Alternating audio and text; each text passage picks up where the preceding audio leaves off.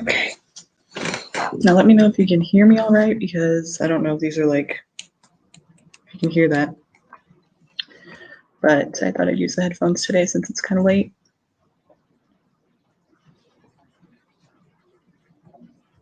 So let me know if you can hear me okay. Let me know how it is, how the sound is, because I kind of need to know.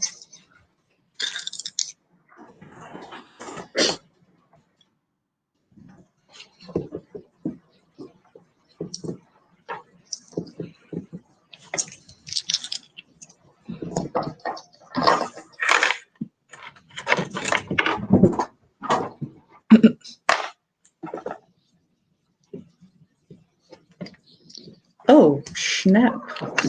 Gonna light some sage for a second here.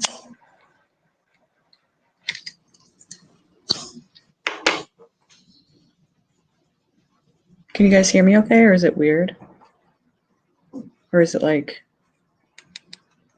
can you hear that? Sorry if that's freaking crazy.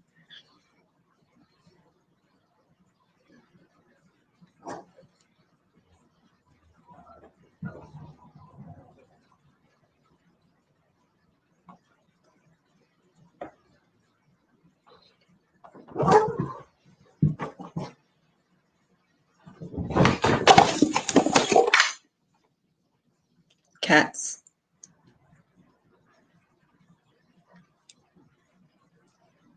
Okay.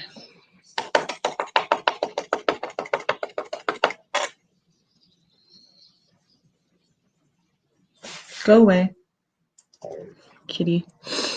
Okay.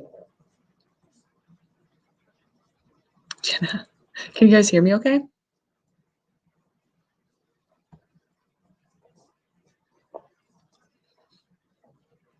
Okay. Hi, Sophie. Hi, Ashley. Hi, Misha. Hi, Destiny. Hi, Rid. Hi, Jenna. You're here? That's cool. Hi, Aswari. Hi, Loveth. Hi, Jamie. Hi again, Ashley. And Exena. Stella. How are you guys?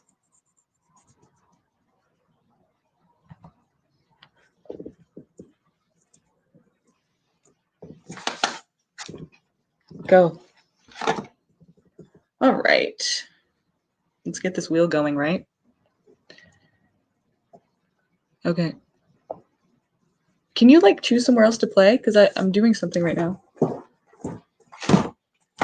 Go. Okay, Exena. Stella. Jenna. Jamie Lee.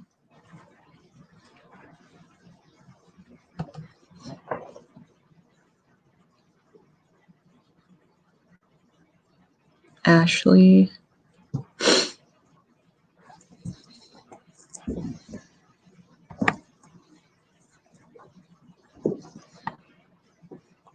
Loveth. Is Eswari still here? Misha.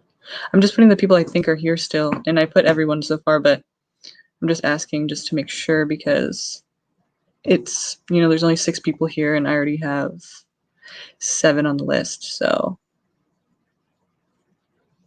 you know, we just don't want to waste time with like, oh, spin again, spin again, spin again, you know? Is Destiny still here? Is Sophie still here?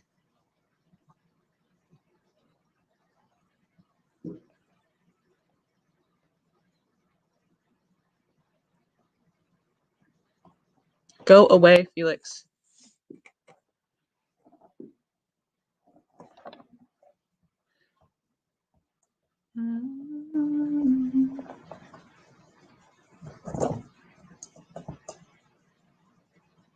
I swear to God, I'm going to throw a cat through the window right now. Not really.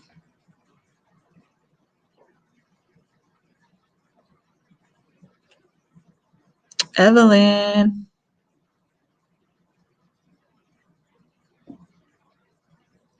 Okay, Aswari, thank you. Misha. Didn't get a Sophie.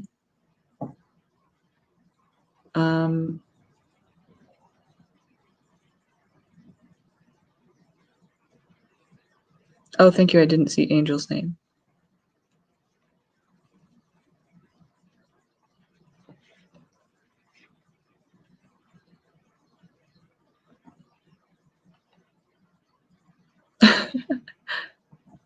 Oh my God. Okay. Yep. Evie. Stick around, you guys. Let's spin the wheel and see who's going to be first, okay? All right. Thank you. That's nice. Just shuffling a little bit. We have 13, so there's 9 people. It's better. It's better than we were doing before with the 6 and then, you know, like a million people on the list and only 6 people. So cool. We got 9. We got 13 here. So let's see. We turn this up a little bit.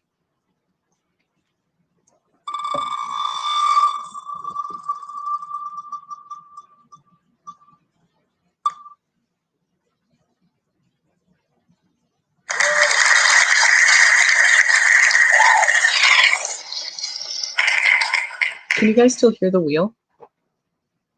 Or can you not hear it? Because these headphones.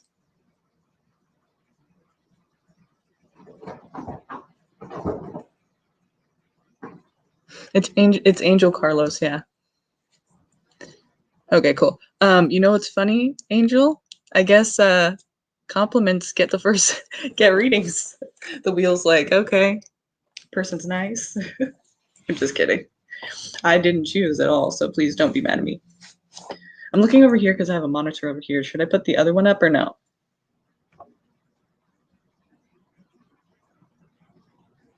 Should I put this one up or no? Like this. I was thinking about like talking to you, and then like showing you the cards in the clearer one. Like that's how I like to do it because then it's like, you know, you can see them in a more clear way, you know, because I feel like you can't really see them very well on this screen. You know, it's just not as good. So does that work for y'all? If I go like this, oh shoot, that light. Well, I'll try to make it work as best I can.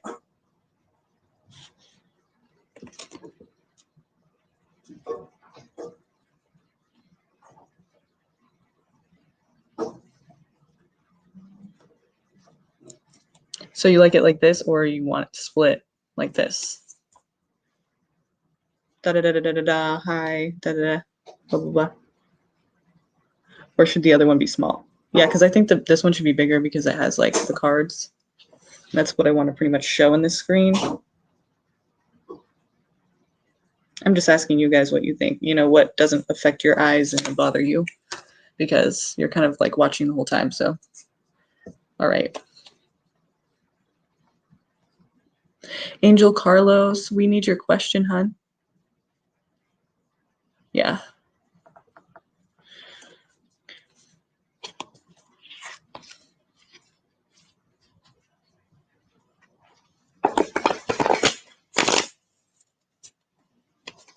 Jenna. What? Why would they leave? Are you sure they left? Oh, okay, cool. What does Eliza, Alicia, I feel like I've said that before, and it was right the first time. I just don't know right now if it is. Oh, you sent 5 Destiny. Okay. Okay, right on. Thank you, Destiny. Yeah, we will get to you right after this one, okay? Because I'm already started on this one. So let's just do you right after. Is that cool? Okay. What does Eliza feel for me? When should I tell her my feelings? And what will happen when we talk? Damn, that's 3 questions right there, hon. But let's try to get them all in one. So let's see. So what does Eliza feel for me? That's pretty much what you want to know first, right? Like, what does Eliza feel for me? And when should I tell her my feelings? What will happen when we talk? About your feelings is what you're saying, right? So let's see. First of all, let's get her energy for you. First of all, let's see how she feels about you.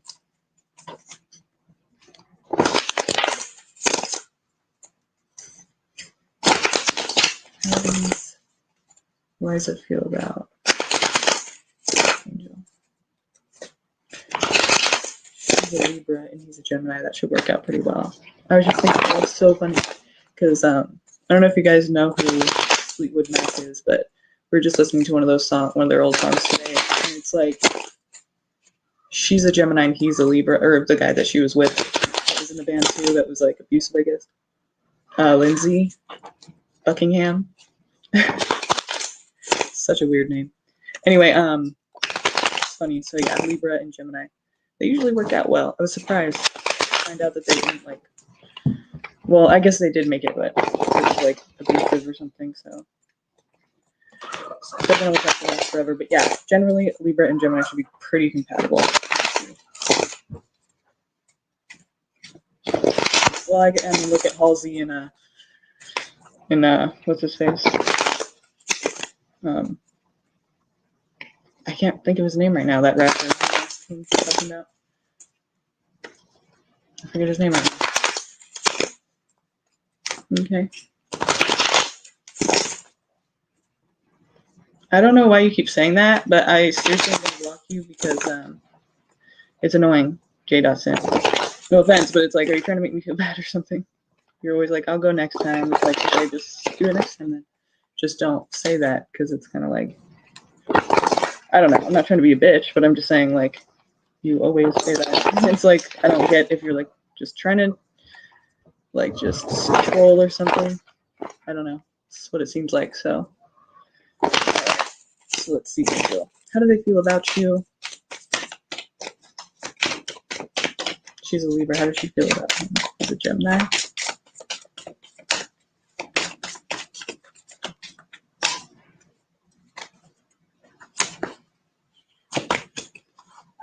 Wow. So I don't really know. I mean, she kind of. It's hard to say because I feel like she. No, you can go. It's gonna be so annoying with these cats. Go.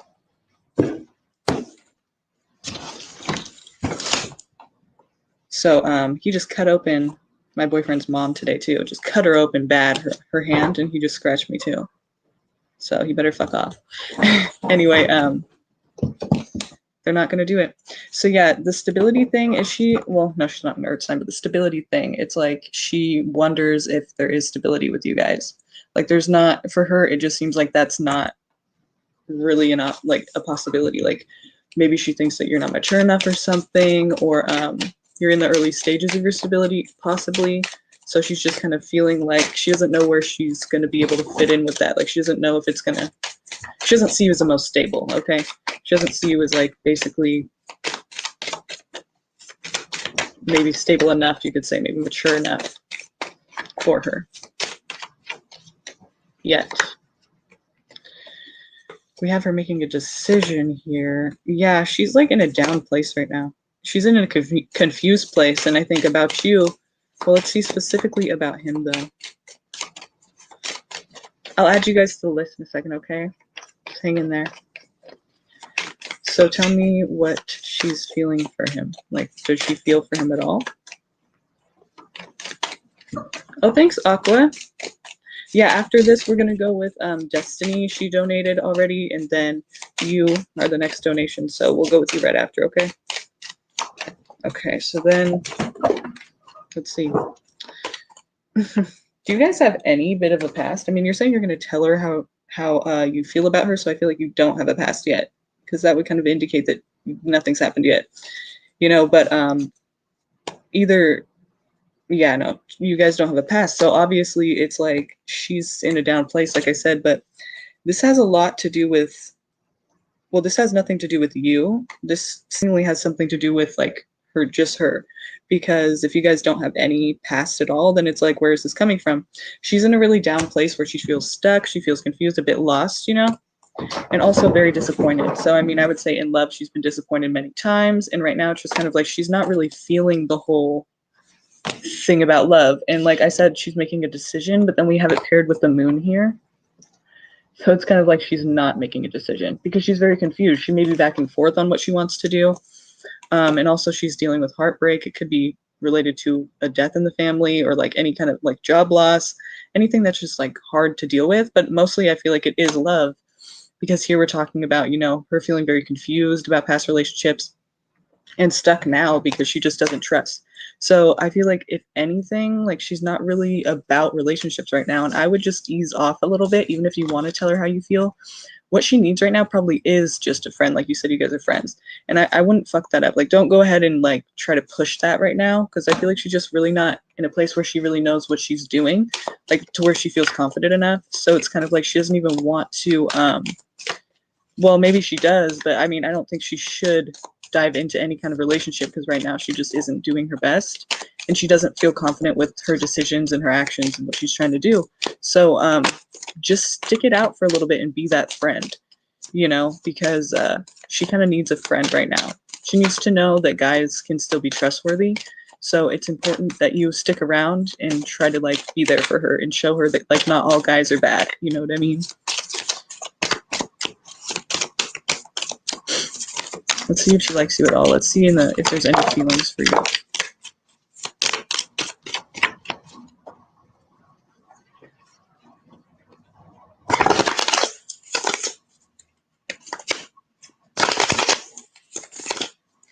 Let's see if she has feelings for you.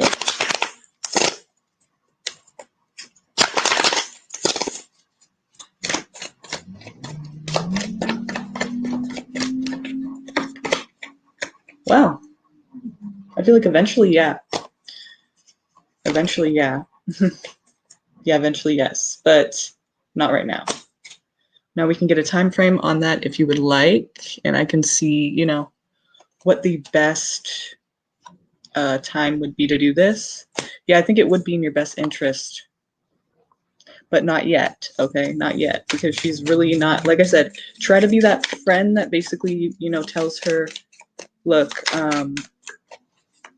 like you could still trust guys. You could still trust that men are not totally fucked up and horrible and just going to hurt you every time, you know? If you're her friend and you kind of try to show her that, you're there for her, maybe she'll trust you. And then by the time, you know, she's ready, you're going to be there like you've always been. I know that's kind of hard to like do, but I mean, right now with the place she's in, like you don't want to fuck it up. It's a very sensitive place that she's in, that she might not even want to like dive into any kind of relationship. She doesn't trust men. She doesn't trust people. And she thinks people are going to just hurt her. So, I mean, you kind of have to be that person to prove that that's not true and help her to feel more comfortable with that, you know? So let's see if we can, in the future, because I feel like in the future what I'm seeing is, yeah, there's going to be like action taken. And sorry, I didn't even explain. The Knight of Cups, that one that's holding the cup, and it's, you know, the Knight, and then the Ace of Wands. It's basically saying in the future, yes, you can go ahead and take action in that way, like approaching her and trying to, you know, give her some kind of connection or ask her out, basically. And, you know, share your feelings. Like, that's fine and all. Like, I think that's totally fine, just not right now. And it seems like in the future that will be totally okay. But let's see what the Romance Angels Oracle says about your guys' relationship in general. Like, what can we expect as we go into the future between you guys? Like, what can we expect? What's between you, the energy? And what do we need to know about, you know, what the potential is for this? Like, what do we need to know? Children. Your love life is being affected by children. So this is the future. I don't think it necessarily means you guys are having children, although you could. I mean, that's definitely possible. Love yourself first. Your self-respect makes you more romantically attractive.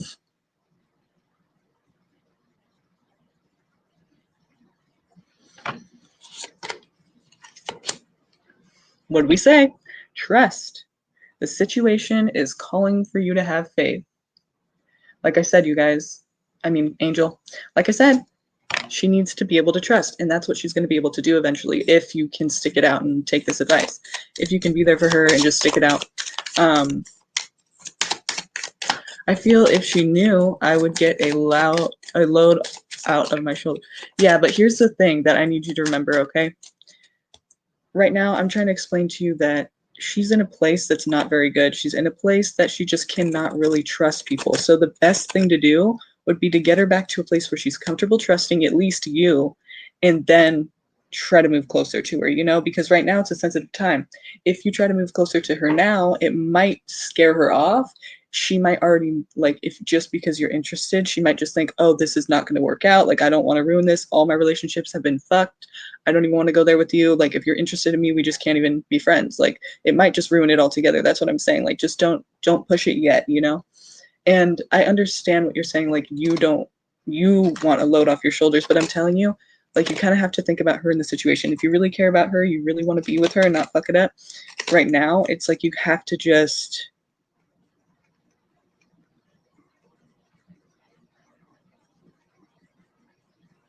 yeah, what you have to what you have to do is basically think of her first right now, you know, because and if you are thinking of yourself first, just say, then think about the fact that it might ruin the whole thing that you're trying to do if you do it now, you know. So don't do it right now. Try to just hold off a little bit. Wait until she's a little more happy, a little less guarded, like you said. So a little less guarded and a little more happy and like seeming more comfortable with you and, you know, trusting. Try to wait until that point to, you know, try to feel it out. You can ask again in a couple weeks or something, but right now just do what you've been doing and just be there for her and just show her basically that men are not all bad, that you're one of those men that aren't going to be bad for her, and hopefully you're not. Yeah, I mean, that could happen. You never know. And that's the thing, like, you have to kind of just trust. You kind of have to just trust. And I really don't think she'll be dating anyone right now unless they're like super charming, because even if when we're scared and stuff, super charming people can come in and obviously like make you feel comfortable and then manipulate that situation. So, I mean, I'm not saying it can't happen, but literally I don't see her wanting to date right now. But I mean, some like manipulator or something could come in and do that. I'm not saying it can't happen, but I'm just saying that like the best bet for you, since you're not that manipulator, thank God, is, you know, just holding off for a little bit and just being there, just doing what you've been doing and just showing her basically, like maybe even reminding her a few times, like without being obvious, you know, but just being like, yeah, you know, not all guys are bad or something, you know, something like that. Like, I don't know. I try not to be like all those jerks out there or something. I don't know. Just kind of subtle reminders, and maybe she'll be like, hmm. So, but also, you know, you don't want to friend zone it completely. So maybe like every now and then try to flirt with her a little bit, like tell her she looks good, you know, but don't overdo it. Because I feel like that'll scare her off right now. But just, you know, be there for her, show her that guys are good and they're not all bad. And that should be a lot easier for you later on, because she'll have this trust. So I don't know why the children thing is there. That's kind of interesting to me. Either that means the situation is calling for you to have faith, right? So similarly with you know, her being able to trust you later on, I feel like this is for you to pay attention to. It's saying this situation is calling for you to have faith. Have faith that it's just going to take a little time. You have to let it play out how it's going to play out. You know, don't fuck it up. Don't do it too soon just because it's hard. You know what I mean? Like, it'll be, you just have to understand where she's at right now. And also, remember, love yourself first, right? Your self-respect makes you more romantically attractive. Sorry about that glare, you know, trademark. But yeah, so it's just, you kind of have to just trust the situation and let it be how it is for now. And just be there for her, you know, so that she can trust you and then eventually allow you in, you know, hopefully, right? And I did see in the future, it's like basically saying, like, yes, it will be okay. Like, there's a green light, at least from what we're seeing today. It looks like in the future there's a green light. So cool. Chill out for now, though. Okay, just take it slow, take it easy. Okay. Hi, Robert. I see you donated, and thank you, you guys. I'm just going to write this little list down so we can remember. Of course, I don't know where my marker's at. Love that. Love when that happens.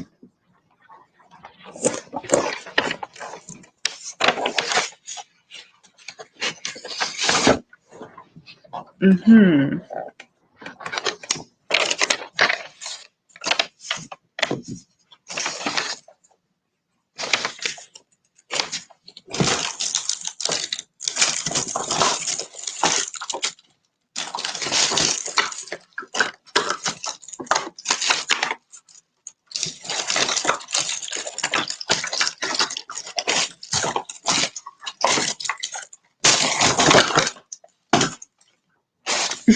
to dump everything out to get to this pen, so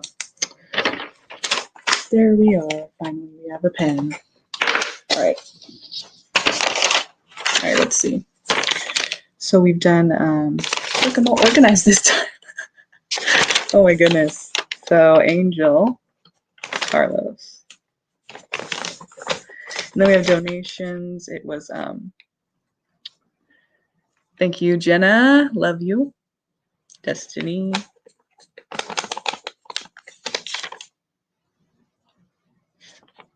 Aqua and Robert. I don't know why I just put Roberto. Oops. Scratch that, Robert.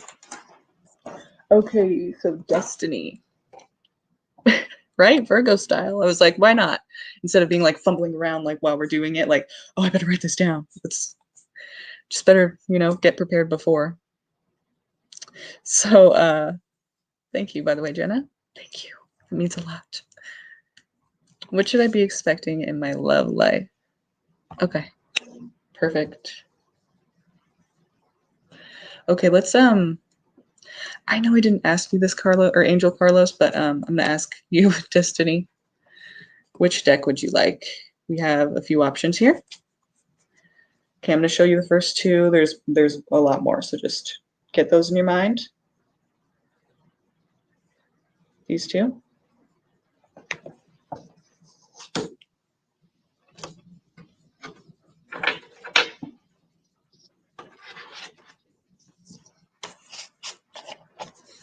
These two.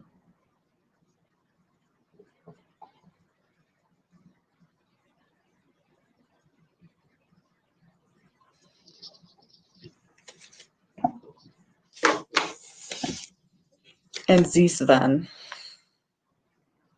Zisvan. Okay. So which deck do you feel is best for you right now? What are you feeling the vibe with? What vibe are you feeling right now?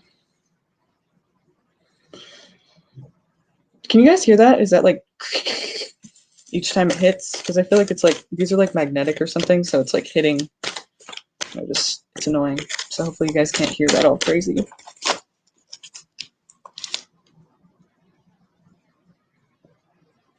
She posted her question, but I'm just asking what deck she wants to use. I would like the colorful deck, the deck on the right before the last one. Okay, this one? I had a feeling you were going to pick that one too. This one?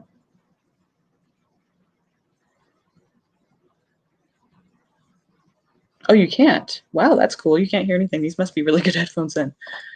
My boyfriend was telling me they were, but I just, okay. But yeah, they really are if you can't hear that. All right. First, we have something about the past you're not able to let go of, or maybe you're like obsessing over somebody or someone's obsessing over you. So basically, like you're just not even like basically obsessing necessarily. I mean, it could be, but it could also just be it's hard for you to let it go. And you're kind of like either literally stalking or their social media following and just watching. You know, this could be somebody towards you as well. So what should you expect in your love life? Something that's hard for you to let go that I feel like you want to let it go, but you just haven't been able to, you know? This is you kind of wanting to let go of something. See your foot right here? This foot is firmly set in the past. And this one's like wanting new experiences and stuff, but this one's firmly set in the past along with the sword, so it's kind of defensive as well about it. And it's just hard for you to get over it. So yeah, I mean, let's see what's going to go on with this. Yeah, okay. If we couldn't have guessed that there's disappointment here, right? There's something going on here that you're very disappointed with. It could just be your love life in general, but I feel like it has something to do with the Cancer person. And if not, then this would be talking about that you're moving forward from this. Like I said, trying to move forward. And it's difficult to do that, but you are trying. And it's maybe going to be a lot better, you know, the next couple weeks. But let's see if anything's coming in. So maybe it's saying basically, you know, there's nothing coming in necessarily yet, but let's see if there is anything coming in. It's more like talking about how you are feeling about your love life and what you're going through. So let's see if there's anything coming in. for you. Younger fire sign person, possibly. That's Aries, Leo, Sagittarius. Or it's talking about you're making a decision way too soon, like you're not thinking it through enough. And since you're disappointed about your recent love life, maybe you should be thinking about it more before you just jump into something else, is what it could be saying too. You are making a decision here though, or there's decisions to be made about your love life. So again, kind of like considering whether or not it's best to actually do something or be involved with someone, because it might just not be a good time. It might just be a time that you're supposed to not do that, because you might end up regretting it. You know, that's kind of what the Page of Wands is about. It's like hasty decision making, which you might later regret making. Right now is the time to like build up your self-esteem, your money, your foundation, you know, so you can just feel secure within yourself. I feel like it's hard for you to feel secure with yourself, and that's a lot of us. I'm not judging. I'm just saying, like, that's what I feel about like you right now. It seems like you don't want to be alone. Even if you have been, it seems like you don't want that, but that could be the problem too. This is talking about your peace and harmony in your life paired together with this Four of Pentacles. It's kind of saying to me, you know, you need to be focused on stability, peace, harmony, and what, you know, makes you feel good about yourself in life without a person, because it's been so disappointing. I feel like it's kind of been a situation where you've been looking for somebody to give you happiness. And of course, you know, we all do that from time to time, and it's just not a good idea because it doesn't work. You know, no one can like give it to us other than ourselves. And then that's a lot of pressure to put on a person too. That's like a lot to put on a person. So that's kind of what you've been doing. And that could be one of the reasons you're kind of disappointed. And also here with the Five of Cups, it's talking about someone who's not only disappointed, but they're looking at the negative. You know, they're looking at these three cups right here that are knocked down. That's what he's focused on, right? The three cups that are knocked down. And he's not so much focused on these two cups right here that are still standing, that he can very well pick up and get the same thing he's been getting, or he can do something different. And so you can do something different. And what it's saying is basically there's still hope there, and there's still like possibility there. Not necessarily with that person, but talking about like there's still good in the situation. It's not all hope is lost. Oh yeah, and also if this isn't, well, I do feel like it's talking about peace and harmony and building your foundation, but this is also the Sagittarius card. So remember we said younger earth sign person, or younger fire sign person. So that's who we could be talking about. If you know a Sag that's younger than you, but just remember it could be a hasty decision. Maybe you don't want to go there just yet. I see you building your foundation right now, making wise decisions for yourself, but there could be a younger fire sign person coming in who's interested. But the thing about the Five of Cups too, you know, this disappointment, I feel like it's been a pattern for you. Like it's been a pattern. You've been dating the same kinds of people, or maybe they're way different in their expression of themselves, but it's been the same situation because you're still looking for somebody to make you happy. And it's really just not what's going to work.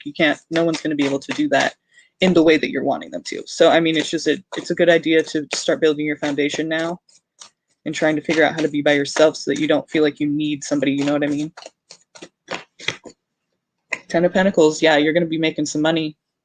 And it's going to feel a lot more stable too for you, like all the way around. Your family, your friends, I mean, everything all together is going to be feeling a lot more stable because of the money thing, but also just because of, togetherness. Like this card here, you can just see it, you can just tell. And it could be brought on by money. Like sometimes when people get money, they don't become greedy and they don't become assholes. They become happier because basically we're talking about like, stability, like Cancers. They're like, if there's money involved, well, if that makes them feel more stable, which for most people it does, then they're happy. They're happier because it's like, yeah, they feel a lot better because they don't have to be afraid or stressed so much. So Seven of Swords, though, is talking about somebody could be stealing something from you, or they could be jealous of your stability because, again, Ten of Pentacles is a really great card. You could be getting an increase in income, and also somebody is not liking that. And they're thinking like, yeah, I'm just going to take this from her. Like, I want that. So I'm going to take it. So just be careful of the people you're trusting right now. I don't see this as like a love thing. This seems more just like a friends or even family. This could even be family. Okay, so keep that in mind. If you get an increase in money and stability, somebody might be looking at you jealous and they might try to like take from you, or like right under your nose too. It would be somebody close.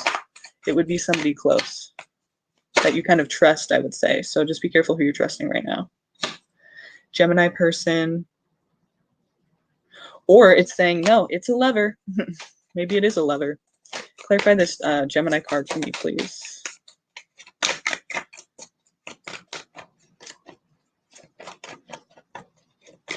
Ooh. Oh, thank you, Quidate. We have a few more people in front of you, but thank you for donating. Yeah, we'll definitely get you on that list, and we'll get started with yours soon, okay? We have like 2 more people in front of you, but we'll do you right after that. Is that cool? Thank you. Thanks. Okay. So yeah, this could be a Gemini person, and it could also just mean, you know, it's a lover. It actually is a lover. Maybe I'm mistaken. To me, I felt like it was family. I mean, or friends, but I felt like strong family vibes, like a real close person. But it's saying use your better judgment. Yeah. Yeah. Okay. So this seems like something that's going to come around again. Do you know a Gemini? You said you're talking to a Gemini right now. Yeah, because I was going to say, you know, looking at this Gemini card, this is what's coming out. It's saying again, it's going to come back around to this. And that's kind of what we were talking about earlier, right? We're talking about a pattern that you're going through. Ooh, that's pretty. Do you see that like purple? The dots? See that? It's cool, huh? I never noticed that. It's pretty. Anyway, so basically this is talking about feeling left out in the cold, feeling abandoned, betrayed, or just like kind of neglected. And then this is feeling stuck. The thing that's really cool about the 8 of Swords, though, is that even though she feels stuck, the swords are all about, you know, mental energy. So basically it's all in her head, you know, even though it feels very real to you. So that's important. But the thing is this, you see how she has a blindfold on. She has her hands tied. She doesn't have her ankles tied, but she has all these swords around her. So it feels to her like she's stuck, literally physically stuck, but she isn't, because she could really just walk away. I mean, her ankles aren't tied. She could really just walk away. So even though it seems like a sticky situation in your life, how this relates is, you know, even though it seems like a situation that you feel stuck and trapped, you're really not. And it's all just in your head. And literally, that's just knowing that is like a lot. It should bring some type of relief. Whenever you start to feel like that, just remember this card and remember that she really isn't stuck or trapped. She can just walk away. So even though it's hard and it's scary and it doesn't seem possible, it's possible. And this is you. So when you start to feel neglected, this is something coming around again. This is not the first time. And it may be the first time with this Gemini person, but the thing is, this is not the first time that you felt like this in a relationship. And again, I feel like that's because you're jumping into something too soon. You gotta stop doing that. You need some time to yourself to figure out what you're even looking for in a relationship. Because I feel like you kind of get into relationships and then you just kind of like allow that person to take it somewhere, and it's like you don't even know where it's going, and you're just like, okay, you know, we'll see where it goes, and it just doesn't go well. You know, you don't feel good, you don't feel respected or appreciated or loved. So it's important for you to take that time for yourself to really understand what's going on with you and why you need to be in a relationship again and again, because you're going to get the same thing. I'm telling you, you're going to get the same story again and again and again, and I don't want to see that happen to you. You know, this Gemini person, they might be stealing from you. They might not be trustworthy. And if you feel that vibe, it's probably true. Like if you don't feel that at all, I mean, I don't want to say it's probably not true, because sometimes, remember, people that are like charming and all that, they can make you feel really comfortable. And then like it's shock when you find out that they're like a deceiver. So I mean, I don't want to say like if he makes you feel like he's not stealing from you, or if he makes you feel comfortable, then that means it's not happening. I mean, it could be, but if you already have feelings like that, then please listen to them. Listen to your intuition. This is really important for you to listen to that, because you're your best judge of anything. It's just nowadays we just, you know, we're not animals anymore. I mean, we are, but we're not. So we just like, our mind goes crazy and we can like imagine things that aren't really there. And you can fuck yourself over doing that. Don't do that. Try to listen to that gut and that intuition, because it tells you all the time.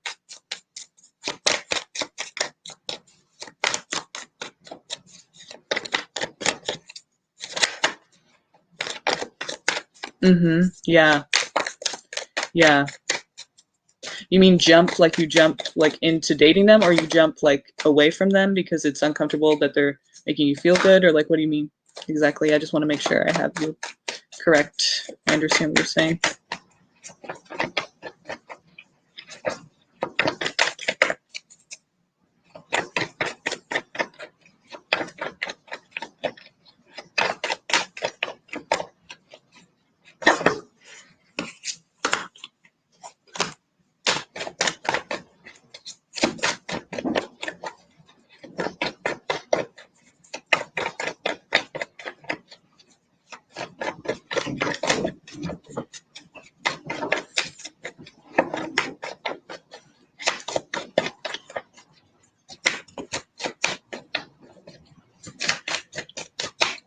Instantly interested and we start dating or talking on a more intimate level. Yeah.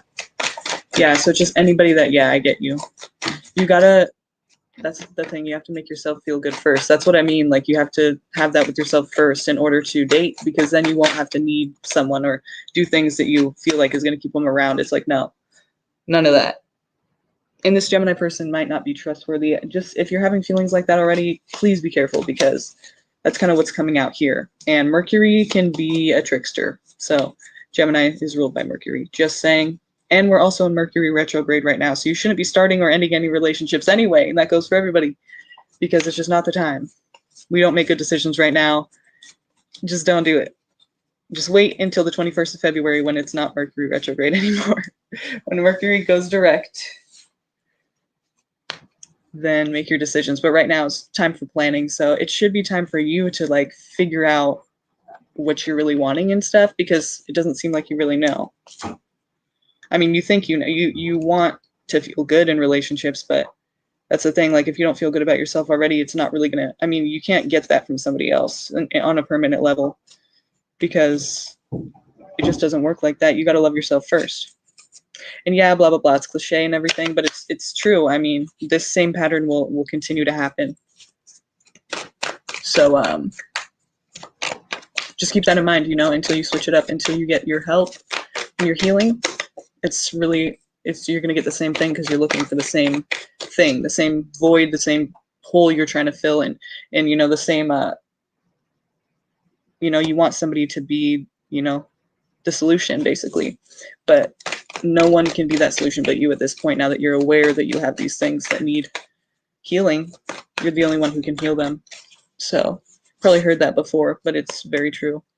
So I kind of want to give you a chakra wisdom oracle, because I feel like there's just a message for you to hear right now, and I don't know what that message is exactly. I mean, I've given you what I know about tarot right now, but I feel like there's some other message for you. And these cards are really cool because they always just give that really strong message of, like, in many different ways it just hits you. So I think it's important for you to get this right now. Okay, give me what Destiny's message is. Tell me Destiny's message. What does she need to know? What is her inspiration right now? What do you want to highlight and bring to her attention? What do you want to highlight and bring to her attention?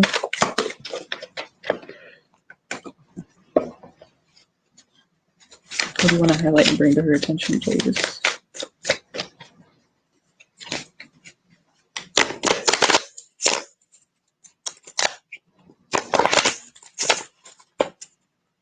Destiny.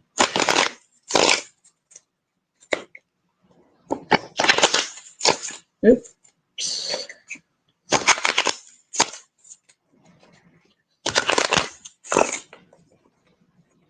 That's Destiny.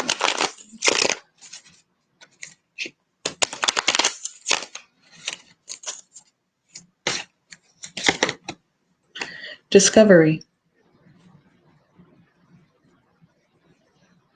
Discovery. It's a red chakra, the root chakra, the first one. It's kind of cool. That's really cool. It's funny. Okay. Okay. Let's see what it means. right, first I'm going to read you the intro to the red chakra. Let your intuition be your guide. Overall impression is grounding. The keywords are vital, sexual, passionate, energized, and forceful. The manifesting intention. The first chakra relates to the source of your energy and to how you are building your foundation. Remember what we just said about building your foundation? I'm telling you, these fucking cards are accurate. I don't know how they do it, but they do it every time. Okay? Already we're seeing how it connects. That's just crazy. Okay. So think about this, okay? So the first chakra relates to the source of your energy and to how you are building your foundation. Think of the root chakra as a platform. The red cards represent the support you have created or are creating for your future. The root chakra cards show us a new way to bring our dreams to fruition. They denote beginnings and reveal how to create a solid foundation in tangible form. Keep this in mind. If you are not yet creating what you say you desire, you may need to grow your energetic root deeper and wider into the earth plane. Get right with yourself. Figure it out. Remember? Do that hermit mode. Even though we didn't get the hermit card, it's important. It's time for you to do that like self-reflection, self-work, healing, figuring yourself out type thing. You know, alone time. No outside influences. This is your time for yourself to figure out who you are and what you're really trying to do, you know, and how you're going to go about that. So an abundance of red cards in a reading is a strong indication of how you are building your foundation and will offer energetic ideas about what is necessary for you to manifest. So remember what I just said. It's time for you to like figure yourself out. Yeah, discovery. That's what we're talking about here. That's what we're talking about is, you know, figuring yourself out, discovering, and actually for the maybe for the first time in your life, allowing yourself to actually do what you want to do instead of listening to others or doing what you think is expected of you or what other people would approve of. No. Fuck all that. Now it's you time. And that's just, you have to discover what that is. You may not know yet. That's why you keep getting into these relationships that you think are fulfilling, but they're not going to do anything for you because these people aren't right for you because you don't even know what you want, but you want to feel fulfilled and loved, and they're not making you feel like that. So let's not do that again. But how do we do that? You know, we have to figure ourselves out first. So an abundance, oh wait, no, I already read that part. What is necessary for you to manifest? Okay. These cards represent the beginning of an undertaking and may guide you away from the old ideas that no longer work in your life. Yes. Red cards ask, how does this card represent the place from which I can create something extraordinary? Good deal. Red cards at a glance. Let's see here. Discovery. Pink from Pinkton. I'll explain in a minute. In the past, you may not have been fully prepared to face facts. Possible? Okay. Being willing to take the journey, regardless of the outcome, will prove rewarding. Get ready to carry a commitment through to completion. And I feel like that commitment is the one to yourself, to your own self-discovery. You know, like commit to that, because I feel like, you know, someone comes in, they start treating you well, and you go, oh, this person's the answer to everything. Oh my God, my life's going to be better, and they're going to treat me really nice. We're going to have a great relationship, and I'm going to finally be happy, you know? And it's like, then you get disappointed because, of course, that doesn't happen like that. But this time, it's like commit to your own self, you know, instead of just like getting carried away by someone, you know, like even if somebody comes along and is nice to you, like be willing to accept that, allow that into your life. Don't be like against it, but I mean, just, you don't have to go full, you know, all in with it. Like just get to know them, you know, be a friend first, and, you know, see how they treat other people. See if you even want to be with somebody like them. You don't even know, you know, they're treating you well, but that's all you really know about them. That doesn't really mean that they're good for you, you know, necessarily. So, okay. Discovery. Pink from Pinkton. I am more than I think I am. The legend. Life is easy for young Pink. He takes his gifts for granted until one day he loses Petunia, the love of his life, forcing him on an inner journey. Similar to you, huh? Sound similar? I think so. I think this sounds like your story. A little bit. I love these cards. He works hard on himself, hoping for another chance that doesn't come. In desperation, he consults Sky God and learns that Petunia is incapable of receiving love. Oh shit. Pink recognizes that Petunia's role in his life has been to expand his capacity to love. Wow, that's pretty cool. So the inspiration is, are you trying to recapture a past that no longer fits? If you are presently upset or struggling with a difficult situation, you may be seeking to keep something that is far less than what you deserve. Let that set in. You may be seeking to keep something that is far less than what you deserve. Personal inquiry. This is for you to ask yourself, am I happy in this situation? How is it benefiting me? The healing of predetermined agreements must be addressed. Awareness is healing. The healing of predetermined agreements must be addressed. Awareness is healing. Yeah, awareness is healing. So that's what this is about, girl. We got some healing, we got some discovery, we got some awareness to gain, I guess. You know, you gotta, yeah, I'll say it again. You gotta discover yourself, you know? This is your time. Key ideas: leaving the past behind, a readiness for a new adventure, a willingness to venture into uncharted territory, and a new level of self-care. Hit it right there. That's exactly what we're talking about right here. Exactly. Keywords are uplift, journey, and commitment. To yourself, remember? It doesn't say to yourself, but commitment, right? Follow through. Like, do it this time. Like, actually do it. The meditation is, imagine something that you are presently passionate about. Allow the feeling to well up inside you. Now begin a journey to the mountain of the sky god. Your human worries drop away as you climb. When you reach the peak, the sky god joins you and begins to speak. Listen carefully. And that's something that you should probably journal about that one. You know, if you decide to do that, journal about it. And write down what you hear while you're doing that. That could be really helpful to you later. So I want to show you this card really quick so you can come back, and you can pause the video and screenshot it if you'd like. And you can just, this is what I just read to you. Here, let me do something really quick.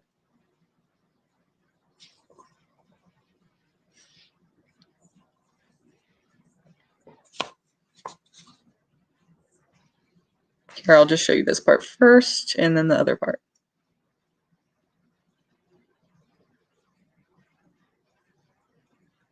I don't know if you can read that. Hopefully you can.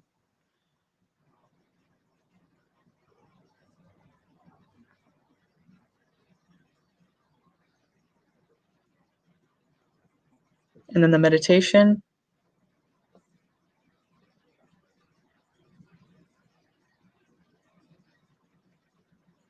Okay. So yeah, I love that.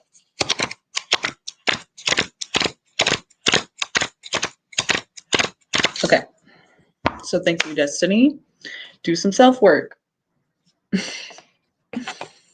And don't trust Gemini. No. But yeah, that Gemini you're talking to may be kind of, just be careful, you know? Just be careful anyone you're trusting though right now. Like, because if you do get an increase in money like it's predicting to us, then somebody might be really jealous about that and be trying to, you know, take it from you, or at least maybe they're taking it from you by feeling like entitled to it possibly, and then they're gonna like try to get one over on you, or maybe try to convince you it's a good idea to help them out or something with money and then never pay you back. I mean, it's just, Seven of Swords is not a good energy. You just want to be careful trusting anybody at all once you get that increase in money, you know? Okay, so yeah, Aqua.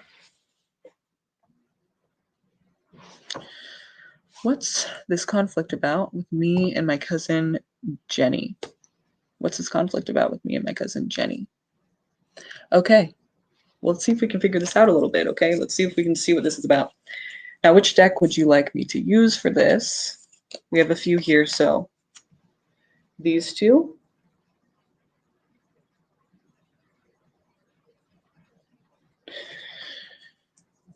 There's quite a few more, so just hang in there. These two.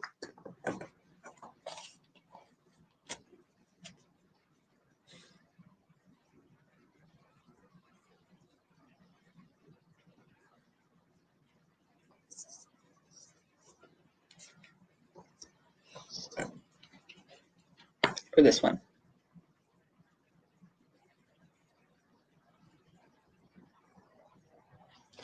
Okay.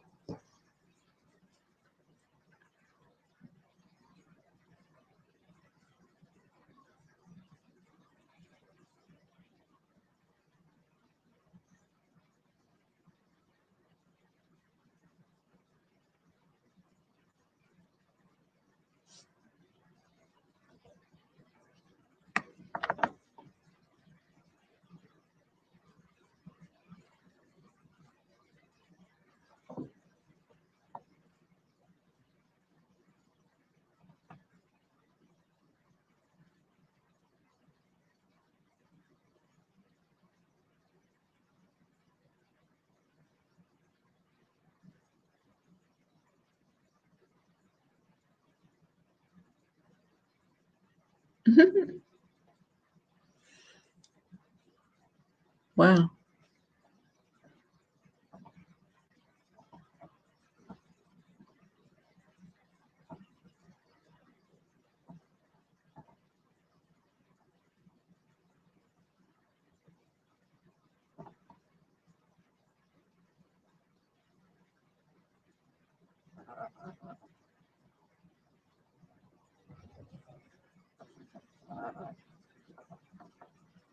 I'm just reading some of the comments.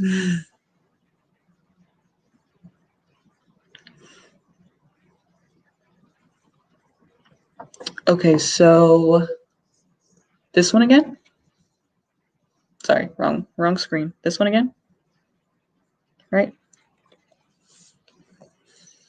Okay, we just have a couple people before you, but we'll get right to you, okay? Right away, after we're done with these other ones. You're on that list, okay? So who's after Robert, Jenna?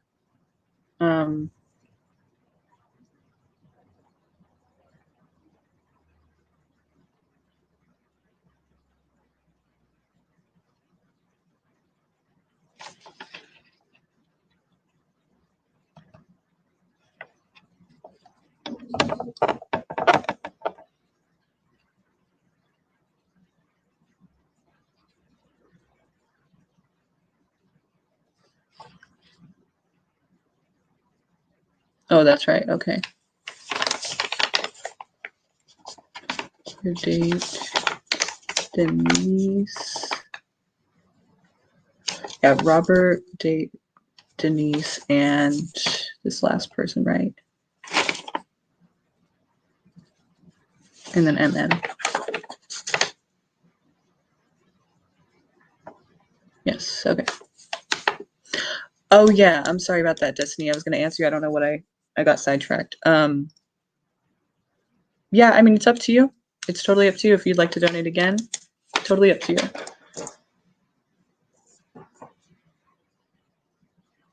Okay. So what's this conflict with me and my cousin Jenny? Oh shit. All right, let's see. So cousin Jenny is starting some drama. I don't know. Let's see what's going on. Cousin Jenny. What is going on with cousin Jenny? Cousin Jenny. Cousin Jenny. What is cousin Jenny up to? Okay. Oh, something about the past that she cannot let go of. So something was not seen clearly, and apparently she's blaming you for that. Ooh, yeah. Did you guys like the same dude or something? Was that? Or it could have been involved with your friends, because we have 3 of cups here. We have something from the past that she's tried to let go of, but just can't seem to let go of. She could be passive aggressive about it. So meaning she's kind of like, she's kind of been like, yeah, it's cool, but then obviously it's not. You know, you could just tell in the vibe, you could just tell she's like, not cool. And then, you know, maybe she'll explode sometimes, and it's just like, whoa, I thought we were past that. No. And she's trying, but it's something that kind of probably shocked her, because this 7 of cups here, oops, wrong one. The 7 of cups right here. You see how he's looking at all these things in these cups, and he's kind of like amazed and kind of shocked too. He's kind of like, He doesn't know whether to be shocked or confused. Like, he doesn't know whether to be like startled and scared or like excited and happy and, you know, in awe. Like, he just doesn't know because there's good and bad things there. So either way you look at it, it's, you know, it's something that was looked at in a way that was unclear. Like, it wasn't really what it was. And when you find that out, it can be shocking and it can be very disturbing and upsetting. So, you know, she's having a hard time letting that go. It's not really her fault. It's kind of just like some things have that effect. And I think it had to do with either friends or a lover that maybe you guys both were involved with, or someone close that you guys were both involved with. And it could have been a mutual friend.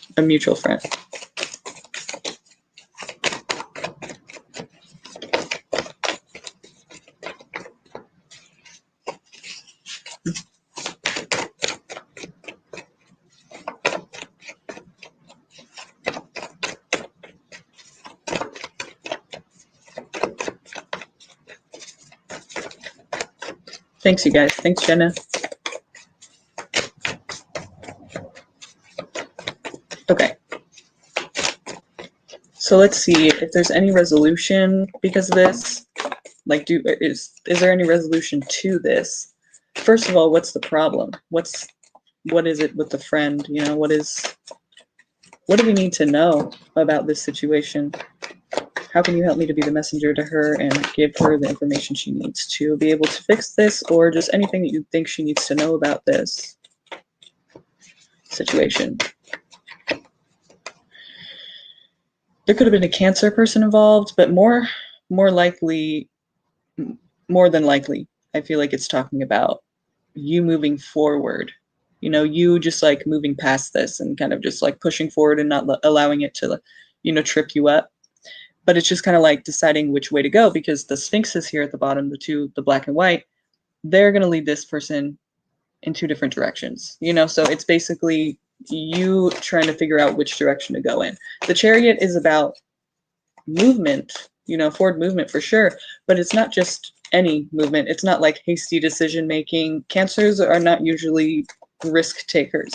So generally by sun sign, right? So this is a Cancer card, and it maybe it's not a Cancer in your situation, but you know, along with the Chariot, taking an action, moving forward, it's not just hasty. You know, it's thought out. So preparing and thinking about which way to go, contemplating, I guess you could say, even though that card's not really about that. I just want to make note, it's not just any action. It's, you know, you have to think about it for, you know, it's like you're being careful about it. You're not just going for it. So, yeah. So at first it's going to seem like whatever decision you make to try to heal this, or you said there was a Cancer person. Okay, so I feel like this, like whatever you're going to try to do to resolve the situation, or maybe what you've been trying to do, like defensiveness has been a thing. Like, I feel like your guys' egos have both been involved in the situation, to where it's like you feel like the person's against you, or maybe this is how they're feeling, but basically whoever is feeling like the person, like these people are against them, because this person's on top of a hill, all these wands down here are theirs. They're throwing them down because they think those people are against them. The thing is, like, they might not actually be against them. It doesn't matter what it is. Like, any kind of discussion you try to have with them about this, that's the approach they're taking. That's how they feel. It's like everyone's against them. They're getting defensive, like overly defensive. So it's kind of hard to talk to somebody like that. And they just feel like everyone's against them, even though that might not exactly be the case. So it's just difficult as all fuck to talk to them about anything. You can't even get through. So this person's got a wall up completely. Can't get through, can't budge.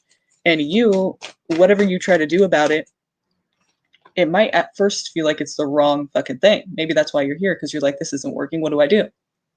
But the thing is, it's not necessarily the wrong thing just because the tower's here. It's just that it's going to feel that way at first because it feels like it's really fucking, everything is falling to shit. Nothing is going and working out. Mind you, we're going through Mercury retrograde right now. So it's, you know, that's kind of a lot of people's situation, is things aren't working out or things aren't going as planned. So just keep that in mind too. After the 21st of February, things should be a lot better for a lot of people. But in this situation, it seems like you're going to have to go through some transformation first. Like, you're going to have to go through some heavy change, and it may be very uncomfortable at first. Whenever the tower comes out, though, my advice is basically two things. One, Don't resist change. Any changes that try to come in, do not try to resist them. You know, don't try to like hold on to things that are just trying to make its way out of your life. Don't try to like hang on and keep some, like just let things flow. Another thing is anything that you're trying to push and make happen, like you want this job, you want to date this person, you want to go here and you want to move or whatever it is, like anything that you're trying to push, you're trying to convince someone of something, maybe whatever it is, you're trying to push something that isn't working and you just stop trying to push it. Like don't try to make something happen and don't try to resist something from happening, like from changing, because those things, when the tower's here, it's pretty much saying like you're everything is going to hit, and whatever stands still afterwards is like basically what's supposed to be there, you know, obviously. But you know, there's a lot of things that are going to be purged from your life right now, and it may be very uncomfortable, and you might, you know, change makes a lot of people uncomfortable, but it's necessary. And when it's all said and done, you'll be happy about it. I mean, maybe not happy. You'll understand though that it's the way it's supposed to be. Even if you miss things and people and places, it's still the way that it's supposed to be. And that's why it's happening. The tower happens because it's been a long time coming. Like there's been a lot of these little changes along the way that you're supposed to take note of, and you're supposed to allow in, and you're supposed to like integrate into your life. You didn't. So, you know, we all go through the tower. I'm just saying, the tower, it's your time, and it's, you know, you didn't allow those little changes to take place. So now the tower's coming in and going, okay, I'm just going to change it all then. Boom. And you're like, whoa, that's really fucking heavy and gnarly. Like, did you have to? Yep. Because you did not do all these other little things that you're supposed to change. So now it's like an explosion is happening. Like it just can't take it anymore. It's all going to happen at once. And it could be very uncomfortable, but it's necessary for your growth. So just remember that. There actually might be, you might not even, well, actually, let's see what's past the tower. Let's see when the sun comes back out and everything's clear and the buildings start to be rebuilt and everything's starting to look like a town again. Not literally, but in your life, what does that look like? What does that look like when the tower is finished with its destruction and Aqua has risen from the ashes like the phoenix, and she's ready for a new start, and the sun's out and everything looks bright and shiny and there's a fresh start, and she can just barely see the horizon. She wants to know what's coming. She wants to know what's there. What is it? What's left? Yeah, of course. Of course. Okay. I hate to say this, but I feel like it's going to hit you pretty hard to the point where you don't even have really time to like find yourself, because after the tower, that's when you're going to do that part. The Eight of Cups is about a person who's, you know, they're alone in this card. They're going off to, you know, the mountains. Solo journey. Solo. Completely solo. And what they're doing is they're trying to find whatever they need to fill this space. They have 8 cups here filled to the brim. They have what they want, and they have what they need, and they have maybe even a little bit of what they want too, but it's just not what they're looking for right now. You know, it's just not it. It's not enough. So they're going off on a journey. It's basically saying you're going to be trying to find your purpose, your soul purpose, trying to find meaning, more meaning in life, more reason to wake up in the morning, like just something that's more meaningful to you, something you can be passionate about and live for, just your purpose, you know, and more meaning, more essence of life. Like you just don't feel like you have it, you know, things are necessary, things changed, and maybe it's better now. Maybe it just feels like, okay, yeah, I'm doing the right thing for myself. You may even be successful, but it's just kind of an internally emotional thing. It's like, you just feel like it's just not, whatever you're looking for just isn't what you have right now. So you're just looking for more basically, and you're doing it on your own. You're doing it how you want to do it. So this is after the tower. So it seems like, you know, you're caught up in all the changes and how you have to like adjust while the tower's happening, that moment. And then after that, when everything's kind of settled, now you're going, okay, I feel dull. I want to change. So you're going to go through these next couple years. It's going to be heavy for you because you're going to be experiencing a lot of transformation, and hopefully you're able to listen to your inner voice and yourself and what you really want, because then you can actually do that. You know, you can find yourself in your life that you want and actually create it. So, yep. Authority. The emperor has a whole empire of people he has to watch over, so it's a very responsible job. He can't slack off. It's like a very big responsibility. But that's you. You know, not only taking responsibility for your own life and your actions and your feelings, you know, realizing that like you are the only one who can change how you feel, you know, and you have to like, you're responsible for that, to find what it is that you need to feel okay. Like no one can do that for you. That's why this is a solo journey. Because it's not about another person. It's not about finding another thing to distract yourself with and, you know, make yourself feel better short term. No, this is about you and like really getting serious about like, I need to be the authority in my life. So a lot of responsibility there, but it's a serious thing. And I suggest that you try your hardest to listen to what you really want to do. Listen to yourself. Don't listen to others about what you should be doing or what's expected of you, because that's not going to work anymore. That's not going to make you feel fulfilled. So, and I'm not, no relationship is, you know, like friendships and everything, family, that's good to have support for sure. But I'm talking like you finding a person that's going to make you feel fulfilled. That's not what I'm talking about. That's not what I'm talking about. Because that's still you putting yourself into another person. Like they can heal you and they can't. You got to heal yourself first. I mean, you're going to have victory from this though. And again, see these people around that are like crowding around this guy and they're like cheering him on. That's because you do have a lot of support in your life. So it's not going to be, you know, it might not be very much about love, but it's going to be, and maybe even your cousin is not going to be around, like, but you'll have support. You know, a lot of things are going to change for you, but you'll have support. You'll have people, your people that are there and that are down for you, you know, so you won't be lonely. But you know, sometimes it's not the people that we want to be there, but it's the people that need to be there and the people that really care. Those are the people that are still there after the tower. And you will have support. It's not like you're not going to have anything and you're going to have to find it. It seems like you'll have support. You won't be lonely, which is awesome.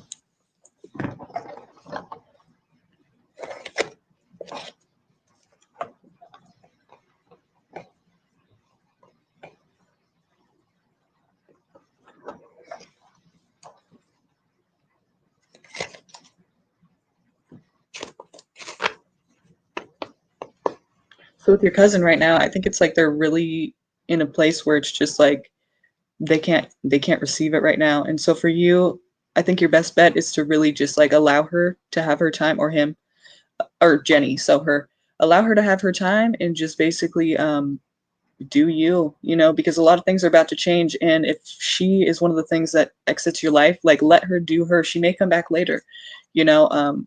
Again, it's Mercury retrograde, so a lot of things are going to be, you may be thinking about the past a lot, like she is, but try not to make any decisions based on those feelings. Try to like right now be a time to prepare and to just like plan and to just like kind of start thinking about where you're going and what you want to do.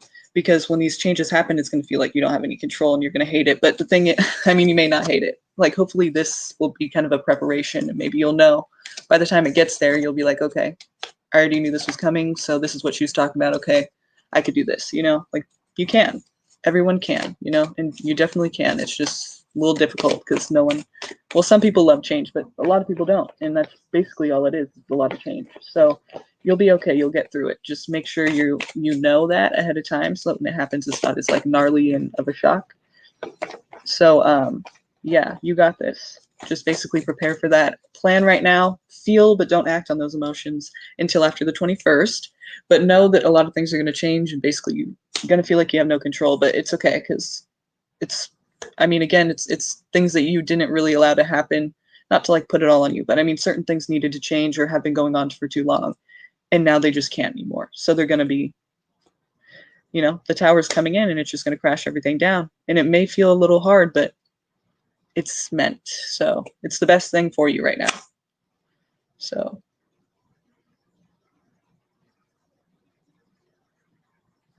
thank you. a spiritual, I don't know what you mean by that. Do I need to see like a spiritual?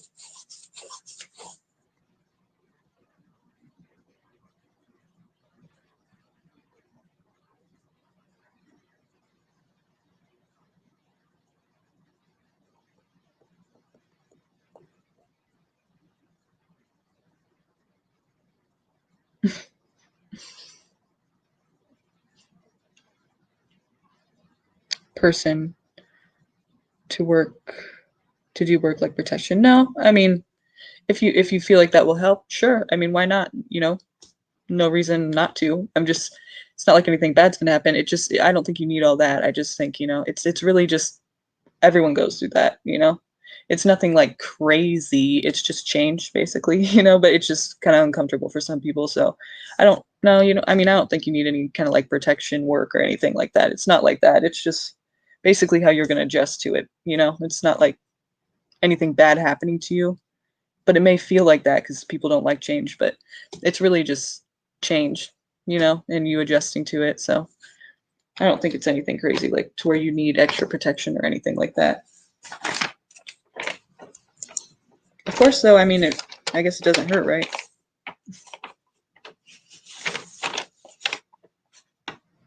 Oh, thank you. Thanks for the question and thanks for the donation. I really do appreciate it. Thanks for coming. Okay, now we're on Robert.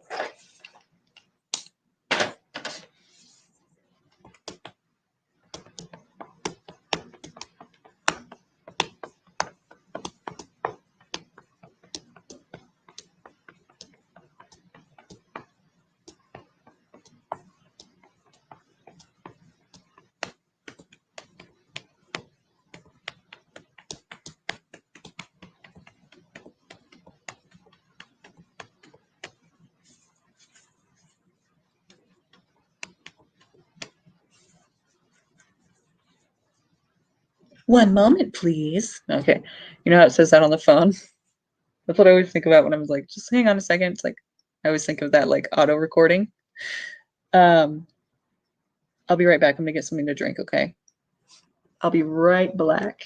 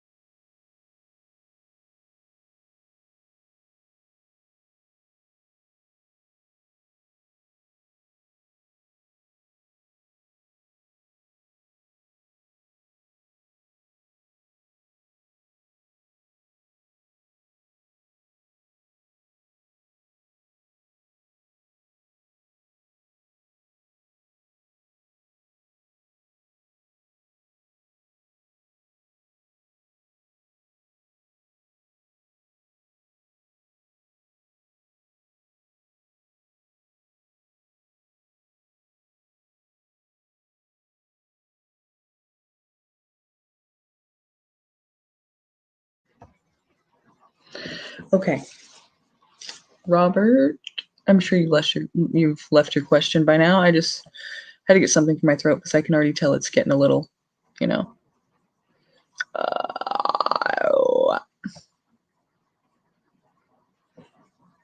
I don't even know if you can hear me right now. Can you hear me right now?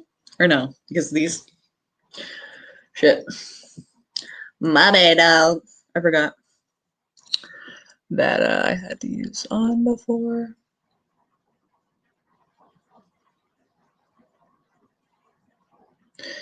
Okay, Robert.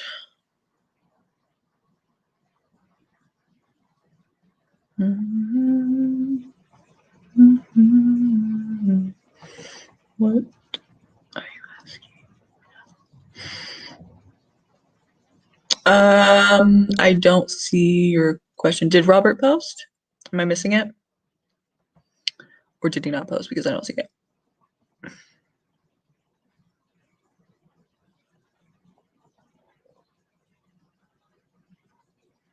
I don't think you posted. Unless I'm just not seeing it. Okay. Well, yeah. Robert. We will get back to you if when you come back, okay? So, Quidote.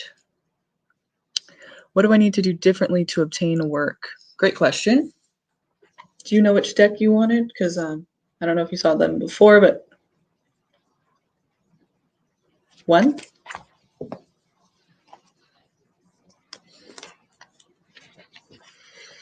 2, 3.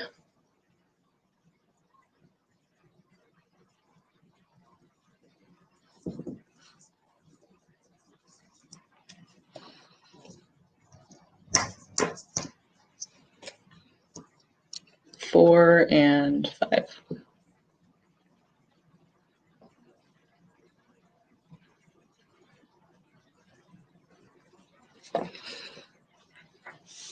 Which one did you want?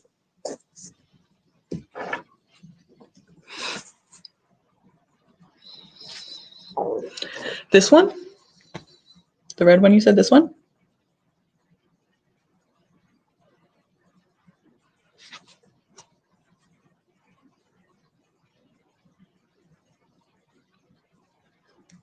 Four. There was no other one with red in it.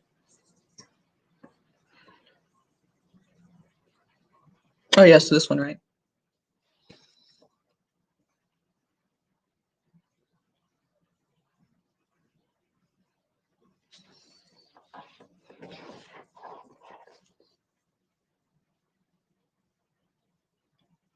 Okay. Okay, so what can you do differently to obtain work?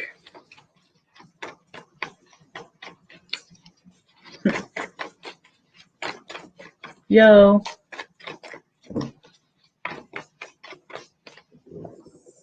All right.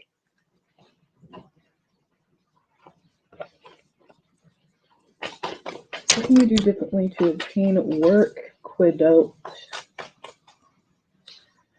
All right. What can they do differently to obtain work? What do they need to personally do to get work right now? It's not working what they've been doing, and they want to know what changes can they make, what actions can they take that will increase their chances of getting work and lead them down the road that they want to go, that they need to go right now regarding work.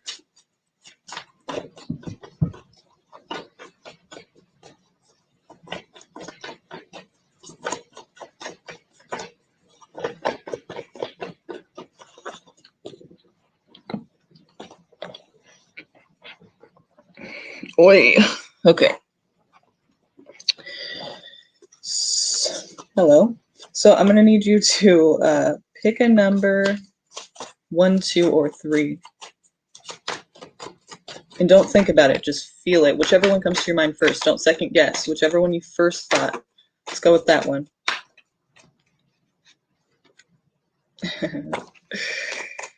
Are you hard to get along with at work? Or in general?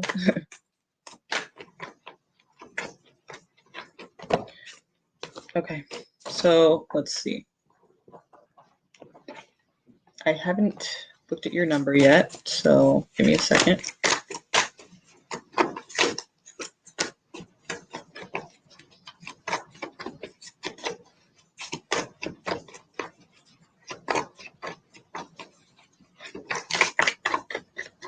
Okay. 1, 2, or 3.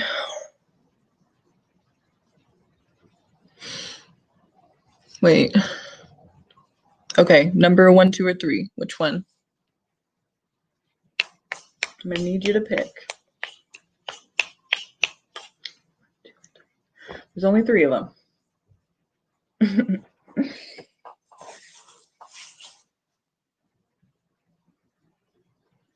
3. I'm telling you, everybody always picks 3. I don't know why. Everyone always picks 3. It's weird. So now between 1 and 2. 1 or 2. Everyone always picks 3. I don't know why. It's kind of crazy. I don't know why. I swear to God, though, every single time people pick 3. 1. Okay, so we're going to go with 2 because your subconscious mind is not wanting you to choose 2 for some reason.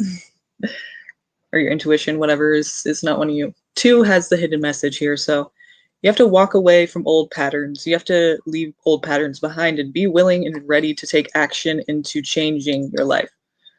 And it seems like you're kind of there, because you're asking, what do I need to do? What do I need to do differently? Which is, yeah, exactly. So you're open to it. That's good. That's good. But, I just want to show you what I'm seeing here. So we have you distancing yourself, walking away from, maybe even moving, traveling, possibly, walking away, reluctantly so, sad. You're not happy about this. Not like deuces, bye. It's just like, yeah, but it's got to be done. And that's what you're going to do. Or that's what you should do. We have free will. You don't have to do it, but this is not like a, yay, I'm leaving. It's kind of hard, but you're doing it, This is you kind of sad and needing someone to maybe guide you along. Hi. No, okay. But, that's what you need to do. And then here we have, because this is old patterns. So this is you like distancing yourself from old patterns. You want to like break the cycle. Oops. You want to break the cycle. You don't want it to keep going around and around and around, through every season, just keep coming and doing the same thing. No, you want it to change. So now you're going to have to actually do that. And what you're going to have to do, you'll have the opportunity to actually, Ace of Wands, make change happen. You'll have the opportunity to change and to take action toward that change. The Death card, drastic change. So I'm glad that you're asking what can you do differently, because basically that's what you're going to have to do, is something completely different. Before I was asking you about, do you get along with people well? Because I saw the 5 of Wands, which is like 5 kids hitting each other with wands, and then sticks, basically. And then the Devil. I don't know if there's a Capricorn in your life, or we're just talking about like a toxic behavior of yours is you argue a lot, or it's hard to get along with you. You're stubborn, or you're just hard to approach. You kind of take things hard or defensively. I mean, I feel like people at work either haven't gotten along with you very well, or you've had like an authority problem with your bosses maybe, or you just like have this like thing where you don't want to do that job, or you don't want to like get your hands dirty, or just something to where you're kind of like, you have, you're not high maintenance, but you have like a,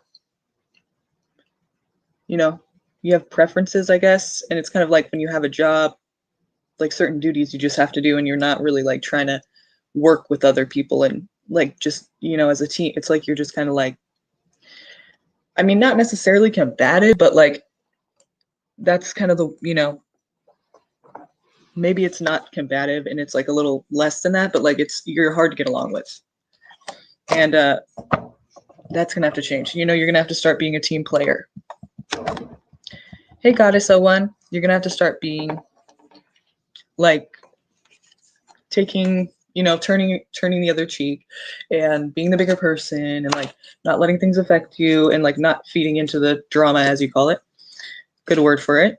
And I say this also because this is a confirmation. You're gonna need to, you're very easy to get along with. Okay, Okay.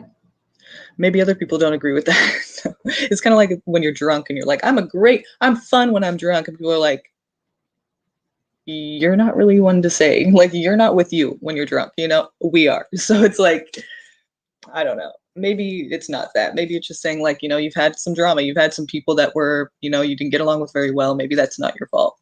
But, do the best you can to try to integrate and try to just know that when people get stupid, it's kind of your job to like be the bigger person, even though it's hard sometimes. But this is you collaborating with others. So that's why I'm saying that too, because I feel like this is what you need to do more of. And so maybe you are easy to get along with, but it's asking you to be even easier to get along with. I mean, it's not like you have to be a pushover or passive. It's just saying like collaborate with people, share ideas of yours, and also be willing to accept theirs and listen to theirs and integrate, work together, use your better judgment and be completely fucking honest with yourself and others. So if we're talking about honesty here, the King of Swords, we're talking about, this could also be talking about a air sign person, Gemini, Libra, or Aquarius. But King of Swords is a person that you don't, nothing gets past him. It's like you can't bullshit him. It's like straight cutthroat honesty, even though it's like kind of, there's no emotion in it. It's just like facts. This is what it is. That's it. So it's not like, it's not there to like make you feel good, and it's not there to like be supportive and uplifting. It's just like, here's what it is. I'm gonna lay it out. So I feel like you're gonna have to be like more honest with yourself about what you want to be doing, really, about where you're trying to go, about who you really are, what feels right, what is the job for you, what are you even trying to do? A lot of people tonight, I'm feeling like that's, this is a period of discovery basically for you. Like we said with Destiny, it's a period of discovery for you. So that's really cool. I mean, but and people think that that's scary. It can be, but really it's kind of liberating, isn't it? Because it's like you have a choice. You don't have to do things that people expect or people want for you. You get to do what you want to do because it's your life. So let's do that, and so this is a time for you to really be straight up honest with yourself. I feel like either you haven't been honest with yourself at all, kind of like not sure what you want and just thinking, just doing what other people kind of like think is the right thing, or it's like, you just haven't been honest with yourself because you don't realize that, like, you need to like figure it out. But be honest with yourself. Quit bullshitting. Like, you're not happy. You don't want this. You don't want to do this, the path you're on. What's the path that you want to go on? Is there something you put on the shelf before that you thought you couldn't do, that you thought maybe you're not good enough, or you just thought like you didn't have the time? Like, what you're focused on right now in work is like, I feel like not your thing. Like, you got to like actually do what you want to do, because you can do that nowadays. You don't have to like settle for a 9 to 5. You can actually do other shit, like a lot of other shit that you want to do. I mean, so and also be honest with others and stop being so passive. Just be straight up, and you don't have to be mean or aggressive. You just have to be you and just be like, just lay it out, just lay it out. Nothing gets past them anyway. So what are you trying to bullshit for?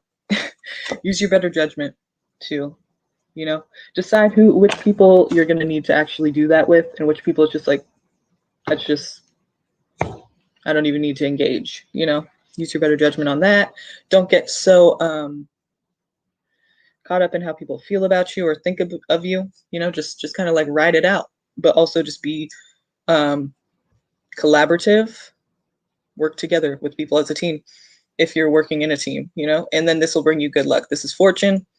So I feel like you do these things, you make these changes, things come your way. That's how I see it. But the thing is this, if you don't do these things, how can the Wheel of Fortune work for you? It doesn't work like that. You do have to take action. It's not just going to fall into your lap. You can't just think about these things. You have to actually do them, but you can. So do them. Now let's look elsewhere.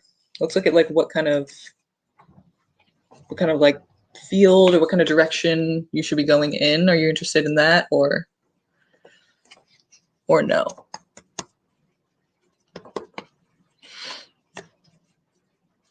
Yeah, Aqua, if you'd like, it's up to you. Completely up to you.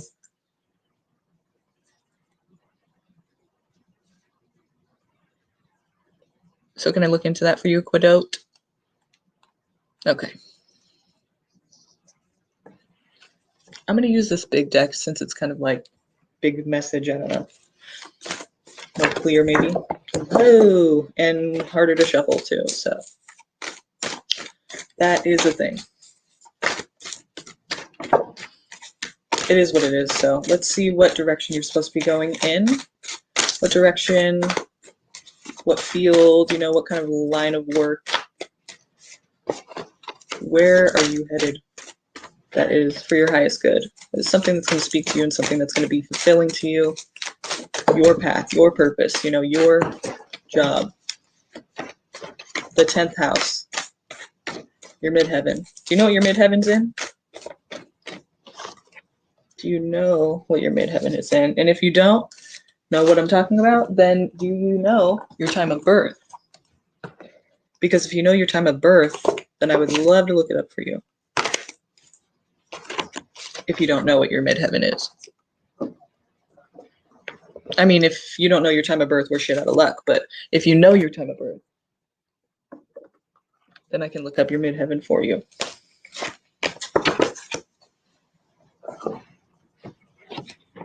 I don't know if you're hearing the headphones and stuff, but sorry about that.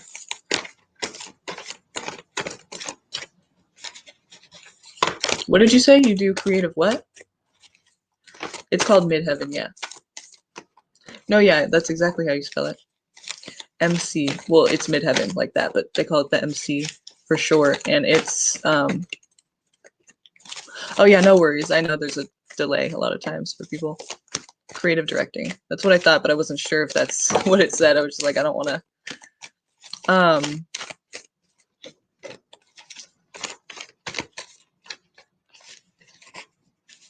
Okay, I can't believe you can't hear that in the headphones. I'm so happy though, because that would be so annoying.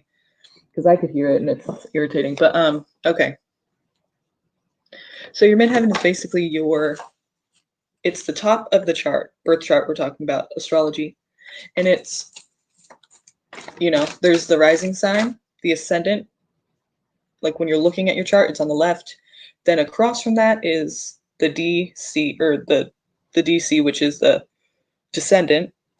And that's opposite of your ascendant. Your ascendant is yourself, your outside appearance, how people see you when they don't really know you first meeting, how you react to things, and what everything filters through.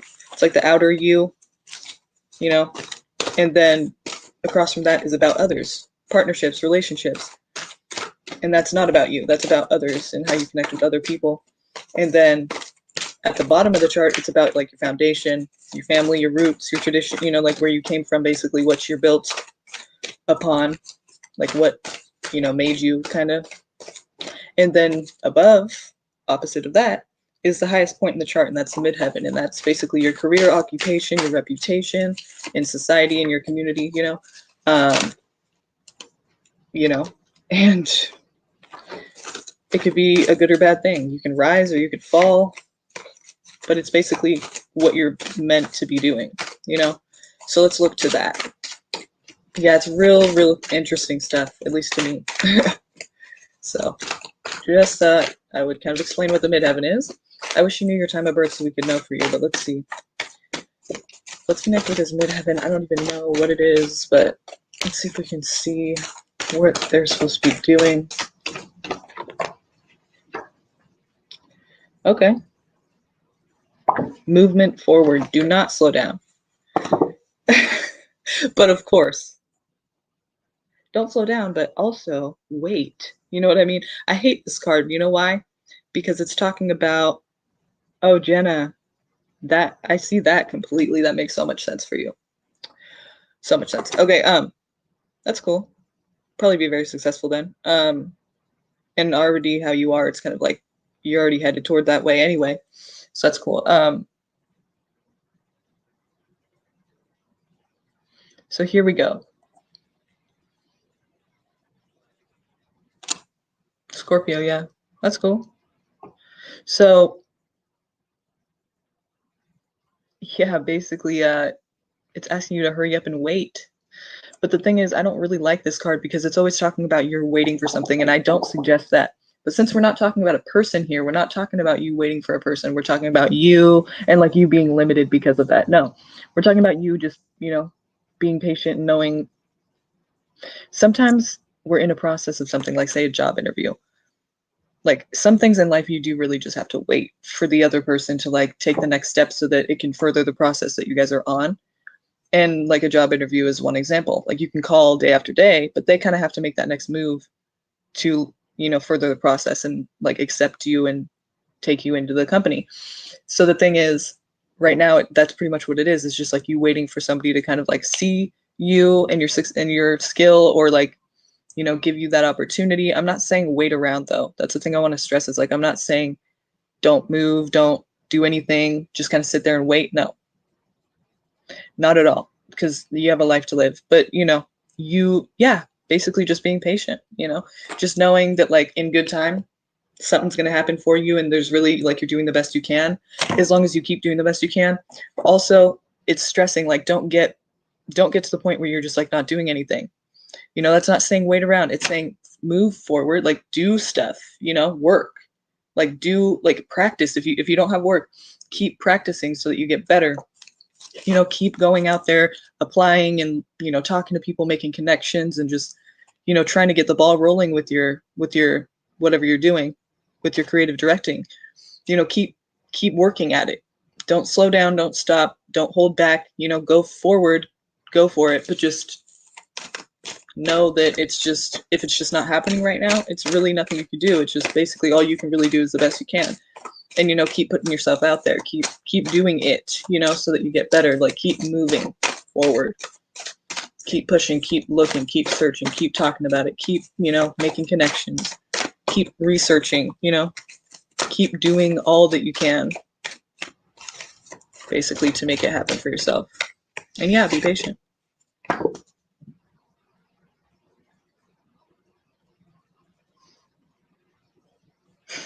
The High Priestess is awesome in this reading for you, because basically it's saying you're asking, but you already know.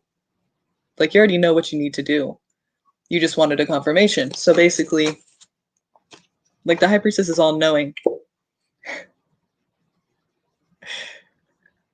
The High Priestess is all knowing intuitively. So intuitively, you already get a feel for what you need to do, and you already know what it is. So you need a confirmation. Basically, though, another thing that's coming out here is talking about this collaboration.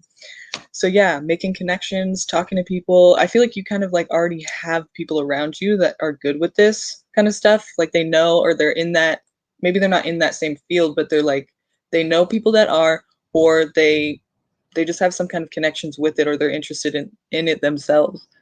Or maybe someone in their family or something like has some kind of connection. Like it's like you have people around you that you could talk to, and I feel like you're not doing that in the right way. Like you're just not connecting.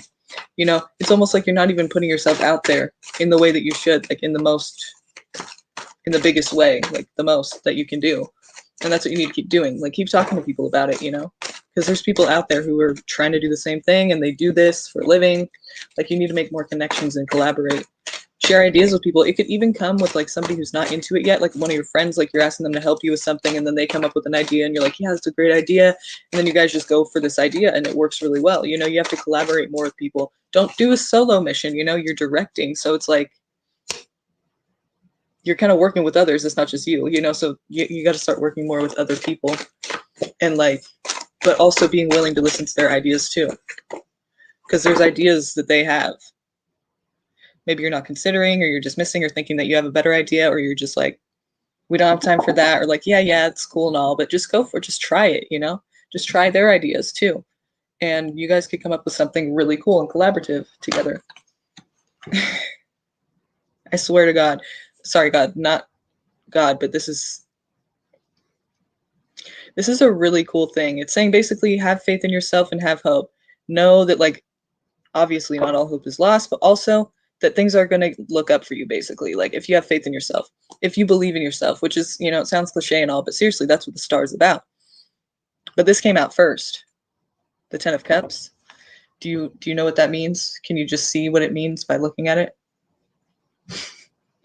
Pure happiness all the way around. And then we have, have faith in yourself. So basically, if you don't have faith in yourself, it could really go downhill quick. But if you do have faith in yourself, just believe what I'm saying. Just know that you're going to do it. You can do this. It's just basically, it's just slow right now, probably just because COVID.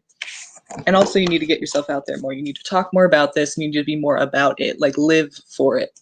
Make yourself known. You know, no one's going to know. There's so many people who do this, who do what we all do, what everyone here does. There's so many other people that do that. So the only way to really get yourself known, keep practicing, keep going for it, keep talking about it, have faith in yourself, don't give up, don't slow down, hurry up and wait. No, but and be patient. So, but don't forget, don't slow down, don't stop. Whatever you can do right now, just keep doing it. Everything that you can do, you need to keep doing it. Like keep practicing every day. Keep, you know, meet people, get their ideas, use their ideas, not use, but I mean, you know, collaborate. Like work with people on shit because you're gonna come up with something probably with another person or another few people. It's not just gonna be like your idea. It's gonna be like a group of people. At least three, because that's what we kept getting was the Three of Pentacles. You need to work with other people. It could even be people that don't do it yet, what you do, and they just come up with something, you know, it's just like random and it really works out. Like you just have to like be open to different ideas, you know? Like don't limit yourself. Do everything that you can right now. And just keep pushing, just keep doing it. Keep getting better at it.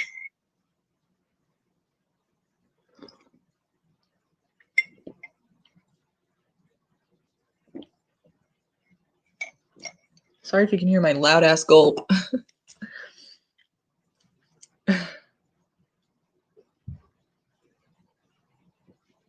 Yeah, put yourself out there more for sure.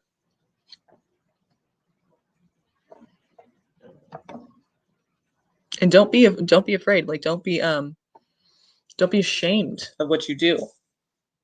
You know, for a while I was like not wanting to tell anyone that I was reading tarot because you know, my family's a little bit religious and like some of them, and I just felt like it was like gonna be like a negative, like I shouldn't tell anyone, you know? And so I didn't, but it's kind of like somebody was like telling me like, why don't you just put it on Facebook? And I'm like, well, then because, you know, my family will see and they're like, that's how people are going to find you, you know, like that's the best way to do it. And I'm like, yeah, I guess so. Like if I hide it, then who's going to, you know, see it? Like no one's going to see it.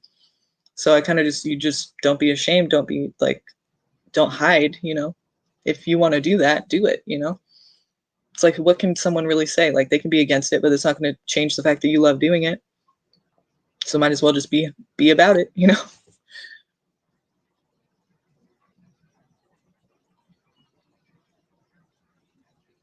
Okay, so now we're on. I was just reading some of the comments. Sorry about that. Okay, do we have Robert here yet?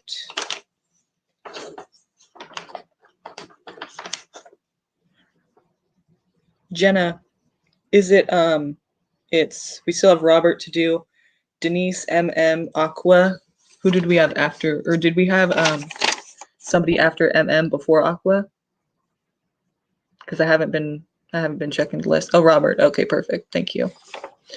But let me know if we have somebody after and before Aqua, because I know Aqua donated again, so I just want to make sure that there's not somebody before them. I wasn't paying attention to the comments, so.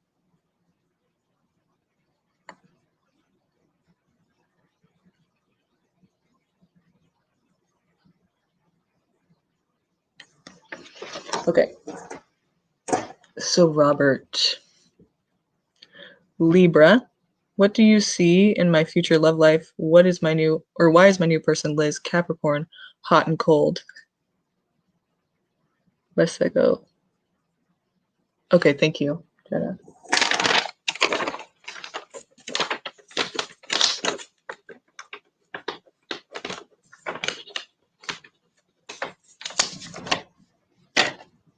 One moment, please. Let me just check something really quick. Or I could do it on here, never mind. Now let me just do it on here.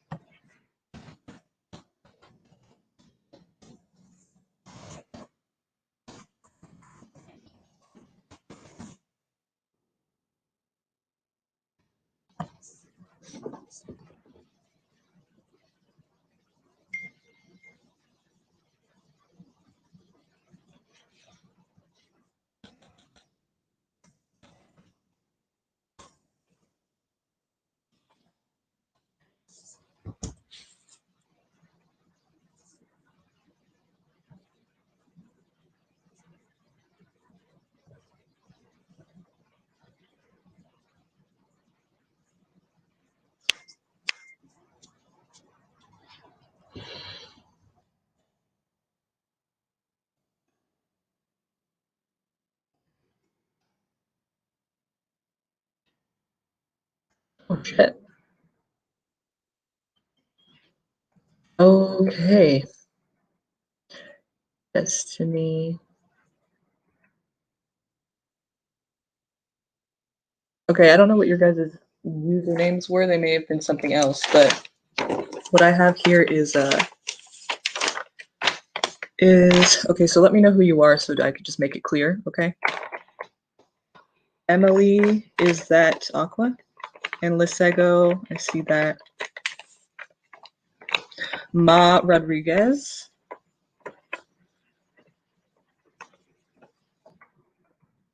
Okay, Denise. Anthony. Robert. Emily and Destiny. And yeah, so Destiny, Emily, Robert, Anthony, Denise, Ma, Lisego, and Emily again. So please let me know who you are.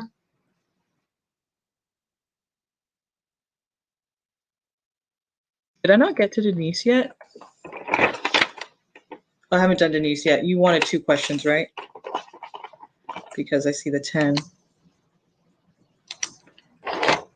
And Aqua, are you Emily? Or I don't know. She's probably not here anymore, huh? Well, no, she is because she just donated again.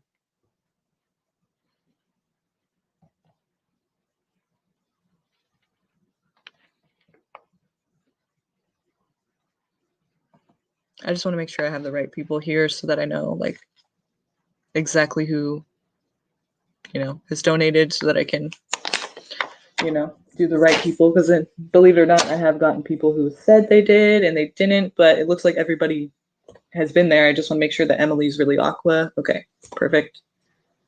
And Ma Rodriguez, I don't know who that is. And I just want to make sure we have it, correct.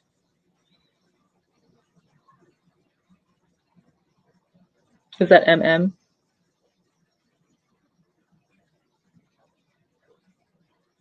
Okay, well, we'll figure that out later, okay? So, Robert, which deck did you want me to use? Thank you for being so patient, by the way. I really do appreciate your patience. This is one of the decks you can use.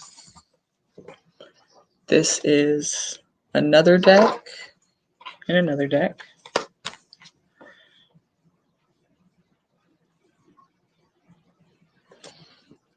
And then these 2.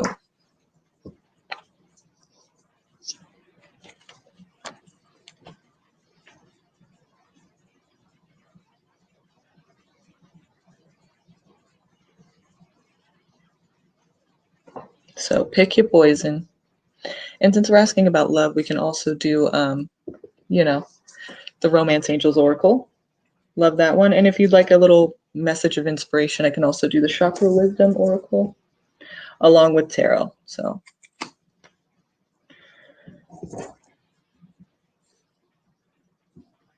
blue. Okay, so which blue one? This one, or the big one? The large, the giant Rider-Waite.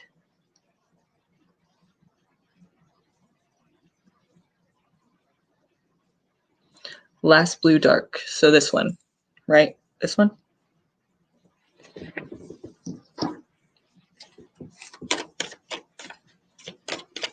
Okay, so tell me about you. It's funny, you said what do you see in my future love life, and why is my new person Liz Capricorn hot and cold? Well, that's because she's a Capricorn. And you're a Libra. So she just is you're naturally probably more outgoing, and she's more serious and reserved and like just funny because, I mean, knowing Capricorns, it's just, not that Capricorns are the most adventurous of the earth signs, but I mean, they're still earth, so air and earth is just kind of a little bit different, but you can still get along, obviously. But I mean, she emotionally, it's not like she's water, so it's not easy to be emotional for a Capricorn. It's not natural, it's more natural to be, I mean, we're all emotional creatures, but I'm saying to them, being any earth sign, actually, I guess, except for Taurus is probably the most emotional because they're like able to be central. I don't know. This is just sun signs we're talking about too, because it's, you know, her whole birth chart is going to matter. It's not just her sun sign, so I shouldn't generalize. But, you know, looking at Capricorn, it's just they're not usually very lovey-dovey emotional, you know? I mean, they can be, of course, everyone can, but it's just not naturally their thing. So while you may want to be more like that, I mean, even air signs aren't always like that. But I mean, you're feeling it, you're feeling her, and she's just kind of like seemingly not sure what she really wants. I dropped like half the deck behind this chair. Hang on a second.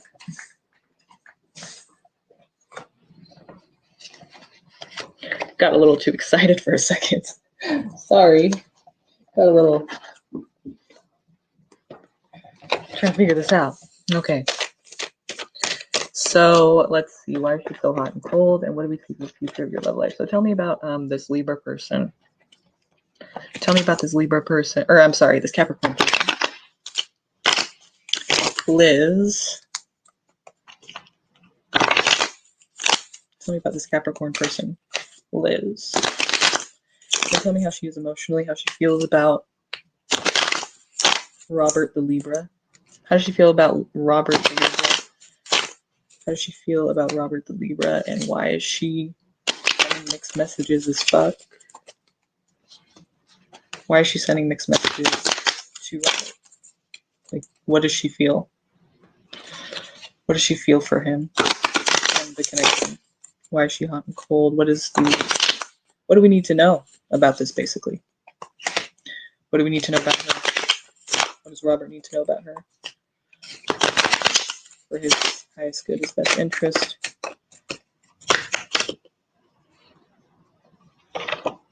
Ace of Swords, Five of Cups. So she already, coming into this connection, these cards you probably won't really be able to understand what they're saying, like the Rider-Waite can, but I'll explain. The Five of Cups and I forgot already. The Ace of Swords and the Five of Cups. It's talking about communication, basically. So the communication that you guys have probably kind of sucks. And that's why you don't understand, because she's not really communicating it to you. But also it's kind of like talking about just basically she's already like bringing into your guys' connection. She's kind of negative. She's kind of disappointed with life, well, you know, relationship wise. She's kind of already expecting things to be kind of like not work out kind of thing, you know, or like she's not trying to get her hopes up, you know, kind of thing. And so it's like she's just disappointed about things already. So it's kind of like she's bringing that to the connection, and that's not really your vibe at all. You're like not understanding how that, you know, why would you bring that to the connection? You know, it's not really a choice. It's just how she feels right now about things, and it probably has nothing to do with you. But you know, it's kind of negative. And I don't want to say there's nothing you could do about that. I'm just saying it's not really your fault. So it's just kind of how it is for her, and it's affecting your guys' things. So let's see what else. So, you know, that's already going to kind of put a damper on things. I wish she could not do that, but I mean, I don't think she's really trying to. The Sun, we're talking about something being seen, you know, maybe something that was in the dark before, either because maybe it was hidden, but I don't really feel like it was hidden like she was doing something shady. It was probably just that reserved thing. It's either that it was hidden literally, or maybe you just didn't realize it before, and now it's becoming a lot more clear. It's like in the light now. You can't not see it. So this will come. This is like a realization you might have about her and about the situation. Four of Cups. Yeah, that's kind of like what you just said. Basically that she's hot and cold. So this is Four of Cups. It's like she's not giving or taking any offers. She's not open. She's very closed off. Very much, you're realizing that now, like you just said to me. So that's just a confirmation, I guess. So yeah, she is pretty closed off. So, but that's the thing. I don't think it's like she's trying to be. It's just the way that she is, probably because of things that have happened in the past. Nothing to really do with you. But and you know, there's really nothing you can like do about that, except for, I guess, don't fuck her over, make her feel safe, get her to trust you, and not just get her to trust you, but make her feel safe to trust you and actually be a trustworthy person. Like, don't be a fake person who is like gonna fuck her over when she trusts you, because that'll fuck everything up more, and that's fucked up. But you know, like if you cannot, that's the thing, if you can't handle this, like if you can't handle a person that's damaged, because with a person that's damaged, you kind of have to be sensitive to their feelings. Like that's anyone, you have to be sensitive to their feelings. But like if you can't be sensitive to their feelings, like if you aren't really the relationship type, if you're kind of a player or it's hard for you to commit, like please just like move on from her, because she doesn't need any more of that.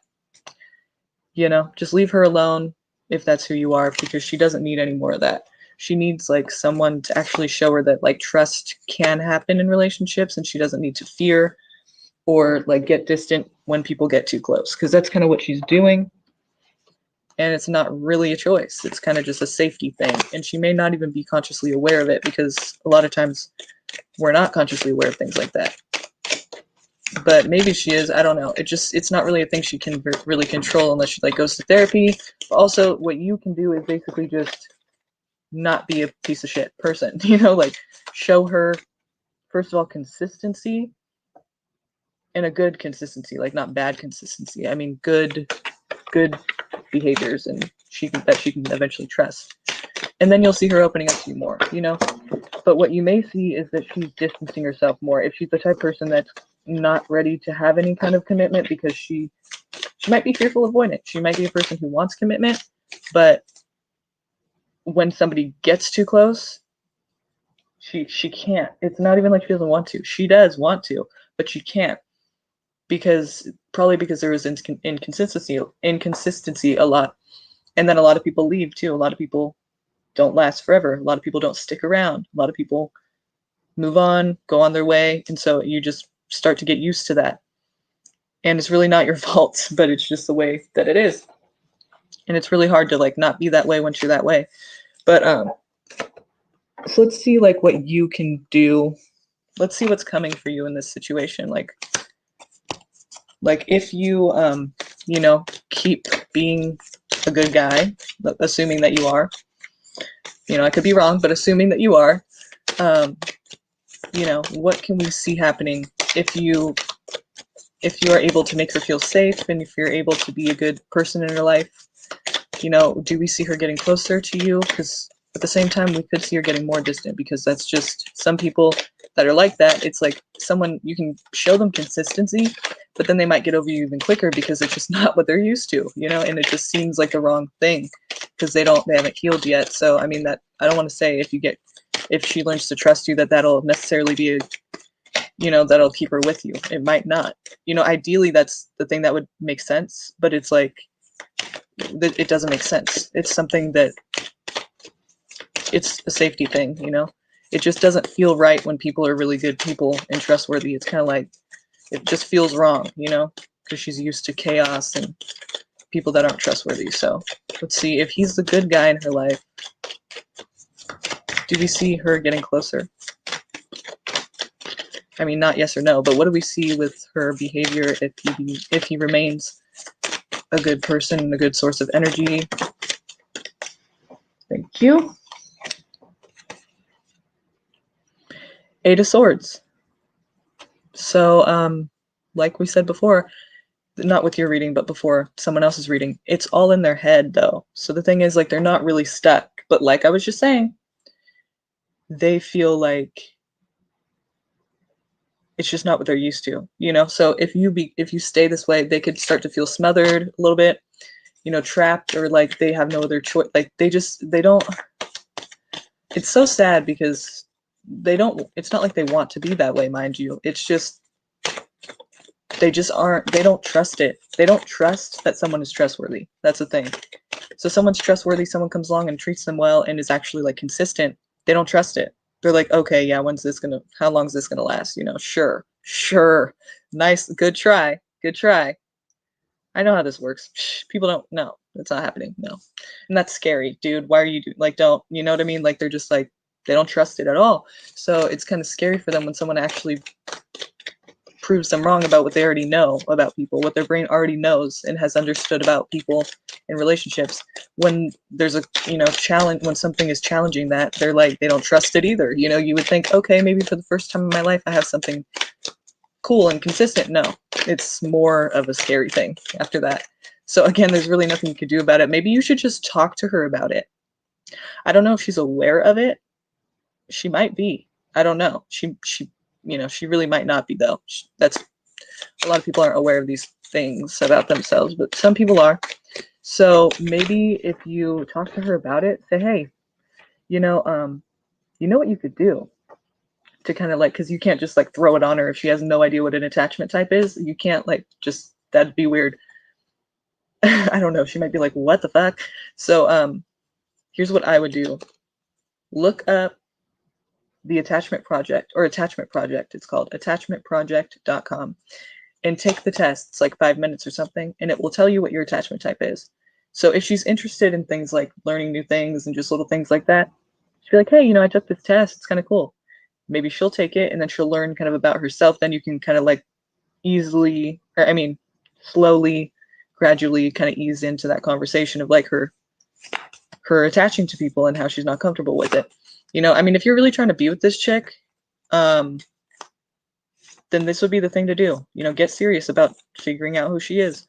If this is someone you just kind of want to sleep with and it's like, I don't want to do all that, it's kind of like, I don't know if I'm even about that like commitment stuff, then like I said, don't even bother. But like, please leave her life if you're not ready to like handle a person who's been through some shit, and be sensitive to that. But like, if you can, if you're willing, then like, why not get deep, get into it,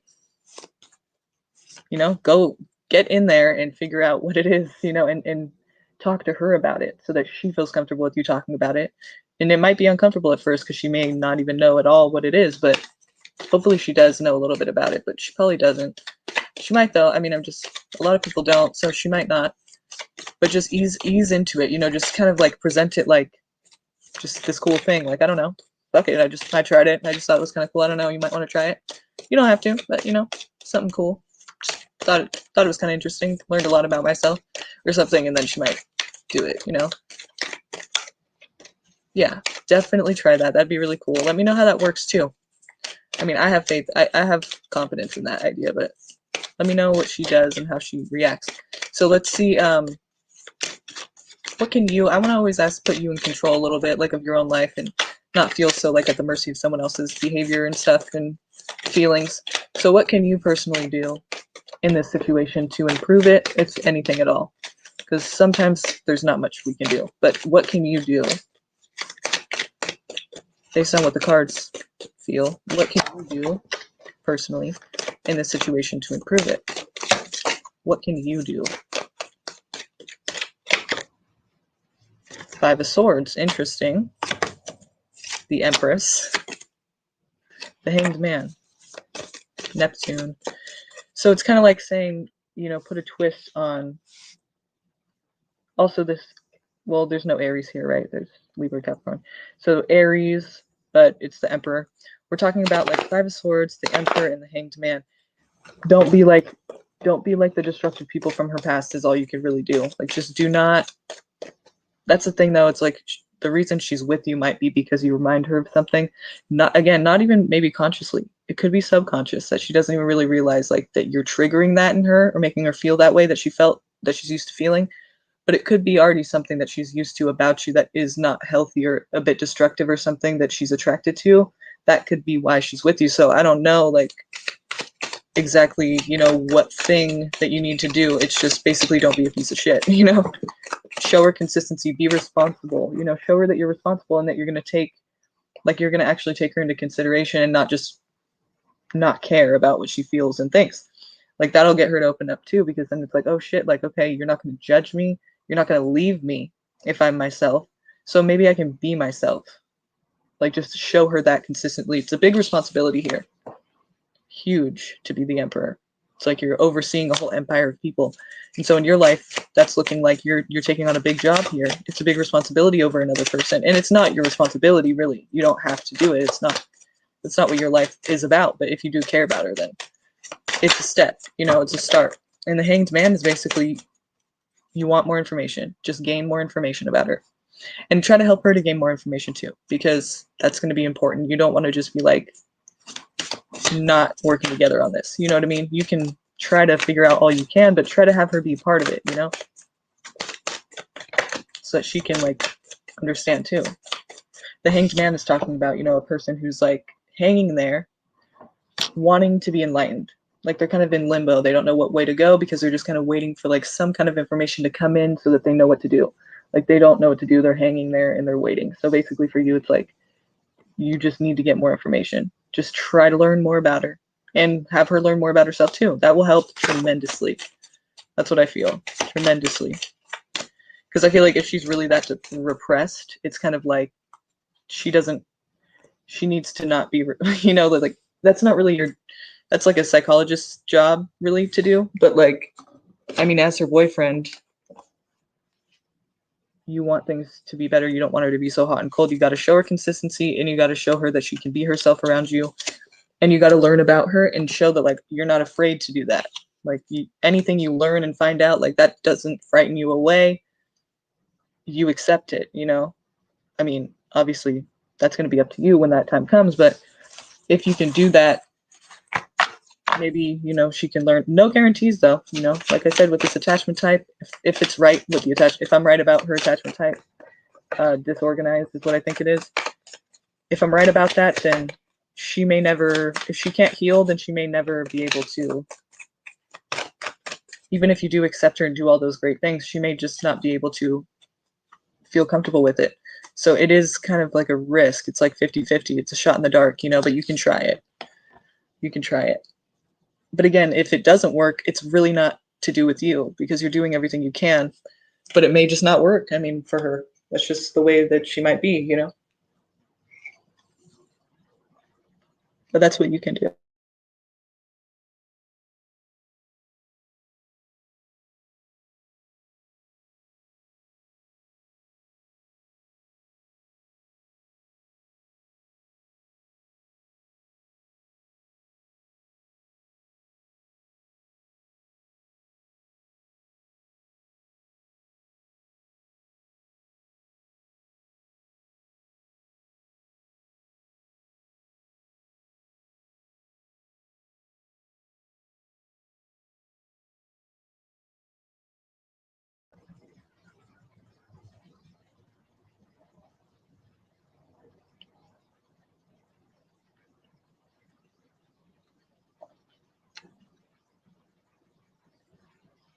Hi, honey bun. Cute name.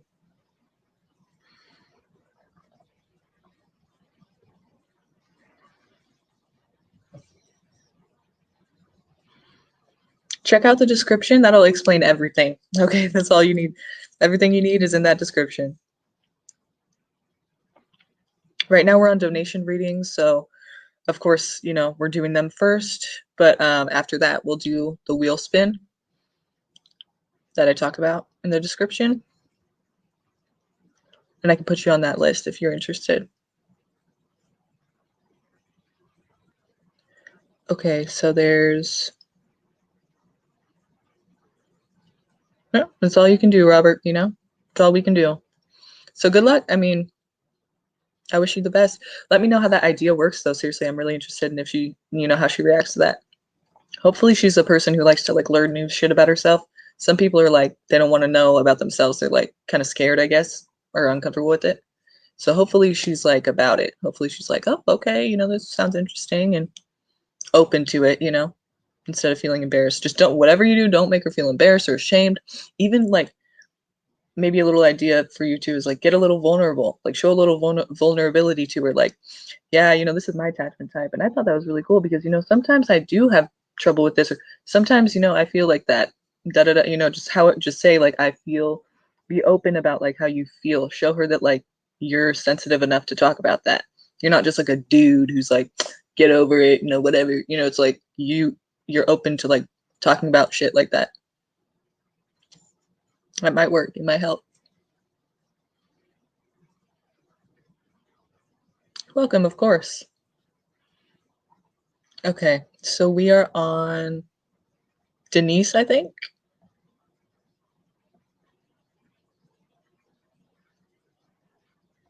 Denise, MM, Masego, and Aqua.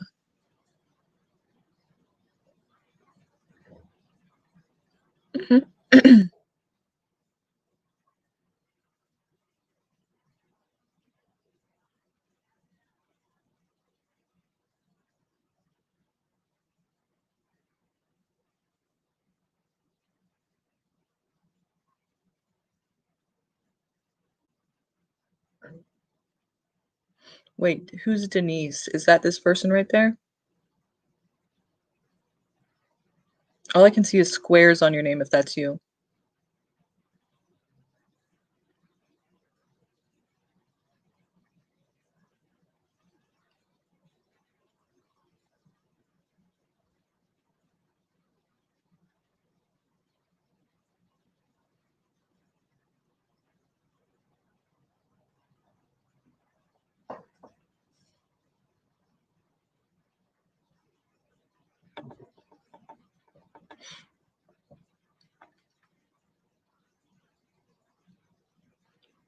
Gotcha. Okay, thought so. Just want to make sure because I'm like, I can't see what that name says. Okay, question. Is Brad committed to sharing a long-term relationship together, or should that not the case? So, and then you want to ask your second question after? Oh, stumbling across this page was a delightful surprise. Aw, nice. Cool. Brad, that's a funny name. I like that. Okay. So, which deck did you want to use for this?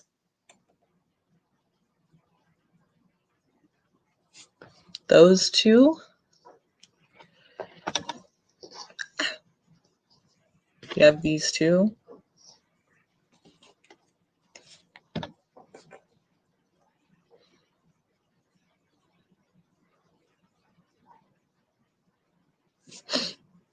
And then we have this giant one and also the Romance Angels Oracle. And also the Chakra Wisdom Oracle. But, oh! But this is the tarot options that we have. The orange. Okay, gotcha. So, this one, right? This one?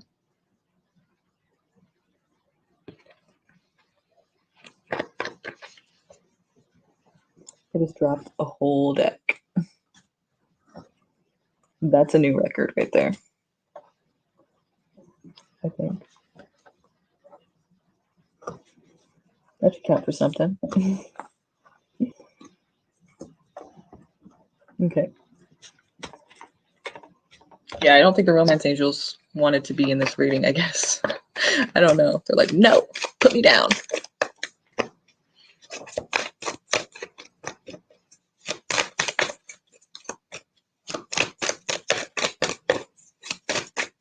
Oh, the giant one. Wait, which one did you want? We can do both. Just let me know.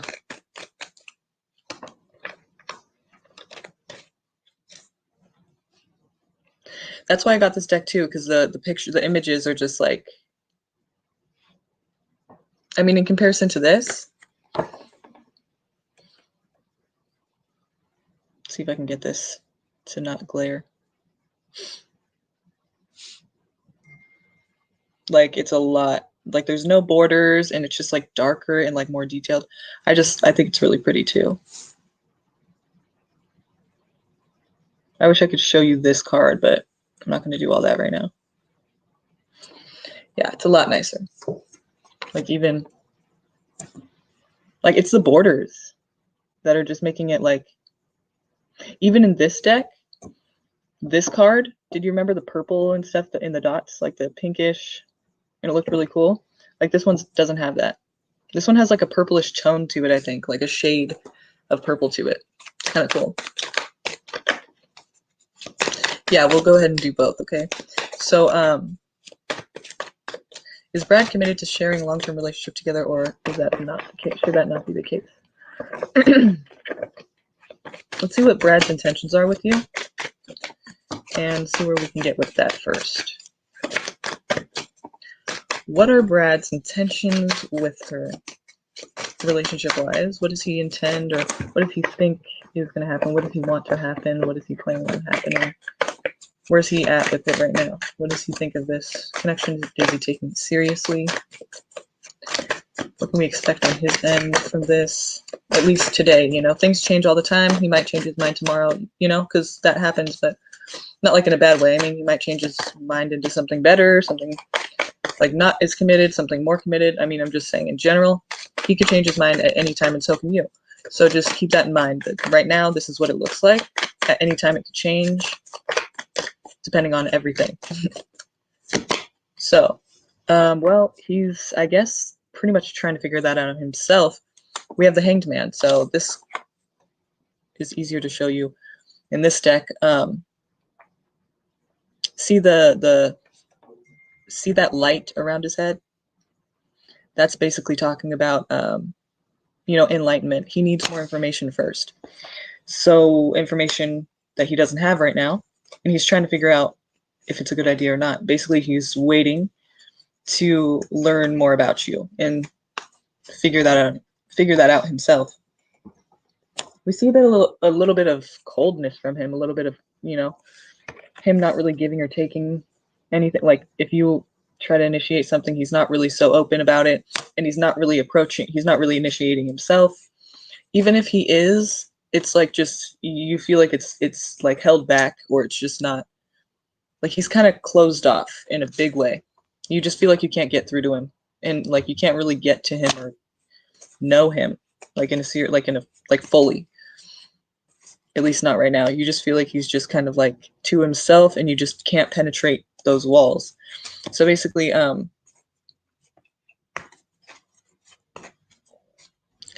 of sounds like a Scorpio. I mean, just because that could just be how he is right now, you know?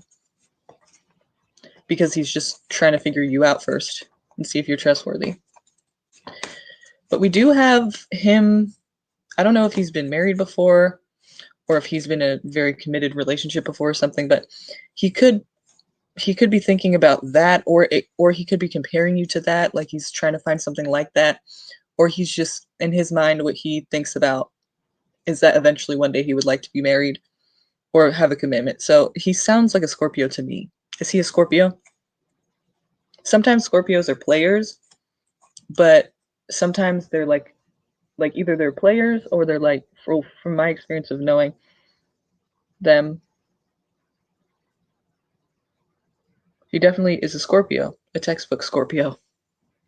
Okay, so yeah, cool. I'm glad that, because if it wasn't a Scorpio, I was going to be like, yeah, his moon sign must be Scorpio. I don't know why he's acting, you know. That's funny. So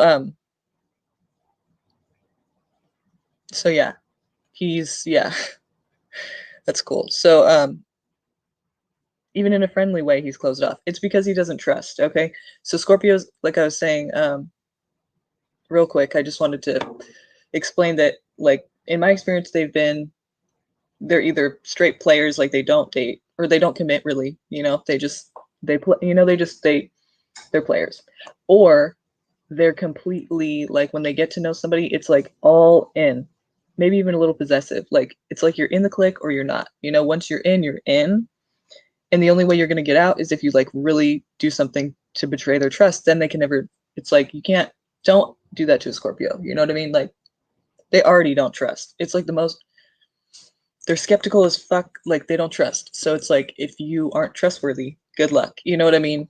You really have to be a person that they think is solid, and then once you get in, you're in. So it's like they're very serious about it. It's like yes or it's no, you know what I mean? Like they don't have like a lot of close people close to them, but the people that are is like blood, you know what I mean? Like they really trust these people. So I guess, you know, let's see which one they are.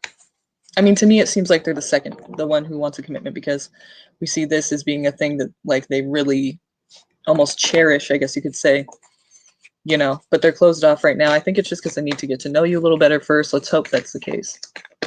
Tell me about their energy more in regards to Denise. Like, you know, is this about her? Like, what do they? So to answer that question, he doesn't even know yet. He's trying to figure you out first. He wants to feel you out first. He doesn't know you well enough to know. Even if you have known him a while, he feels like he doesn't know you enough. He just doesn't know if he can trust you yet, you know, and he needs to be able to trust you. So let's see where this is going. If she continues on the path that she's been on, you know, being in,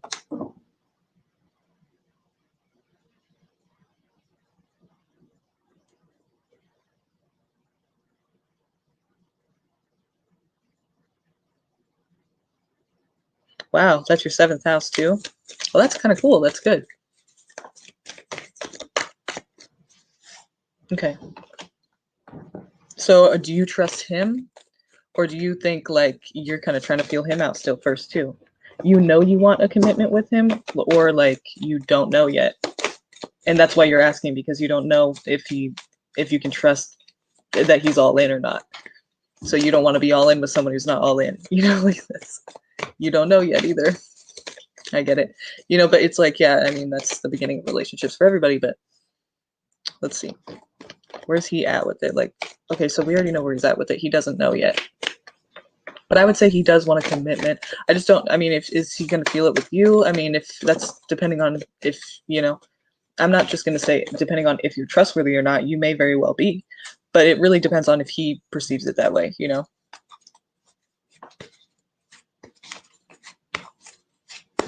Yeah, exactly. So it's a lot of avoiding and a lot of like things that aren't being said, right? You got to communicate more. Maybe you should try to open up to him a little bit more, you know? Maybe give him that the like the open that door in your guys' connection so that he can feel like he can trust you. Show him vulnerability a little bit. Show him that you're not afraid to like feel, because they need somebody who can take that, you know, because they feel a lot. They need somebody who can handle that, you know, who can handle their sensitivity.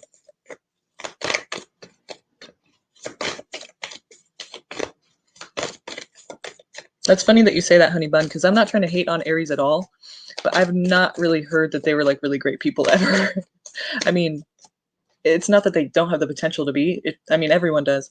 It's just like Aries, I wouldn't just think like great people. I mean, I wouldn't just think like bad people, but I believe you when you say the controlling abusive part, because to me, like when you just, I'm sorry, that might sound fucked up, but when you said like, I've heard Aries are such good people, and I'm sure there are some, I wouldn't have said it like that. Like that's not what I would say about Aries. Just Aries people. I wouldn't just say like good, you know, I'd just say like they don't they don't follow. They know what they're doing, which is good. They're very independent in their thinking and in their action. It's kind of like my friend was a Aries, and she would just go and do things, and she was kind of like, that's what I'm doing, and you can follow along if you want, but if not, you know, I'm gonna still do it. You know, like it was just like, there she goes, you know. So it's like they just kind of do what they want to do, I guess you could say. And you know, that can turn bad and that could be a really good thing. But yeah, I don't know, I've never really heard that they're like really really great people just like from the gate, you know. But of course they can be. I mean, everyone can be. Everyone, it's just one of their signs. It's not like Aries is a bad sign. It's just, yeah, no, I'm not saying that like, you know, she was perfect. I'm just saying that like, just basically my experience of Aries is like they do what they want. So that could be good or bad, you know. That could turn bad real quick, and that could also be a good thing sometimes. But that's pretty much like the biggest thing that I think, like that's the first thing that I think is like pretty much they're kind of like, they do them, you know. You're like, yeah, okay, I get it. Okay,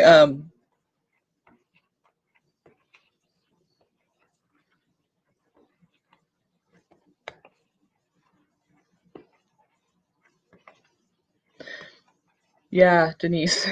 I forgot they are the first sign of the zodiac, so they're the babies of the zodiac. So it's like they're kind of like childish, I guess, in a way. Like, you know, some are obviously living at a operating at a higher vibration. Some people have learned, they've evolved, but you know,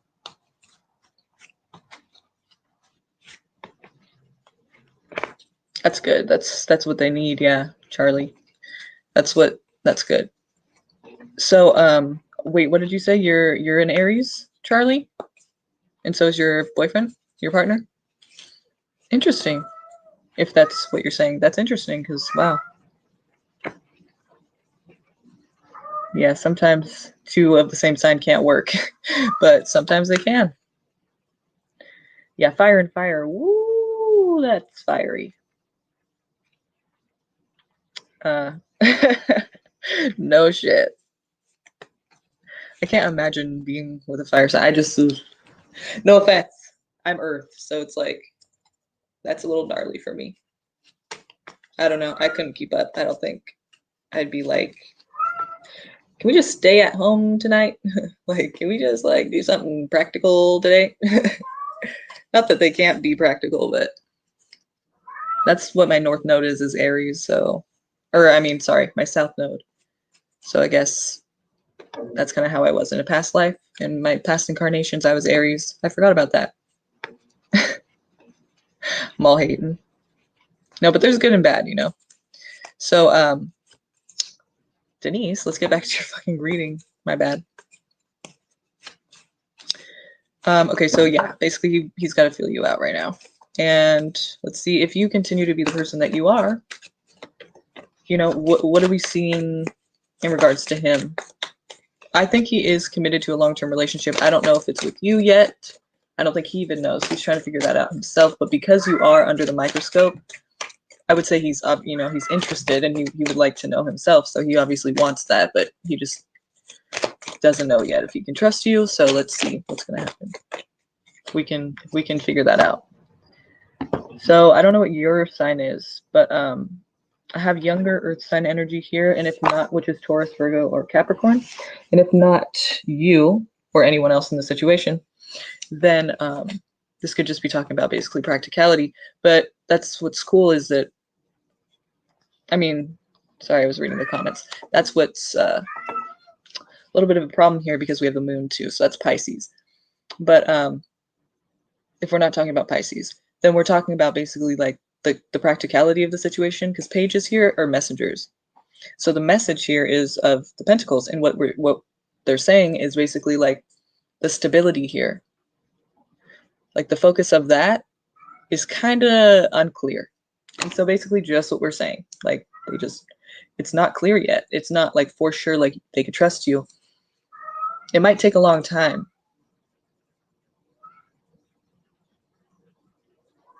Yeah, that's good. That's good. They will really, I mean, if that's true, I think they'll probably appreciate that and respect that a lot.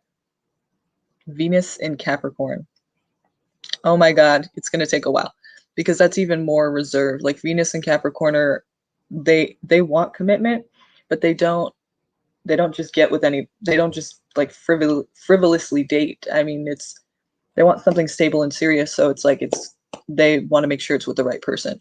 I think you guys will do it because if you guys are both that way, you know, there's nothing, at least the way that it looks, there's nothing that should be able to stop that. But of course, anything can happen. So, I don't know. I mean, they've been fucked over in the past, of course. You're Aquarius, okay? They've been fucked over in the past, of course, and so have you. Obviously, we all have. That's the thing that's here, though, with the moon. Like, there's, I don't know if they had an ex that was a Pisces or an earth sign, but I think that's what they fear the most, basically, is just the confusion of it all. Like a person being shady or hiding something. Somebody, like an ex of theirs, hid something from them, probably for a long period of time. And when they found out, like, they really have a hard time trusting people now. Like, there's just shady energy. Oh, wow. Venus conjunction Saturn, yeah. Yeah, so he's got a lot of lessons to be learning in love. Like I said, he's been through some shit already.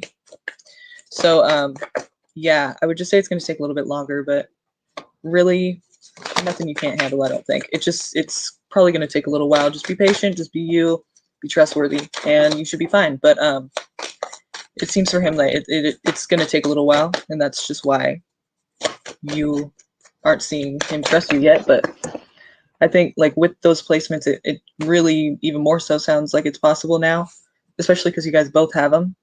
So that's cool. You know, you guys both, the way that astrology sees it anyway, you guys both want commitment. But I would say this,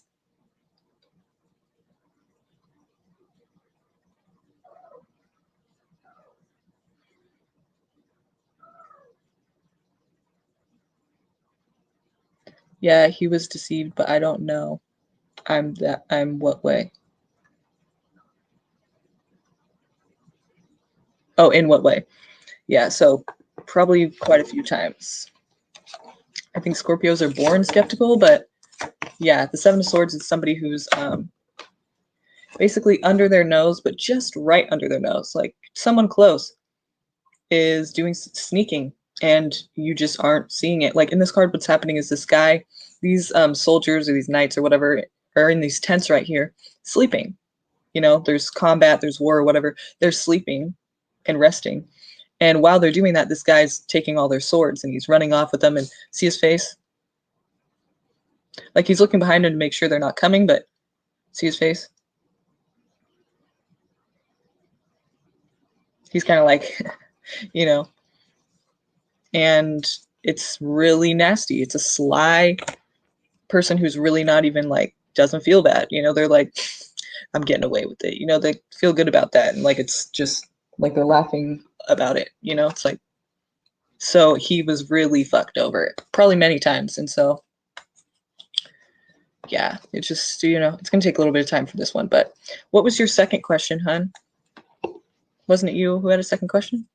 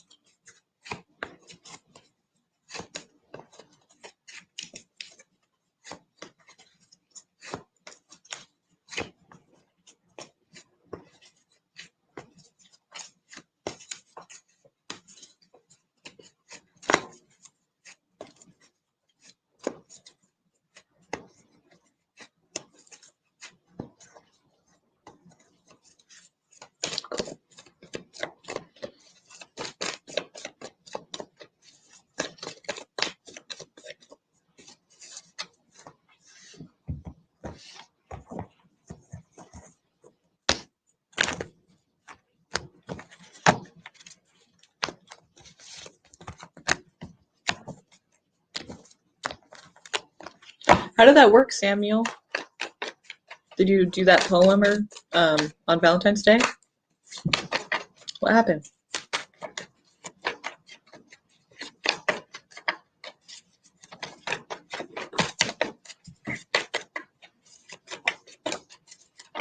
Ah!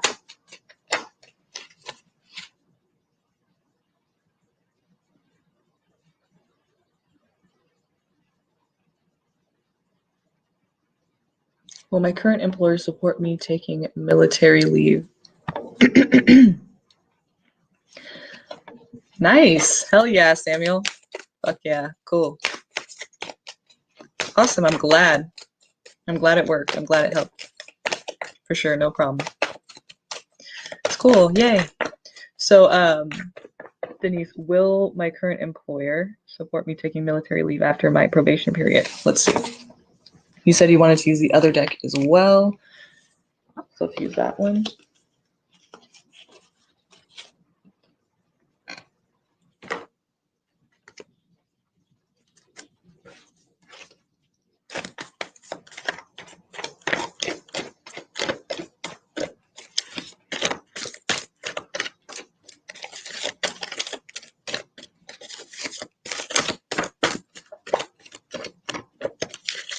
Jenna, do you have a Cash App?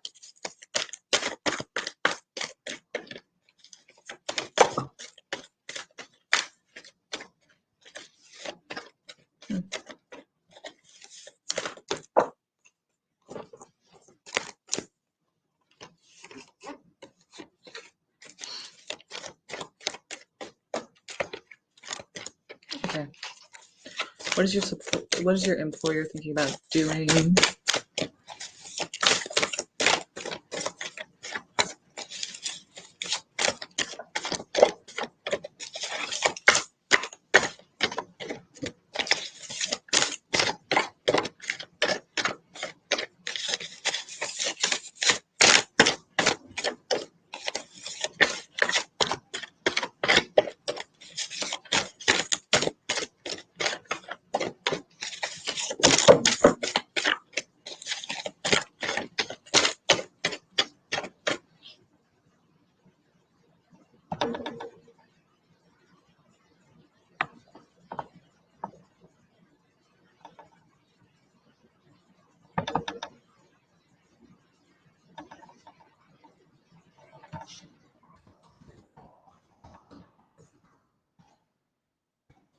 I've never seen this website before.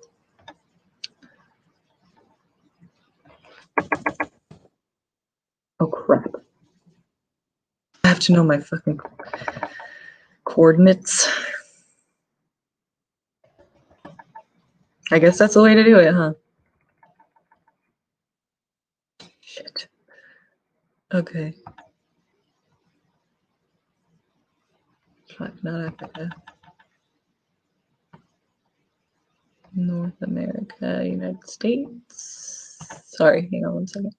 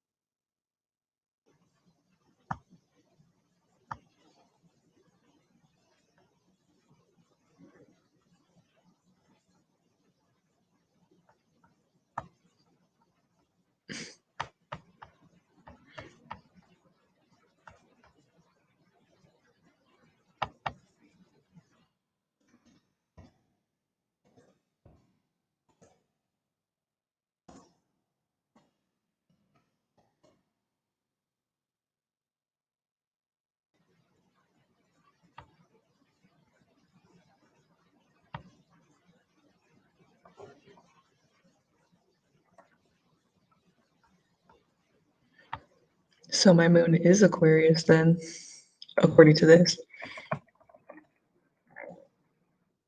Hmm.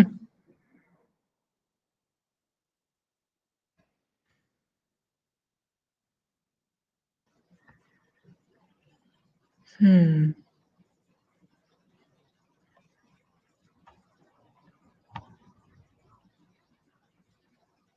Hmm.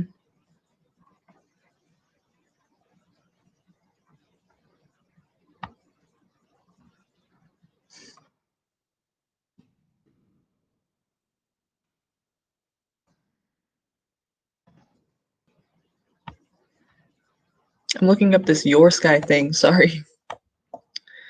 Um,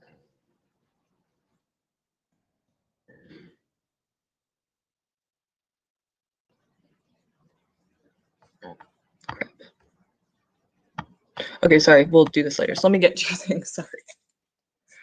Fuck. It is freezing in here. Oh my god, I'm so cold. I'm gonna turn on the heater. I am freezing my ass off in here. I don't know why I get so cold in here.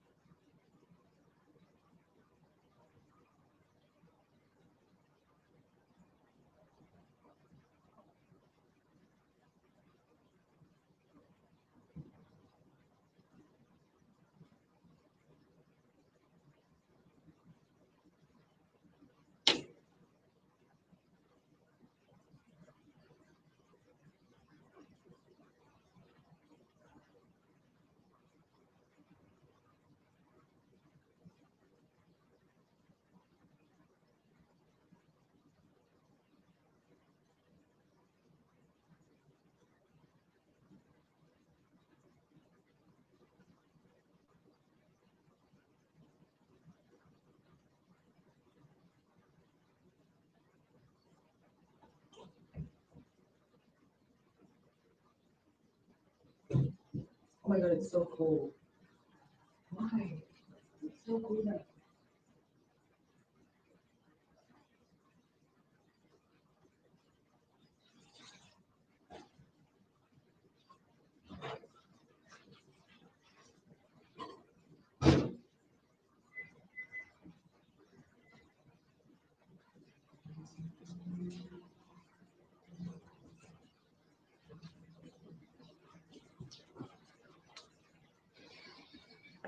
Okay, let's get some popcorn up in this bitch, right?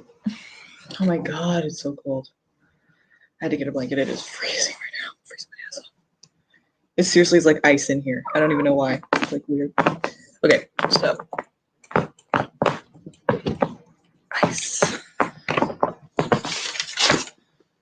So let's figure this out for you. Thank you for being patient. And I'm sorry, I'm being rude. I'm not going to do that anymore, okay?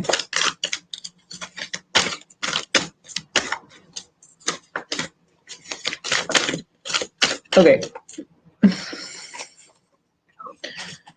So your employer. Get away from me, dude. Hi, you want to say hi to Felix? Hi, Felix. Okay, bye. Okay, that's Fifi. Tell me about her. The moon is, I don't know, are they a Pisces? If they're a Pisces, okay, that's fine. But if they're not, there's confusion there.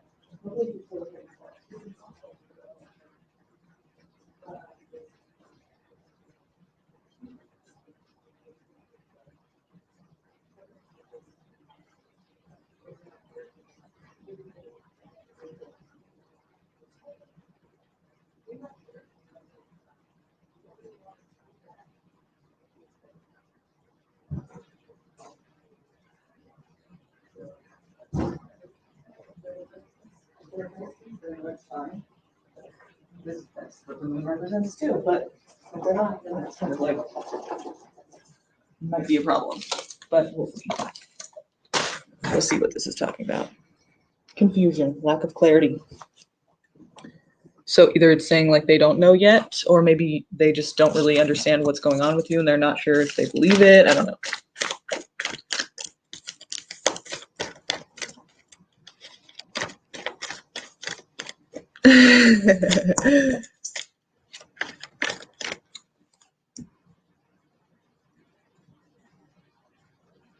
The way she picked up Felix.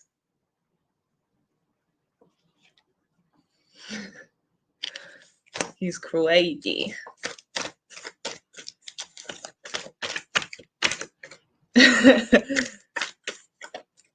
Okay.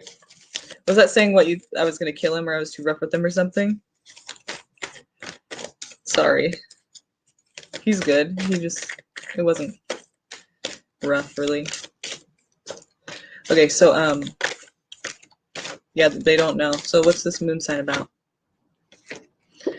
I don't know, girl. I don't know if you should count on them for that. Yeah. It looks like, okay, this probation period or this break period that you're experiencing now, I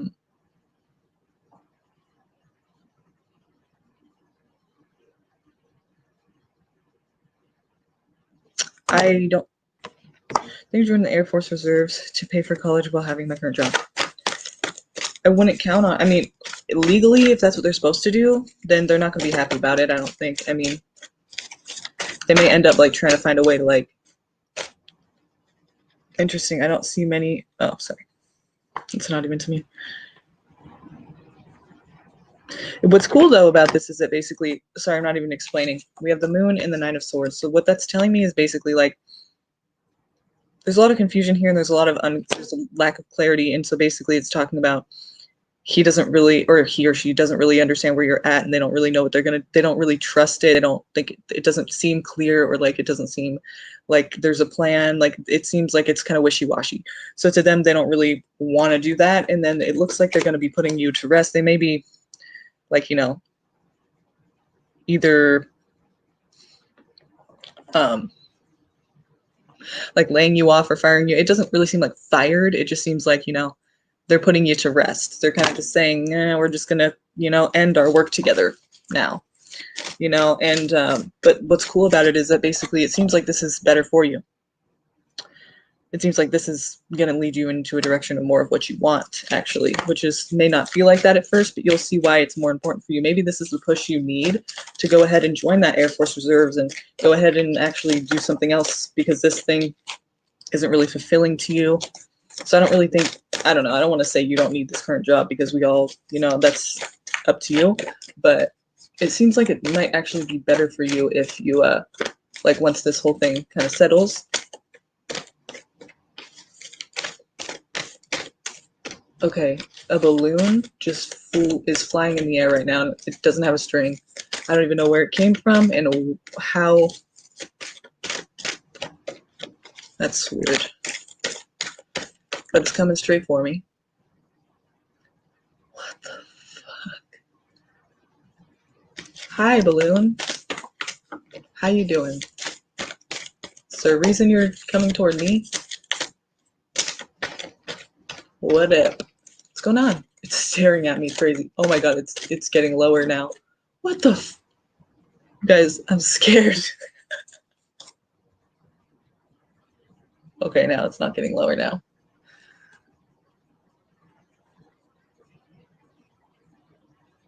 I don't understand right now.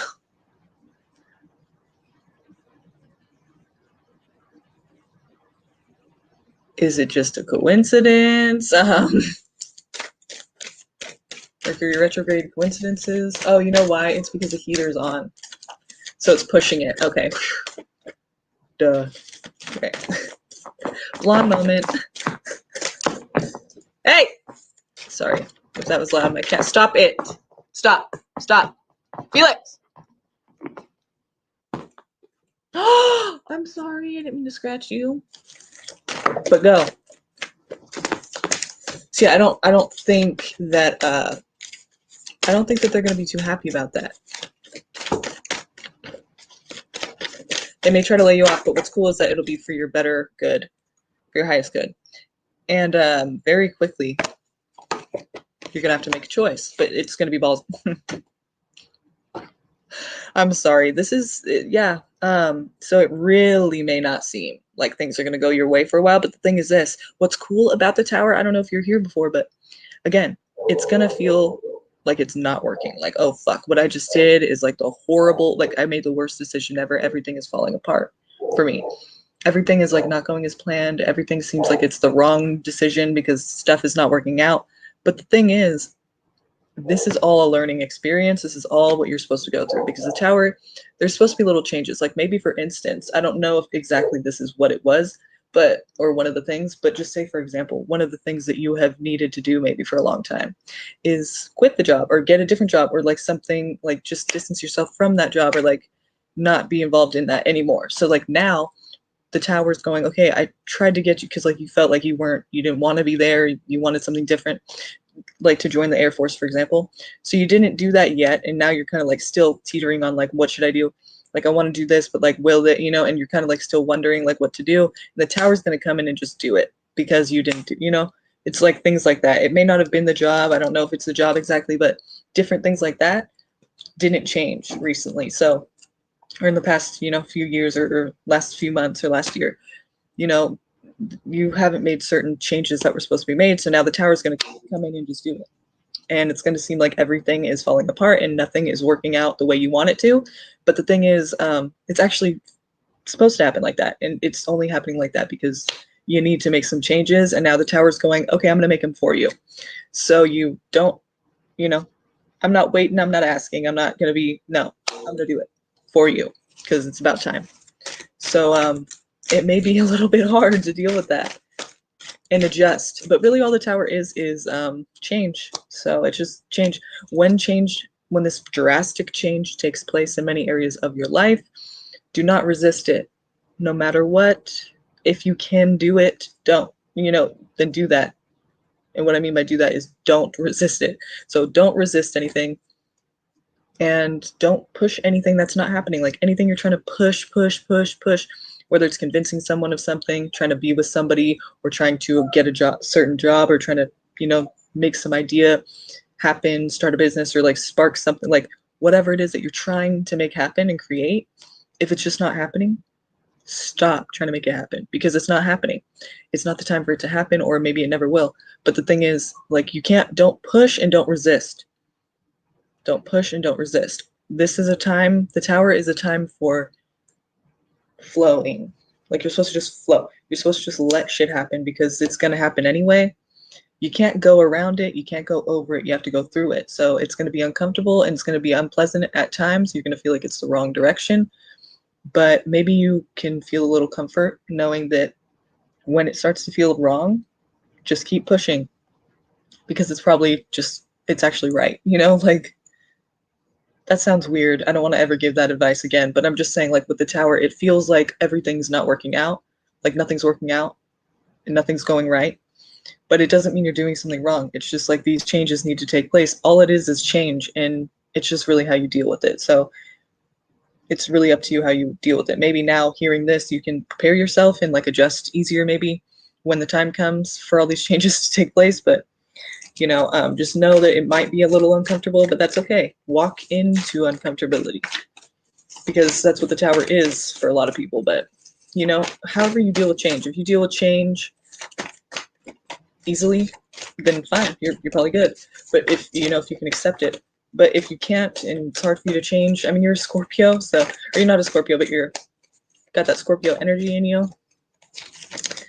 You probably don't like change very much. You probably like things to be pretty, like the way they are. But change might be hard for you. But oh wait, you're an Aquarius. I guess Aquarius sun signs, they say, are usually supposed to be good with change, but, you know, like progressive change. They want to see change. They want to see change for the better. But my boyfriend's an Aquarius, and I don't really know how much he likes change that much. I mean, it does depend on a bunch of different things in the chart. So I guess we can't really just say, you know, based on the sun sign. But yeah, so prepare yourself for sure. And yeah, I don't think your boss is going to be too happy about that, honestly. It seems like this is probably going to fizzle out for you, and then you're going to do something you really want to do, which is the Air Force thing. You know, if you decide to do that, it's up to you. You can change your mind tomorrow if you'd like, you know, whatever you decide to do. It's not necessarily the Air Force thing. It could be, you know, it's just depending on whatever you're trying to do. I think this job's probably going to fizzle out, and then you're going to do something that's more ideal for you. It's meant. So just allow it to happen. Try to be like accepting of it, you know, and just go in the way that you're really trying to go, whatever speaks to you, you know. Don't hide from yourself and don't resist any changes. Try to do something you've always wanted to do or something, you know. Don't limit yourself. If you don't want the tower to happen again and go, bitch, you're not getting it. You're supposed to change. You know, you're supposed to do different. You're supposed to like allow changes, and you're not changing. You're not doing what you really want. Do what you really want to be doing. You know?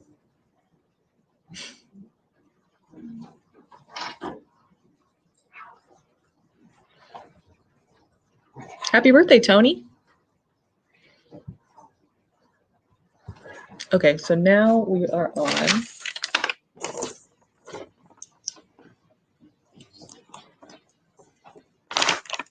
it's freezing out here, huh?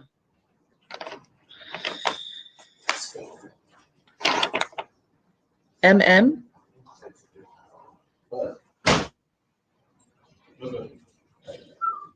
You want some popcorn?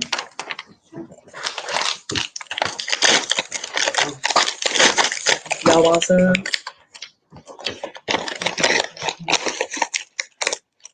I did burn it a little bit. Just a little tiny bit. It's not bad. Well, it's not bad. The thing was following me. Well, it wasn't. I figured out it's because the heater's on. Now it's hiding from me. Oh.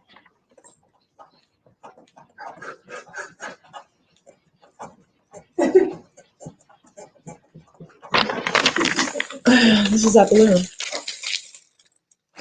It was my boyfriend's birthday on the 7th. So that's why. We say happy birthday to Victor.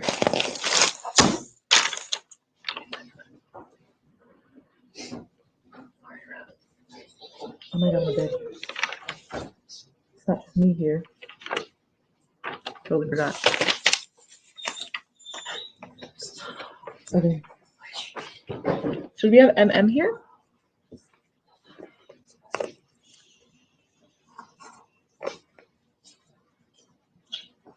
Tony says, happy birthday to your boyfriend.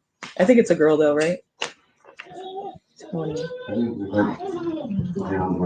Or is it a... Nope, it's a guy. I'm sorry.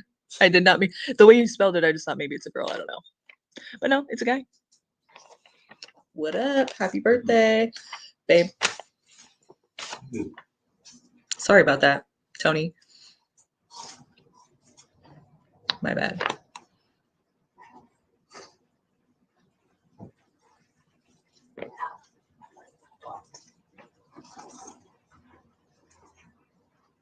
Oh, Aqua. Well, thank you. Next time you come, I'll do the reading for you then, okay? So just let me know when you're here again. Just remind me. Okay, good night. Thanks for the donations, by the way. Yeah, I definitely want to do the reading for you again, though. So let me know next time you're on, okay?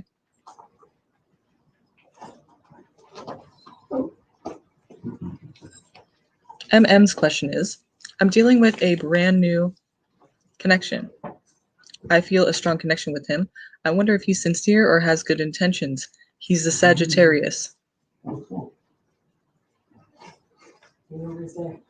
I don't know. My friend over here is a Sag, so she's, she would know. No, but you can't judge him like that. No, you can. She said you can. Yeah. So passionate but short-lived. Huh? Passionate but short-lived. Usually that's how it goes. Yeah. I get bored really, really fast. You're bored really fast. Can you guys hear her? If you guys keep things right and fun and different, then exciting. Change the pace, change the environment, change the mood, change everything about everything constantly. Unless they tell you otherwise, keep it that way. And it will keep them from being bored. And are they honest if they tell you that everything's good? Sagittarians generally tend to be brutally honest, but it hurts them. Well, but when it comes to like... But they also don't like hurting other people. Yeah, okay. They generally would prefer everybody in the house or the environment to be on the up and up and happy-go-lucky, smiling, rose-colored glasses. And they'll do everything they can to keep it that way. Oh my God. Everything they can. Why? If they're honest. But they don't want to hurt people. Honest to a T, but they don't want to be so honest that they don't care about hurting people sometimes. They don't care about being rude, but when it comes to like emotions, they're like, I don't want to be rude, but I know I just told you that you looked like shit today, and I'm just being honest, but I don't know. Yeah, see, they'll be honest about everybody else's shit, but not their own. They don't want to hurt people in interpersonal relationships. Right. So generally, you would view them as being the eternal wanderer or the traveler. They float from place to place and person to person on a whim, seeming to be lost or with no direction at all. There is direction. They're not really lost. They're just fluid on the inside. Their feelings are fluid. So they're fickle. Change their mind a lot. But when we love hard. And for a short period of time. Sometimes not short. Yeah, sometimes. There is a potential to have a long-term relationship. My marriage was successful for over, it was nearly 10 years. So it can happen, but it does take work. And if you allow them to feel like they're free, whether it's real or fake, that freedom that they feel is everything to them. It's worth its weight in gold. They just need to feel like they have the ability to come and go, even if they really don't. Allow them to be them, and they'll treat you like a king or queen. they're generally people out there. So deal with all their bullshit on top of it. Well, no, not necessarily. I mean, Well, that's everybody, you know. There's room for being, honest yourself with them. And if you find a way to communicate with them on a level that works for that particular individual, go with it.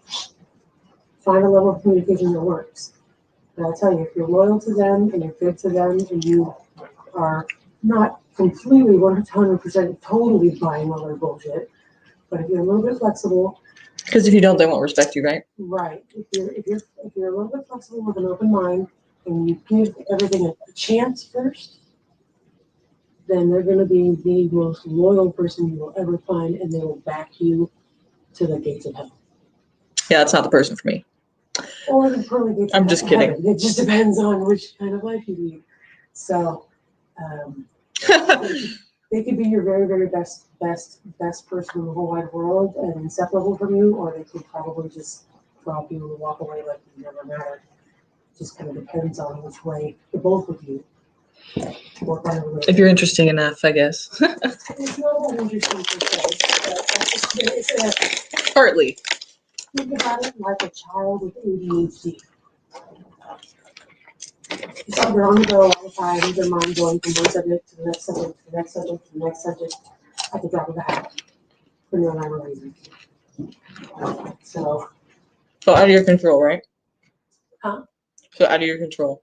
Yes and no. To some degree, there is control to them. It just depends on like everything. It depends on upbringing, yeah. It depends on mental health. Sorry. But I said it depends on everything. yeah, no, it really kind of comes down to some people do a little better than others. I know several Sagittarians have a friend's mother who is very almost type A personality, which is very particular about things. Oh yeah, that's your sister, babe, Michelle. Very type A, particular about things. Mom. Oh really? Yeah, she is. Oh yeah, she's a Sagittarian. And she is crazy intense about things being a specific kind of way.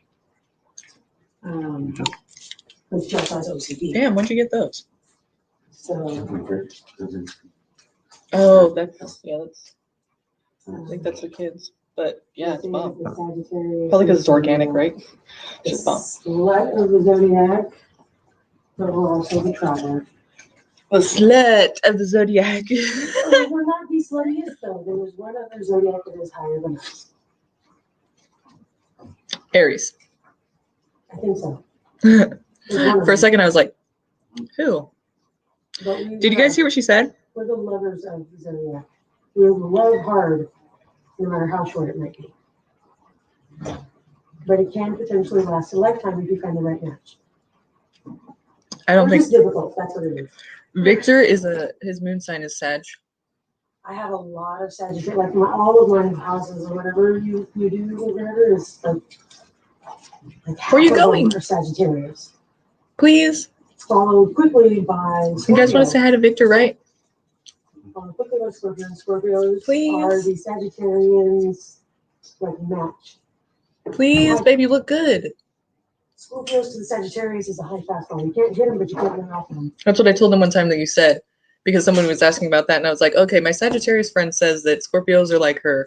It was like hard fastball or something. I don't know. Yeah, high fastball. So what it is they're high fastball. TT for the bedroom, and everything is absolutely perfect in the bedroom. You leave the bedroom, everything falls apart because they have dramatically different approaches to everything. Yeah, I feel like Scorpio is like way too serious for a Sag. Same thing with Aries. Great friends, perfect matches friends. They could be the best of friends for your entire life. And they're great in the bedroom, also matched. But anything outside of that, if you get into a relationship, it's all butting heads, all bad. Oh, bad. So the perfect matches are Leos and other Sagittarians. I've heard that, yeah. I can't Thanks, stand Asia. Sagittarius women. And men are tolerable.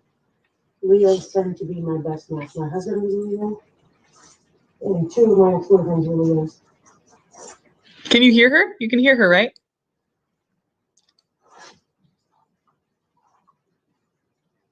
And you're Virgo too, oh my goodness. Jenna says, Virgo. Katrina, and I have something with the Sagittarius men, so this turned into a whole talk. Yeah, Virgos. She's talking to her Sag friend. Um, She's like, yeah, Virgos. Okay, please start. Yeah, go ahead. my dad's a Virgo. Oh yeah. Fuck, you have a bad look on them. So They're the men though. The men are critical, right? So are the women. Highly critical, highly intellectual, and no kidding. they know that they're smarter than you. I'm not smarter than you. You're probably smarter than me, for sure. Smart is subjective. Well, but yeah, but I feel like when I talk to you, like I don't, like you know what I'm talking about always, like, so that's cool. I'm a jack of all trades. I know a little bit about a lot of things. Yeah, you definitely are well read. You can But I tell. don't know everything about one thing. I'm not a master. Yeah. Virgos are passive aggressive. Can It's be. hard for Sagittarians because Sagittarians are a little bit more out loud in your face. I can see that. So Virgos also tend to be super fucking highly emotional, but they don't really let it out. Yeah, definitely true for me. We tend to wear our hearts on our sleeves. Whatever it is we're feeling, it's there. There's no filter. Like full throttle, like all the way, like fucking we know it's yes or bad. no, When basically. we start something, we're like, oh, this is gonna be all bad. Then we're like, fuck it, we're gonna do it anyway. Fuck it, we're gonna do it anyway. We're gonna try it. That's I see that. That's a good. That sounds so like much fun time, though. like, That sounds like a reading up on all fun this life. shit because I can never make sense of it when I was younger. You're not like, oh, should I? I don't know. It seems risky. You're like, I'm going for it, even though it's risky as fuck. Like, fuck it. It's gonna be fun. Fuck, I might regret it later, but fuck it. They're gonna look at my list of things that I've done wrong and the list of things I've done good, and they're gonna look at me and go, really? And I'm gonna be like, yeah, that was all me. I'm sorry. You know, it was fun while I did it. It was fun. I thought it was just gonna be fun. Sorry. That's the thing about Sagittarius. They just want everybody to be happy and having fun. So they like to party. That's The way you said that right now, you're just like, it's dead ass serious. yeah. Just wants everyone to have some fun. We're born in the middle of football It's season. like, oh, okay. So we're used to noise. That's what my mom told me. What? We're in the middle of football season. So we're used to noise and loud, startling sounds. Oh, craziness, chaos. Organized chaos. Organized chaos, yeah. Well, shit, are they really organized at all? Random purposefulness. Like, they have a purpose. Every day, they know where they're headed. Morons is what we are. What I think is cool about Sedges is that it doesn't seem like they really, like, have anxieties like Virgo. Like, they don't question, like, should I? Like, they don't go, like, oh, I don't know, I kind of... They're just, like, they're confident in certain ways. Like, the Virgos aren't, you know? We're sure of our... Like, they're not completely self-critical because they're just naturally... No, we are very self-critical, but really? We are not critical of others. We are very open-minded and accepting, and shit does not stick to us. Like, it'll roll off of our backs. I can see that with Aquarius, too. Angry, it'll be hot and heavy out the gate, and then it'll fizzle out real fast and bottom rocket. But do they really forgive? Like, they get over shit, but then it's like, do they really ever forget? I mean, I don't really see them hanging on to shit, though. Like Marcy is a Sag, too, and she said that, like, she forgives usually. You know, she told me a couple stories. Yeah. Yeah, I'm pretty good about... like, long time shit. Like, it's just, it seems like they just want to be happy. They're just not really haters about shit. How many times have I... They're just like, fuck it, you know, I'm not going to be, like, angry or something. Like, I don't know. How many times have I forgiven the midget? And I was willing to just turn my face away from the bad things that happened. The midget. And then... Short man complex. Yeah. Chihuahua, ankle biter, Napoleon. Oh my god, she has a lot of names for him. I really have forgiven. Can we forget? Probably not. But it doesn't mean that it's going to negatively affect anything. See, that's pretty cool because I don't know if I have that. We are not verbal at all. So you trust way too easily, huh? Absolutely. We trust everybody out the gate, like, immediately. Yeah, I've seen that. That's what I think is And kind I of, wish I had a more maybe that's the discerning- reason that I you wish can I had a like more forgive. discerning heart. I really do. So many times I thought, like, fuck, why can't I hate you? You're just like, I see the good in people. Like, We do. what can go wrong? And then it's like, dude, you believed that? They were fucking you over the Oh, whole. we see it coming a mile away, but we're in a Like, oh, really shit. bad case of denial with rose-colored I just thought, glasses. I saw the good, you know, I just thought like, yeah, why not? Like, well, because there's many reasons why not, you know? We can dish out advice at the best of them as if we're certified to be a psychiatrist, but we can't take our own advice. Yeah, that's how I feel about myself too. That might It's be like a fucking- woman thing. I don't know. It might be a what, willing? A woman thing. Oh. Yeah, I have gotten good advice from you. Yeah, but I can't take my own. Like some wisdom, you know? I have to like, shouldn't you be taking your own advice? Or isn't that the pop calling the kettle black? No, I don't think about it like that because sometimes it's like, well, yeah, duh, but like that's not, you know, what I'm looking for. Like for you to like then take responsibility. It's like I'm just asking for me, you know? If hindsight I don't need is- you to accept it in yourself. It's like, yeah, you know, like we're not always on that same path, you know, at They say that time. Hindsight is 20/20. Foresight is almost never anything close to remotely even legally able to see. You're legally blind if you have, you know, the average person. Hindsight, everybody has pretty close to perfect vision at 20/20. Foresight is a rare opportunity to have. Most people don't have Listen the to ability it. to see it. And when they do, they're just like, well, no. Rose-colored glasses and crossed eyes is where we. Okay, Final word is, my ex-sister-in-law told me the best words I could ever think of when it comes to love. She said, honey, love is not blind. And love- Jenny or Jenna. she says, love is not blind. Love, when it gains sight, love is fucking stupid. Love's a fucking dumb fuck. He's a moron. Love She is said a because it makes retard. you able to ignore some of the biggest things that you should be looking at. Go with your gut. Yeah, like you're gonna be my solution to If all your my gut is yelling problems. at you and saying, "Oh, Like, no, you're not.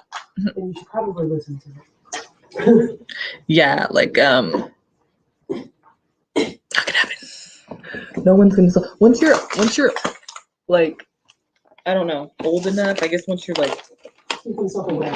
yeah, exactly. Like whatever it is, however old you are, whenever that point comes in your life where you become conscious that you need healing, no one can do it but you, because like you know, even if your parents like said, I'm gonna be full force, like I'm gonna try to like make it up to you from your childhood, whatever the fuck happened. And like even if they didn't mean to neglect you in some way and it affected you, you know, because no one's perfect, you know, it happens to everybody in some way, like little things. So it's like even if they said like I want to make it up to you and I want to fucking be there and just like I want to make it right, they can't. It's too late, you know, for your parents to do anything once you're aware of it. Like it's because the damage is done. It's too late, and it's not, you know, no one's perfect. Whatever. I'm not hating on them. They don't, you know, they love you. Some parents are shitty, but you know, most of the time, right? They love you. They're just trying their best. But like there are things that happen, and they really can't. They can't do anything really for you now. I mean, being there for you is good, is helpful, support, but they can't fix it, you know? It has to come from within. Happiness comes from within. You are the master of your own design. Even if they try their hardest, I'm saying, like, they can't. My mom used to say, I want to, you know, be able to protect you from the world, but I can't. You know, she's like, but I know I can't, basically. And it's like, I feel like that's a big step to be able to say that, because a lot of parents want to do that. But I don't know if they know that they can't do that, you know? Look at how I teach my daughter. And that's a hard thing, that's a hard position to be in, you know? I wouldn't know, but I'm just saying. You know, she's almost 7, and we had to talk to her about death 2 years ago. And then I had to teach her, you know, well, that's not fair. Well, life isn't fair. That was a moment for her. Yeah, she's And young like, too. sometimes life isn't fair. You need to be grateful for what you have, because life can always be worse. You could be eating your Thanksgiving dinner from a dumpster.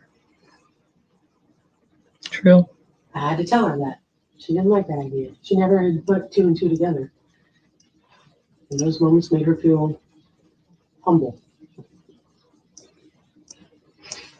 I tell you, like, some of the best things are the simplest things, and they're not physical items. They're people. And Yeah, you don't really come by them until you like best big thing things I've happen, right? received from anybody in the last 2 weeks was tonight, a hot shower. Like, I want that more than I want a cheeseburger or a diamond ring, or Yeah. So when it comes to love, keep it simple. That's impossible. Try to look at it through the eyes of a child. Yeah, that's where we fuck up. Simplicity is at its best. So Jenna, which yeah, I was just about to. Sorry, Asia. We're having a moment here. We're having a Clarity. little discussion. No, no, but I was just about to get ready to start. So which deck do we use, Jenna? Since MM isn't here. I'm just gonna feel it out. I'm gonna try this one first. So I'm dealing with a brand new connection. I feel a strong connection with him. I wonder if he's sincere, has good intentions. He's a Sagittarius. You and I both did that, huh? All right, let's get ready for this one. Okay, ready? All right. I don't know how to break this to you, but it's gonna be fun. Okay, it'll be fun. It will. Don't even worry about that. Fun, adventurous. It'll be great. But no, okay, I don't know. Oh my god. Look at the card that came out though. What's the card? The Knight of Wands. Look it up. Not you. Then we have the Tower. So you really feel this for this person, because when this happens, it's gonna fuck. It's gonna hurt. Please don't do it. Just avoid it at all costs, because seriously, fuck, why did it have to be like that? I just don't see it working. I mean, this is breadcrumbing. Buzz, leave her alone. Leave him alone. This is breadcrumbing. This means that you're there asking for any kind of anything. See how he's giving like little breadcrumbs to the peasants? It could be that he maybe thinks he's higher. Can you hear me? Buzz.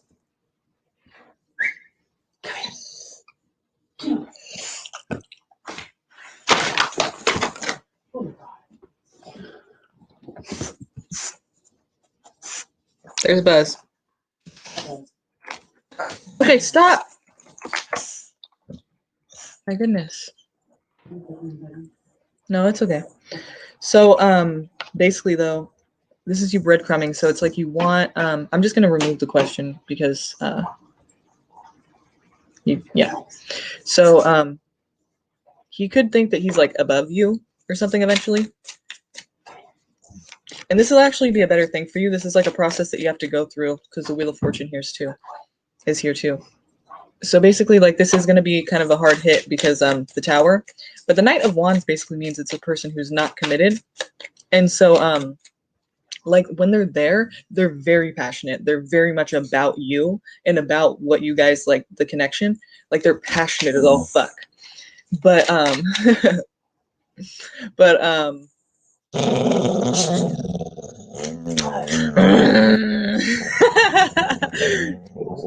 what?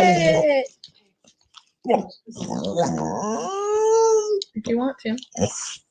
So but then again, it's kind of like she said, boredom.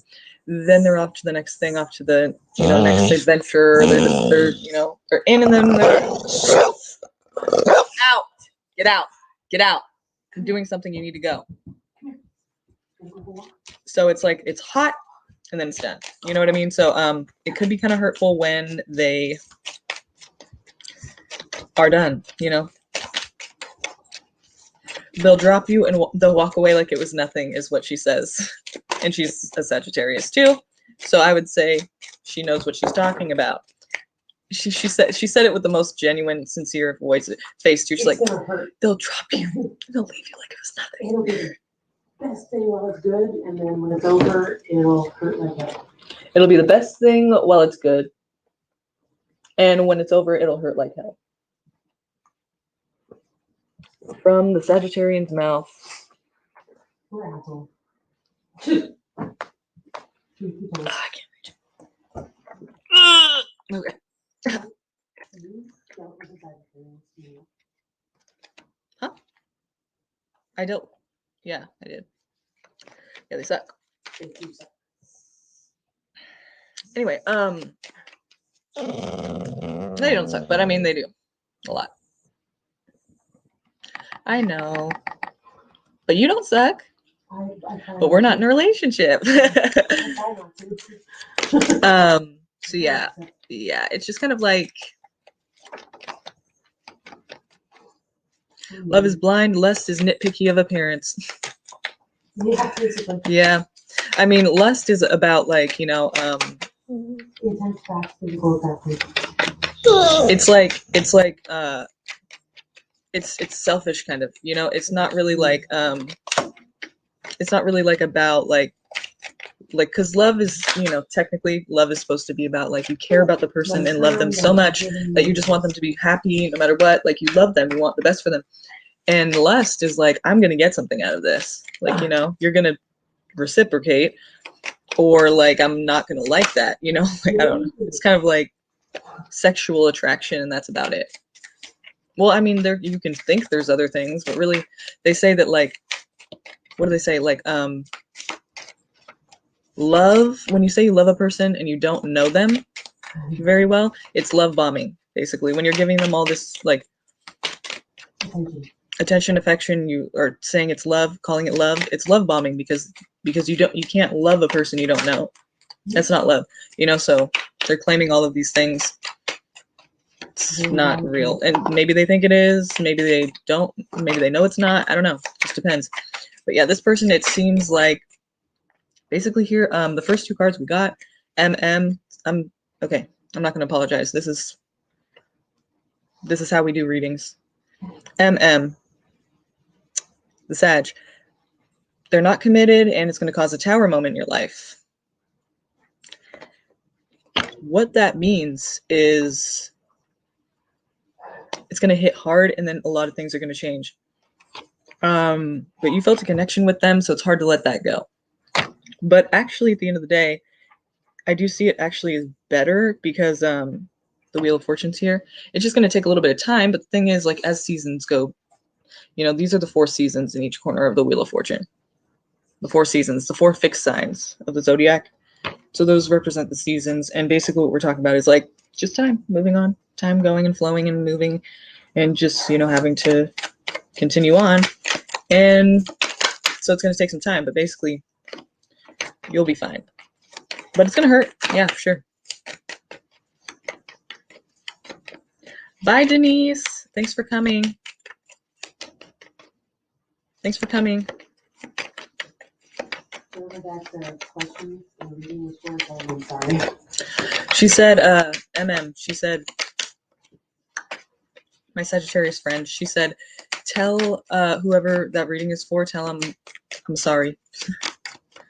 She's just saying sorry ahead of time for all Sages? No. She's speaking for them. It's genuine apology. I wish we were better people.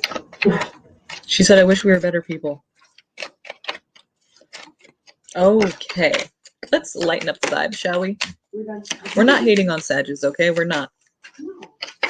But in this situation, maybe it's not Sagittarius, maybe it's you. No, I'm kidding. I'm just kidding, you know, whatever it takes two. It seems like they're not committed though, so be careful with that. It's gonna be hard to know that though, because when they're there, they're very, very passionate and they're very about you. They may make promises they can't keep because it's passion and it's like on fire, basically. So that's what the Knight of Wands is about. It's like very, very much into it, but then they're gone. And you're like, oh shit, what just happened? Like, I don't get it. And so just be careful, you know? You could be breadcrumbing if you decide to hang on too long. Like, because you felt like there was a connection, like, I just feel bad because it's like, yeah, of course, you know, like it's not really like you're trying to hang on, but it's just like you feel like it was a connection. So you do, you know, because you feel like it was cool. So let's see what else we can find out about this. So basically avoid it if you can, because it's just going to not end well. Go. Go. Oh, cool. We see the Emperor and the Empress. Basically, to me, what that's saying is you're going to have this new thing. Go. Oh! You're going to have this newfound sense of like control in your life and responsibility after this whole thing subsides. Like you'll be able to like live a life you want to live. You'll have more authority and more control over your life if you're willing to take that opportunity for yourself. It's going to kind of like lead you on the direction you're really trying to go. It's kind of like something that had to happen so that you could be on the right path for yourself. Like, you know, we all have to experience a little hurt to be on the right page. Like we have to fail a little bit, trial and error, right? We have to know what we don't want. We have to know what we want. And that's by going through things we don't like, you know, kind of. Sometimes we don't have a choice. So just take the good from it. But yeah, it's going to hurt like a bitch if you do go for it. I would say just don't. I mean, you might be limiting yourself of an opportunity to learn something about yourself in life if you do avoid it. So maybe you should go through it. But I wouldn't like ever tell you to like push forward in a direction that's like really going to not end well, seemingly from the looks of it now. But hey, you know, it's really up to you what you do. But it seems like the person's not committed is what I could say for sure. I mean, the Knight of Wands is someone that's not committed, basically. So it may not even just be you. It could just be that's how they are. Like with everyone, you know, that they'll ever date. Because that's just, at least right now, you know, it's like it's not you, it's kind of like them kind of thing. I'm going to give you a Chakra Wisdom Oracle, though. Like, I mean, it takes two, but like when someone's not committed, that's not exactly much you can do about that. That's really on them. They don't commit. It's like it was going to happen anyway, you know, no matter who they're with. At least at the time, so.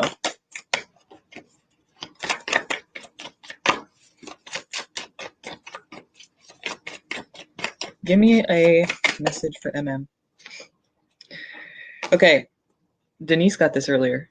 I mean, sorry, Destiny. Discovery. Discovery, again.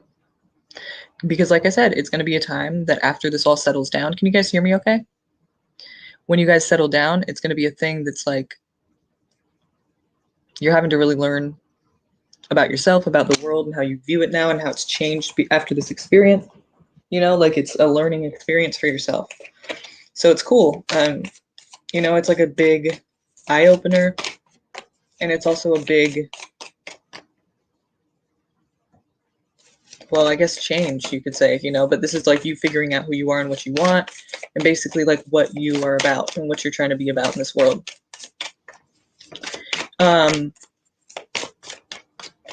I'll read it to you just because I know you're not here right now, so I want to say like go back and, but I don't even know what the time stamp is, so I'm just going to read it to you really quick because this is your reading, so I want to give you your reading. It says for discovery here.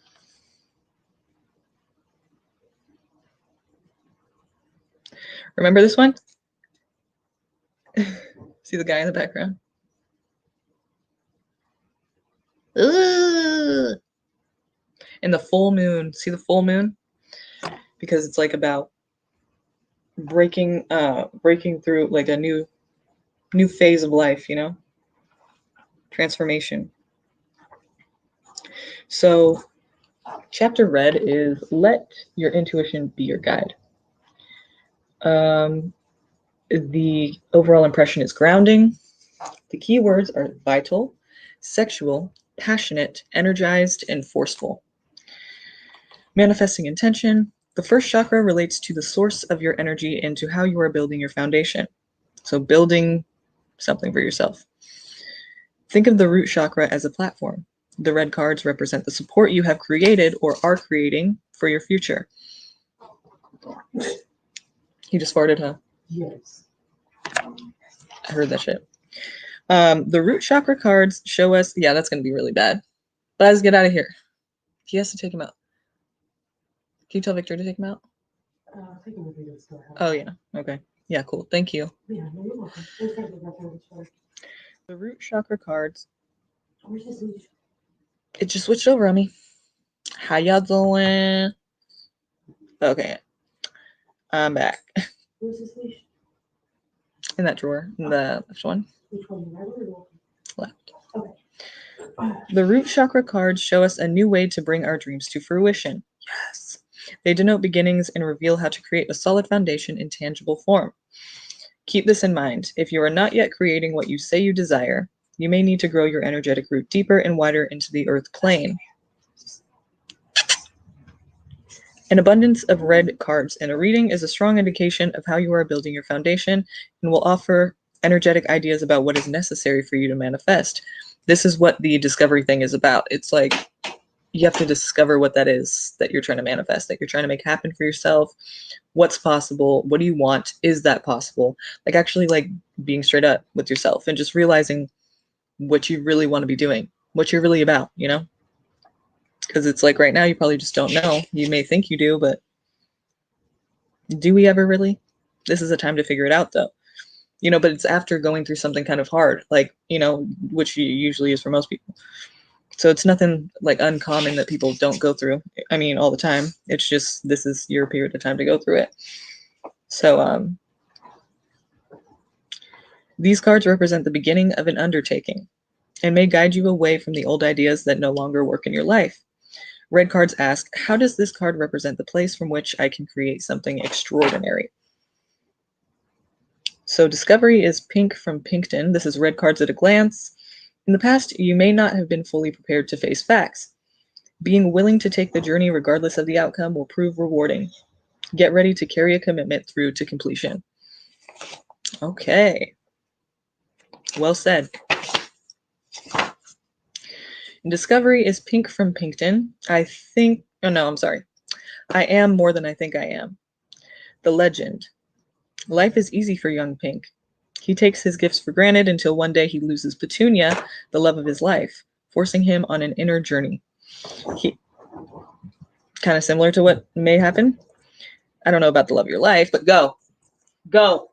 Out, out, out, out, out, out, out, out, out. Go. Go. Go. Oh my goodness. He just doesn't get it, does he? Here. Oh my god, didn't flinch. Go! My goodness, dude. Okay. But I'm sorry, my dog is like gonna eat the cat right now. He works hard on himself. Okay, so he loses the love of his life, and then he goes on this inner journey, right? He works hard on himself, hoping for another chance that doesn't come. In desperation, he consults Sky God and learns that Petunia is incapable of receiving love.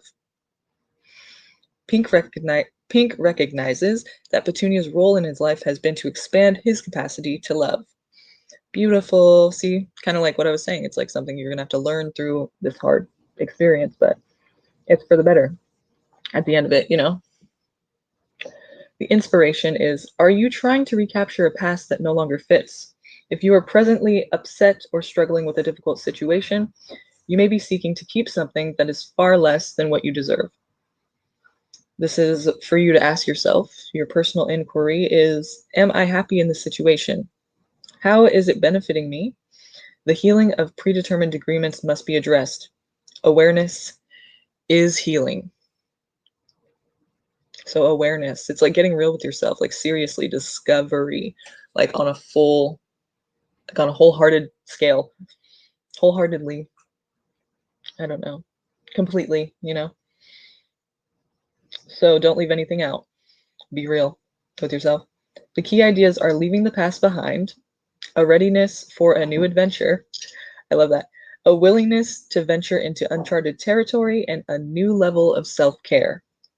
Keywords are uplift, journey, and commitment. And like I was telling Destiny earlier, I think the commitment basically is saying the commitment that you're going to have to yourself and your own self-care. Like, don't get carried away with other people and other things. Like, this is about you to learn about yourself so you can best help yourself along in life, you know? Do what's best for yourself, like, from this point forward. And so, like, don't veer off from that. Stay committed to that. Like, just keep at it, you know? like all the way. And then, okay, so your meditation is imagine something that you are presently passionate about. Allow the feeling to well up inside you. Now begin a journey to the mountain of the sky god. Your human worries drop away as you climb. When you reach the peak, the sky god joins you and begins to speak. Listen carefully. So you may want to journal about that. That's what I would do if, you know, this is your meditation. I would journal about that because you just keep quiet, stay quiet.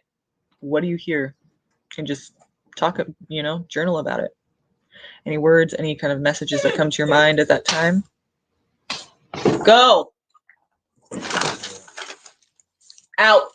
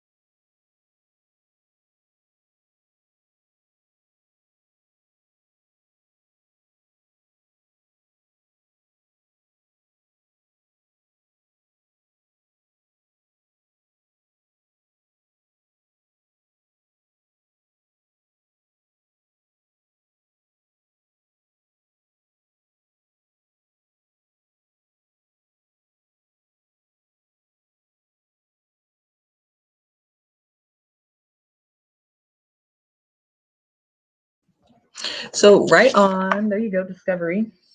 Kind of same thing as destiny. Again, a lot of people are going through that right now. I feel like a lot of people are experiencing like this time where they're gonna have to like learn about themselves and everything and like really discover. I swear to God, if you don't stop, I'm gonna have to take you outside, I guess. He just picks the worst times always. It's like, fuck, dude, I'm doing something. Okay, he just has to go to the bathroom. That's not like his fault. Okay. Okay, so who's next? Let's see.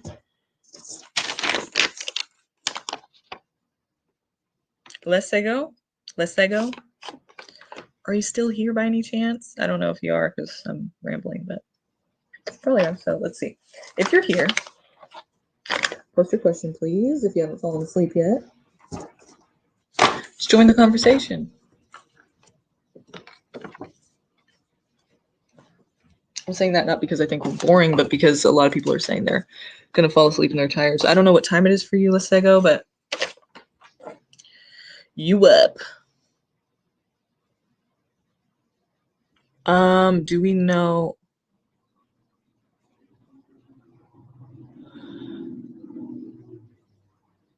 Okay.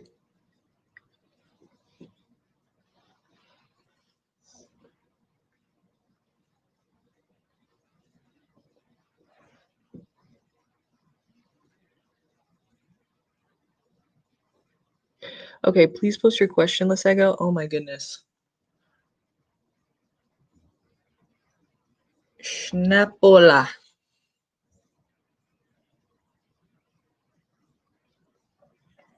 Yeah, please post your question and we'll get to that. Went on a date on Monday. We had coffee and a great chat. I would like to know if he likes me and has good intentions. So, which deck did you want to use? This one? Oh wait, the light. That might help a little bit.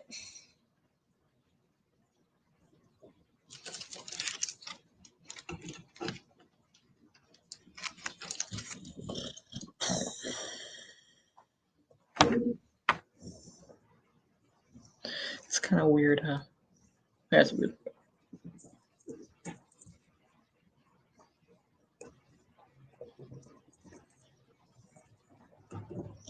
Okay. All right.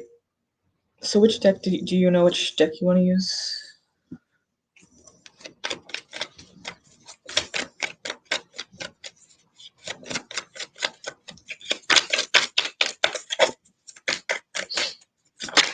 It's like 4 in the morning for me. It's like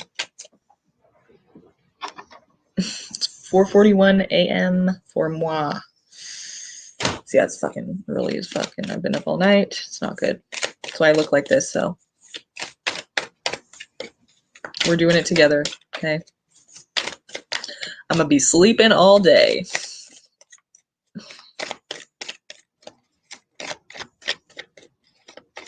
I can't believe I'm awake right now.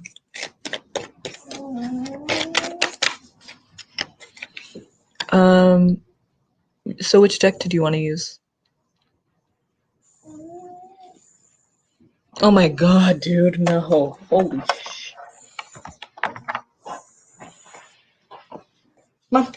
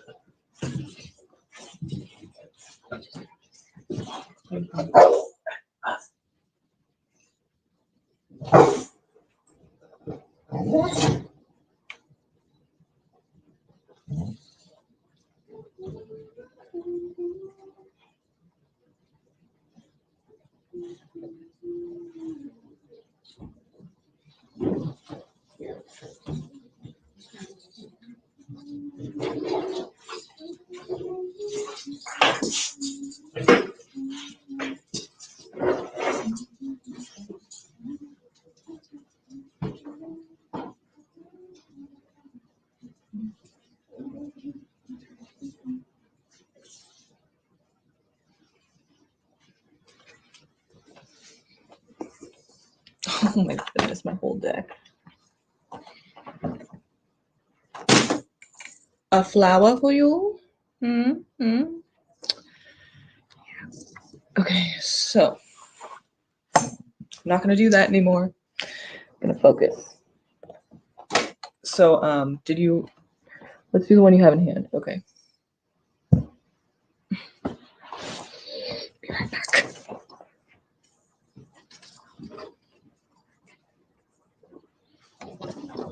Okay. Deck in hand, okay?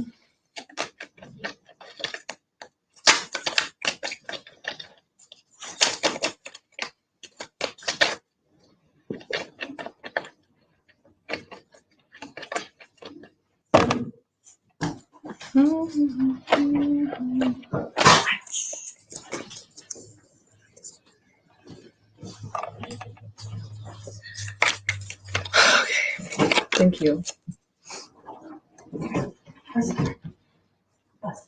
It's cool if he's biting on that one, but just not the red one. So tell me, does this person give me this person's energy regarding the situation that we're being asked about? The situation in question, the person in question. Tell me how they feel about this person. Like, what are they intending to do with this connection? Like, is this a no-go, or is this like, go for it, all in, we're good? Like, what do we need to know?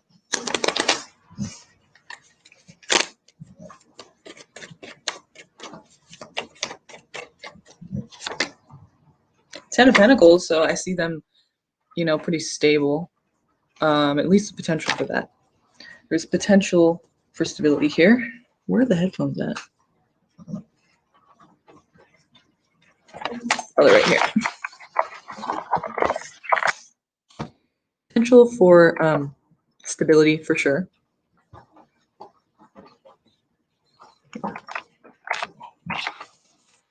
But let's see what else we have.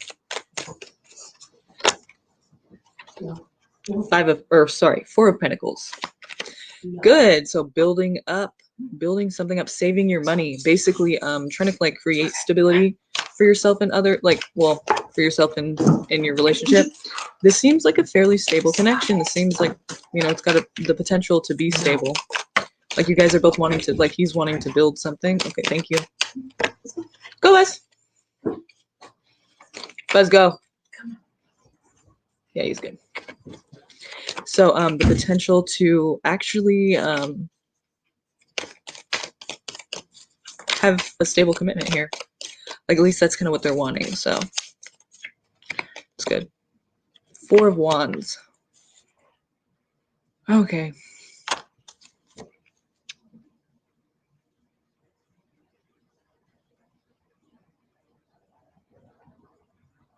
Reunion. So was there a separation, or is there separation now, or they're distant, they're traveling or something, or they're off at work, maybe they're distant in some way, and there's going to be a reunion, or at least a celebration, maybe like I would say like maybe a marriage, but I don't think it's like that. It just is coming together of some type of thing. So Prince of Cups, that's them offering you some kind of connection. Yeah, this actually seems like it's going to work out pretty well. The Lovers. Nice. Yeah, Gemini, but also if it's not a Gemini, then we're just talking about basically a love situation, Like you could really, you're going to start to date them probably, because Prince of Cups down here that fell out, that's talking about somebody offering you a connection because it's cups. And then we have the Wheel of Fortune that fell out as well. Nice. Yeah, wow. After everybody else's readings, I feel like this is a really great one. Like this actually has a lot of potential to be stable, happy, connected, good things, great things here. Yeah, I think they intend on building something. They want a commitment. They want something real and serious, and they're not going to want bullshit, and they're not going to play you. At least that's not how I see it now. It's not how the cards are showing it. I think they would have mentioned that at some point if it was like that. It seems pretty fucking solid. Yes, we got into an argument and haven't spoken since. Okay, so let's see what this argument's about. Or let's see, what the cards are saying about it. Like, what do we need to know about this argument? Obviously it's not gonna last. But there's a reason that it happened, and it's so early on too, Got in an argument. Okay.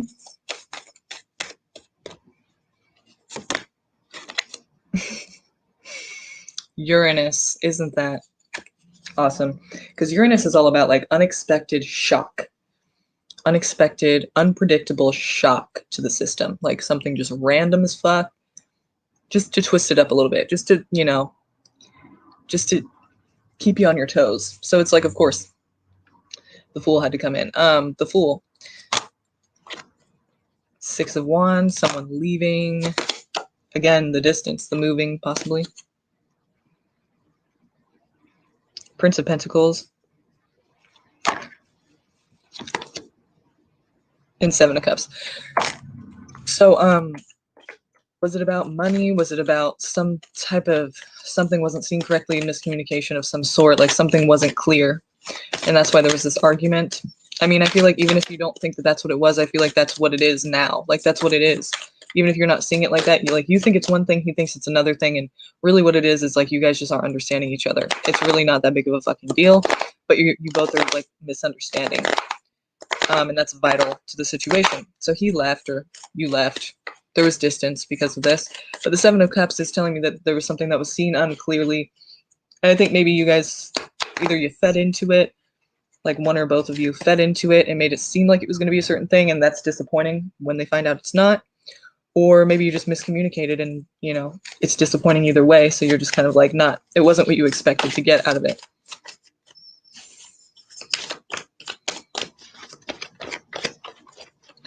So that's a good question. The thing is, I think, you know, there's a lot of things to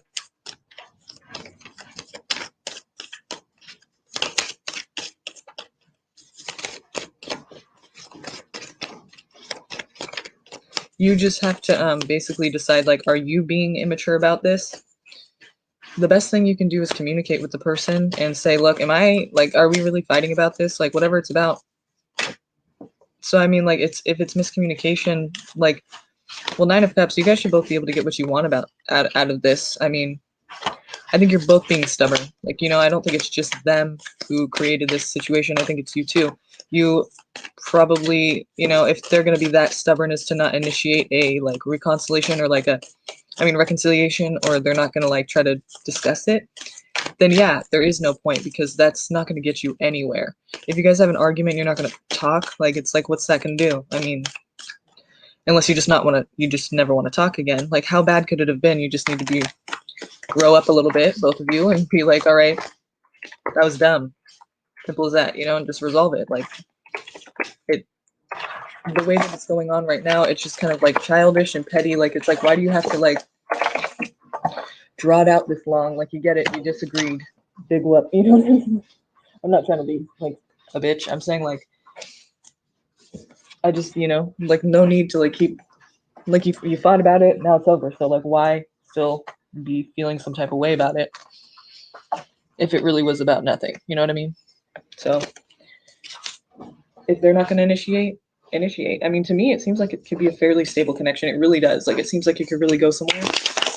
But they want stability too. So, I mean, if the only thing is communication, like, communication's a big deal though. So, I mean, if you can't settle on that, if you can't come together, like, literally you guys fight, and what you do is you just don't even talk about it, and you're just like, fuck that person then no, of course it'll never work. It won't even get off the ground. But if you can, like, grow up a little bit, not just you, them too, and kind of, like, fix it, just get over it, fix it, then this could really be something. I really do think that. I mean, with the cards, it shows that it's going to be something stable with a lot of potential for, like, stability and love. I mean, connection. Like, you guys both want the same things, it seems like. And right now, the same thing. You guys are mirroring each other in every way. Right now, what you want in a relationship, but it's like you won't even let each other get there. So hopefully you'll be able to do that. It's up to you. I think you should initiate a discussion about this, because it's, like, stupid, you know? Just be like, hey, what's up? Are you still mad? Because, like, I kind of am over it. Like, I kind of liked you, and I don't know why we're, like, fighting about this dumb shit, you know? And they'll probably, hopefully they'll appreciate that. Let's see how they react if you initiate a conversation about it. Seven of Pentacles, the Fool again, the Tower, Eight of Cups. Okay, so is the Tower in this situation the Emperor? Is the Tower in this situation, you know, after the Tower happens, is it going to lead to good? Is it going to lead, what's it going to lead to? Are they going to be together still, or, well, I shouldn't ask yes or no, but tell me, like, after the Tower happens with this couple, what do we see afterwards? Three of Swords. Heartbreak. So basically what I have here is this. I guess I spoke too soon. Seven of Pentacles means waiting, like, patiently for something to grow. And you'll wait. Like, it's not, like, quick. It's, like, kind of a stagnant period that you're just having to wait for something to grow. And then it says the Fool. So this is if you do initiate to them. We have Seven of Pentacles. Maybe they'll keep you waiting. They won't give you an answer right away, or this will be, like, a long time before you even decide to do it, maybe.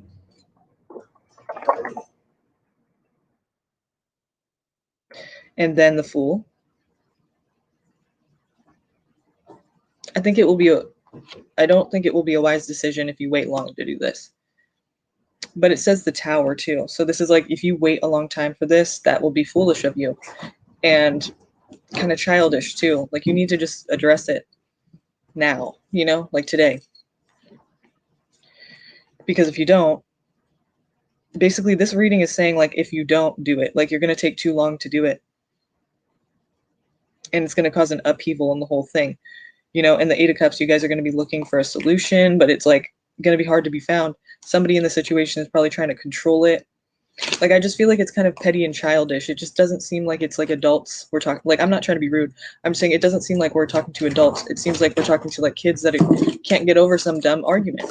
So like, just try to like, I'm not saying that to offend you. I'm just saying, like, try to like recognize that really it's not worth it. You know, you guys could have something stable. If you go this way, we have the Three of Swords at the end of it, which is heartbreak, which is it's not going to work. Let's see if you don't initiate. Like I said, initiate, but apparently if you take too long to do it, it's not going to work out. So tell me, what does she need to know about this initiation? Like, what does she need to do next if she wants to save this relationship and give it a chance? Like, what can she personally do? Because she can't make sure that happens. It takes two. But what can you personally do to make sure that this can work out, that you're giving it your best shot? Like, what can you personally do? Nine of Pentacles, remain stable in your own life. Prince of Swords, don't give up.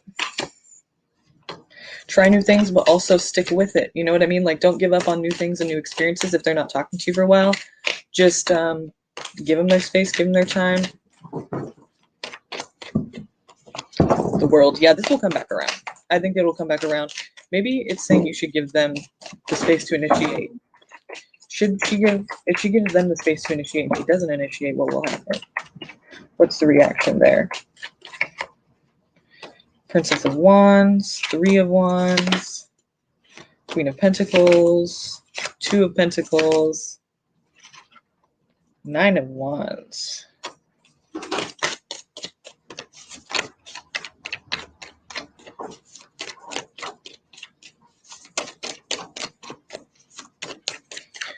The way I see it this time is if you wait and let them initiate. You see Nine of Pentacles, which is saying stay on your grind. Do not give up on that. Don't give up on yourself and your self-care and your grinding and you're making sure shit's going well for you, no matter if they're there or not. And then Prince of Swords is talking about, you know, you not giving up and letting go right away. Like, you kind of still experiencing new things, like putting that foot forward, but keeping that other foot in the past, like giving it a chance still, like if it comes back around. Like, I feel like you kind of have to give them a little bit of space and time maybe, but don't wait around for somebody if you feel like that's just like you're waiting too long or they're just being stupid. Like, you know, obviously take your own advice and your own feeling about it. It's your life, so don't listen to me just because the cards say something.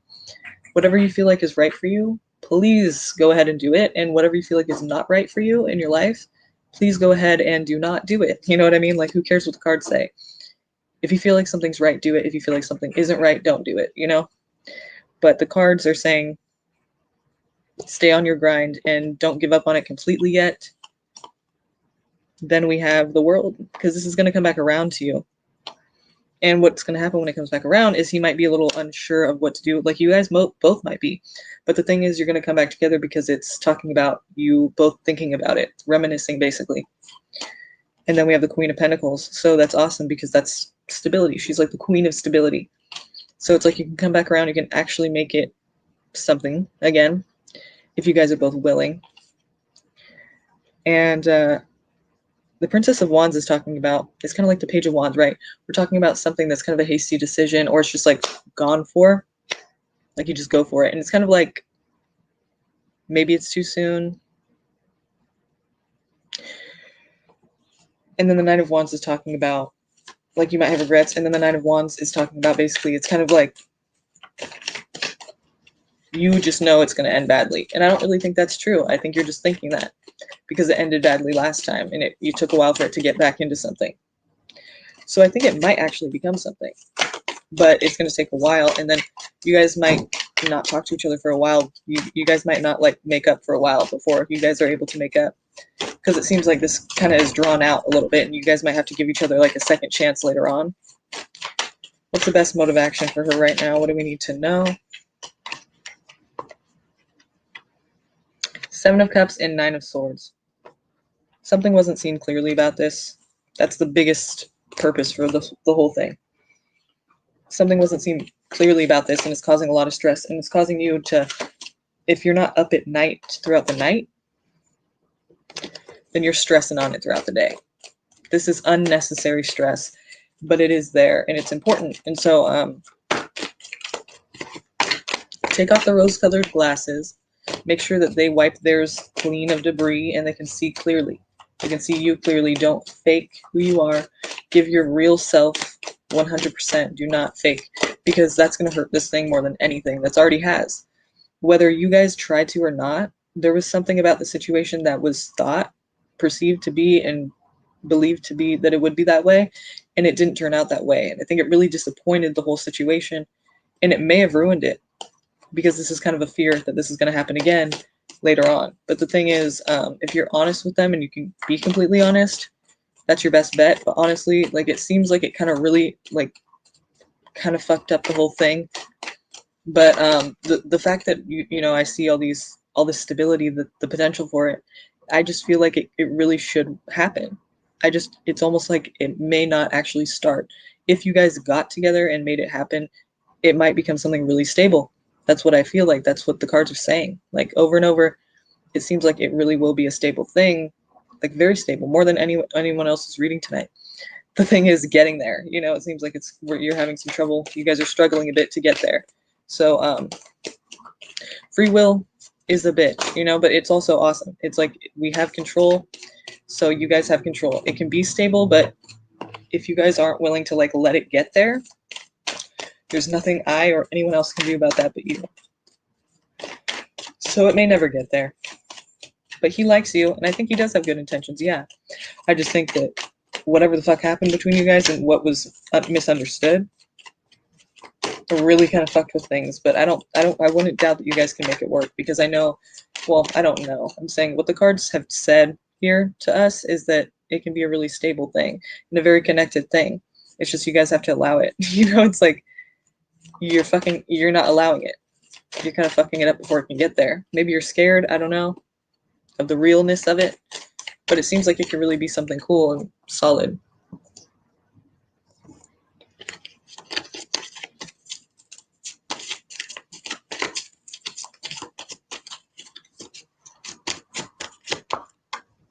Flirt, new love, make the effort, worth waiting for, attraction, release your ex, forgiving and learning very soon, heart-to-heart conversations, keep an open mind, stay optimistic about your love life. This could be the one. Trust, children, love yourself first, reconciliation, past life relationship, unrequited love, chemistry, romantic feelings, deception, playfulness, let go of control issues, let your friends help you, honeymoon, true love, healing family issues, you deserve love, finances and career, pay attention to the red flags, retreat, passion, wedding, it is safe for you to love, separation. That is fucked right there. It is safe for you to love, separation. Give your relationship a chance. Codependency. Yeah, see it. Okay. I think you guys are going to get married. I don't know why I'm saying that, because all these things that are coming out here, like the way that sometimes I'll look at the deck and just see how how it plays out, like when I pull the whole thing and what order it's playing out, and I can kind of see like the whole thing coming together. It's like, and at the end of it, you guys might veer off. You guys might, like, if it's not marriage, it's commitment. You guys might have kids. It's just talking about, but don't take it too seriously yet. You know, I'm just saying it's the potential, like I said, for a solid connection. So you guys could really go far with each other and really, like, make a family and all that, you know, if you're willing to get there, like, because if it's solid enough, you know, you can make that happen. But, you know, it seems like it really could, but I don't want you to worry about that right now, though. But the thing is, it's kind of like later on you guys might try to divorce or break up, and then you won't do it. You'll realize, like, you still want to be close, and then it's kind of like a codependency thing. Like, I feel like you guys are going to be together for a long time, to where, like, once it gets to that point where you don't want to be together anymore, it's just difficult to not be together, because you're like, you've been together so long. You know what I mean? So it's one of those things that's just, like, difficult, and you guys break the trust at some point too, but then you find it again, you know? So it's kind of cool. You guys kind of, like, need each other. It's codependency, but it's I don't know, it just seems like a marriage to me. It seems like, you know, your ups and downs, and you want to break free, but you don't, and you realize you're better for each other than anyone else, and it's just kind of nice. You know, that's looking way further into it, and that's just right now. Could change at any time, but I think, I don't know, I hope that you guys go for it, because it seems like something that could really, like, that's what relationships are. They go through ups and downs, but it seems like this is like you guys connect on a different level, and it can really be solid. Like, stability is not something that everyone can offer a relationship, but this is not. I wouldn't worry about that with this.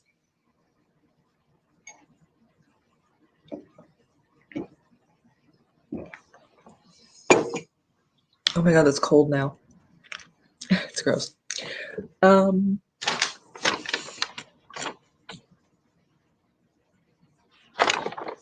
my marker. Earlier.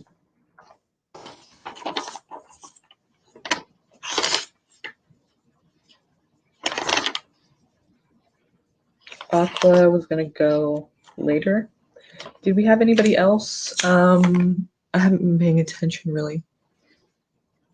Lesego. Oh, Blue Fairy Light, Asia, and Tony. Gotcha.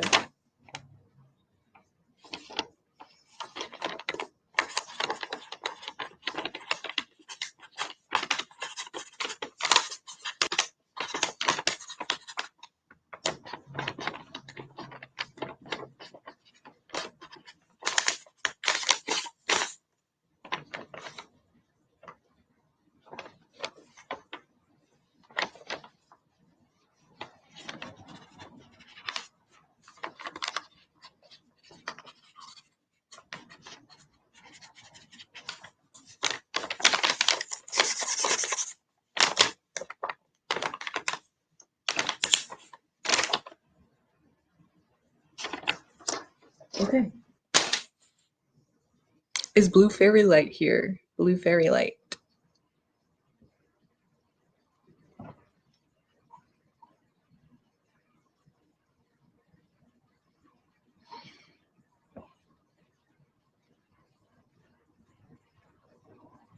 I was recently thinking about that actually.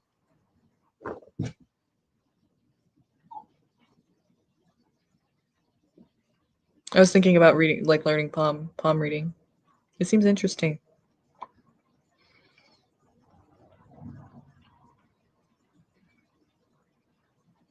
Nice. I'm glad it did, Lesego. Thank you for the donation. Thanks for coming too. I'm glad.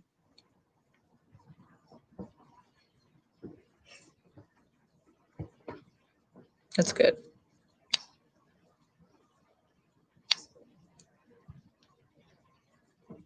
Tony. And so we don't have a Blue Fairy Light or Asia.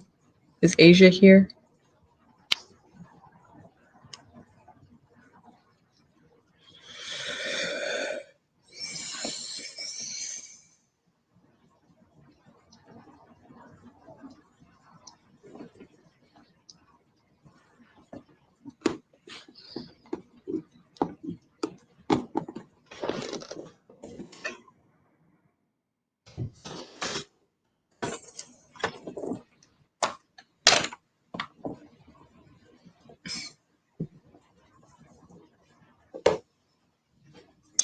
Where do I put you?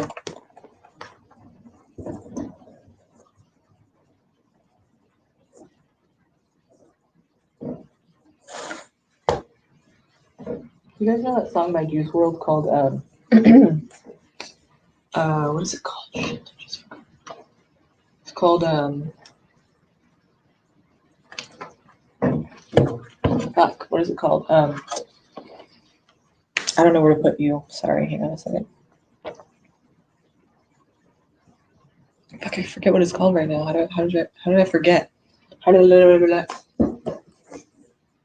listen to it like every day, so I don't know how I forgot right now, but I do. It's called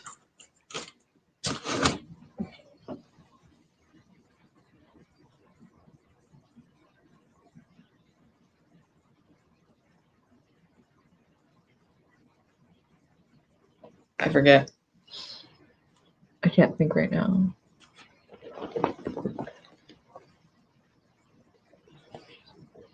I guess we're going to put you there.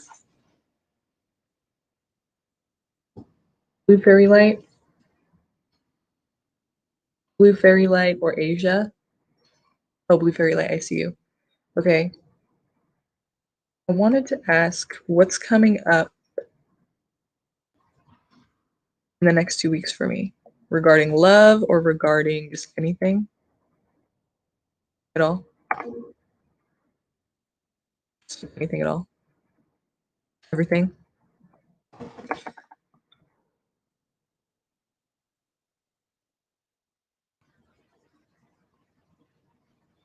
What does Spirit want me to know? Beautiful question. Love it. Awesome. Great. Okay. So what does Spirit want you to know?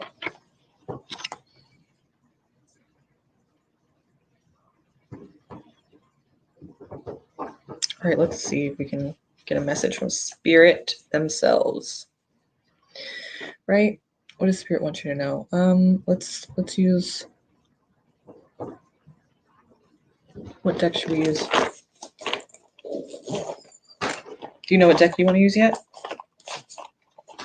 Or would you like me to use?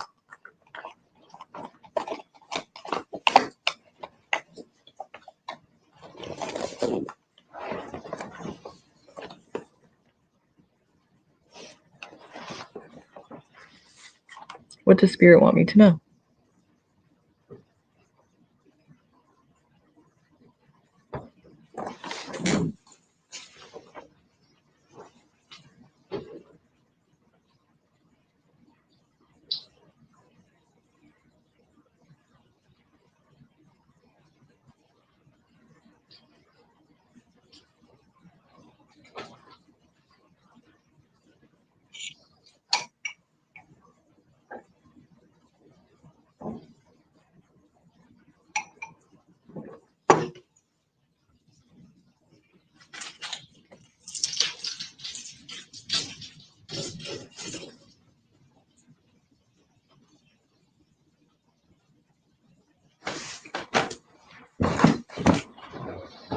Mm-hmm.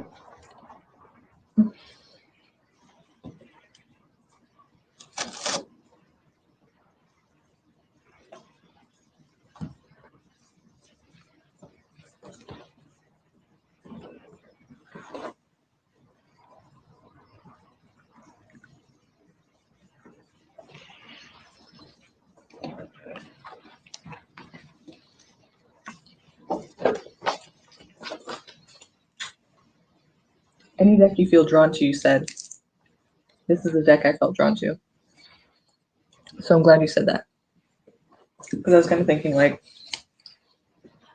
I wanted to use this deck. So that's good. We'll use this one.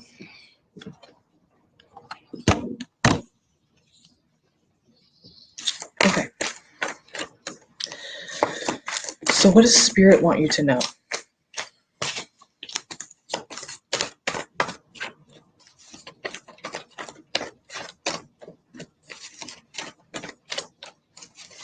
What does Spirit want you to know?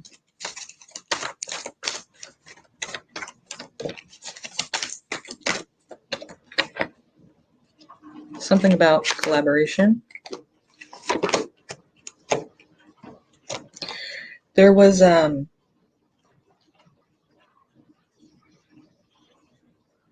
either conflict with a person with the Cancer sign, or, we're talking about collaboration was difficult. Moving forward in collaboration was difficult because you had somebody who was kind of like a bully or antagonist, somebody who was just kind of like a negative person and just like a hateful person, like a person that was hard to get along with no matter what. So it's highlighting that there was a person that's like really hard to get along with. And so it was kind of like hard to move forward in a certain situation with a few different people. Could have been a third party situation. It could have been a love triangle here. See how we have the 3? And then we have the 3. And it could have been involving a Cancer sign person. or maybe it is now. And this is talking about like a person who's kind of nasty. Like it's a nasty character. It's not like a person who's like cool or good in any way. Like this person's like wants to see you, like wants you to like walk in on it, like, and be like upset. Like they're not good people. I don't know if this is you. I wouldn't want to believe that since I'm reading for you, but I mean, it could be you. This is talking about love, somebody coming in and offering something. And then it's kind of like whatever was offered was kind of like someone was in limbo, probably because they're dealing with two people. So it was hard for them to like decide if they wanted to do that or not. They were kind of like wanting more information first before they would just jump right in. But then something was found out and something was realized. And I think what was realized was that the whole thing, like it might have been like well, you realized it about each other, basically. Someone was getting around, you know? No. Go.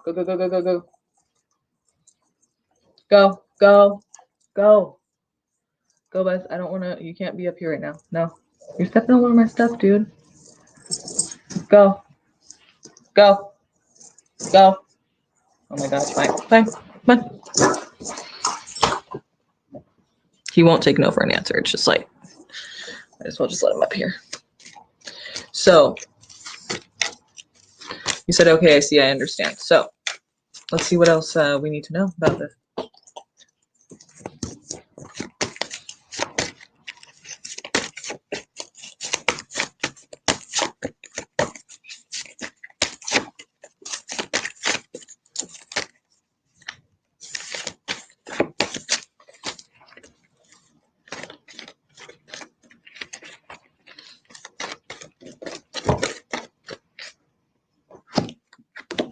There's a decision to be made here.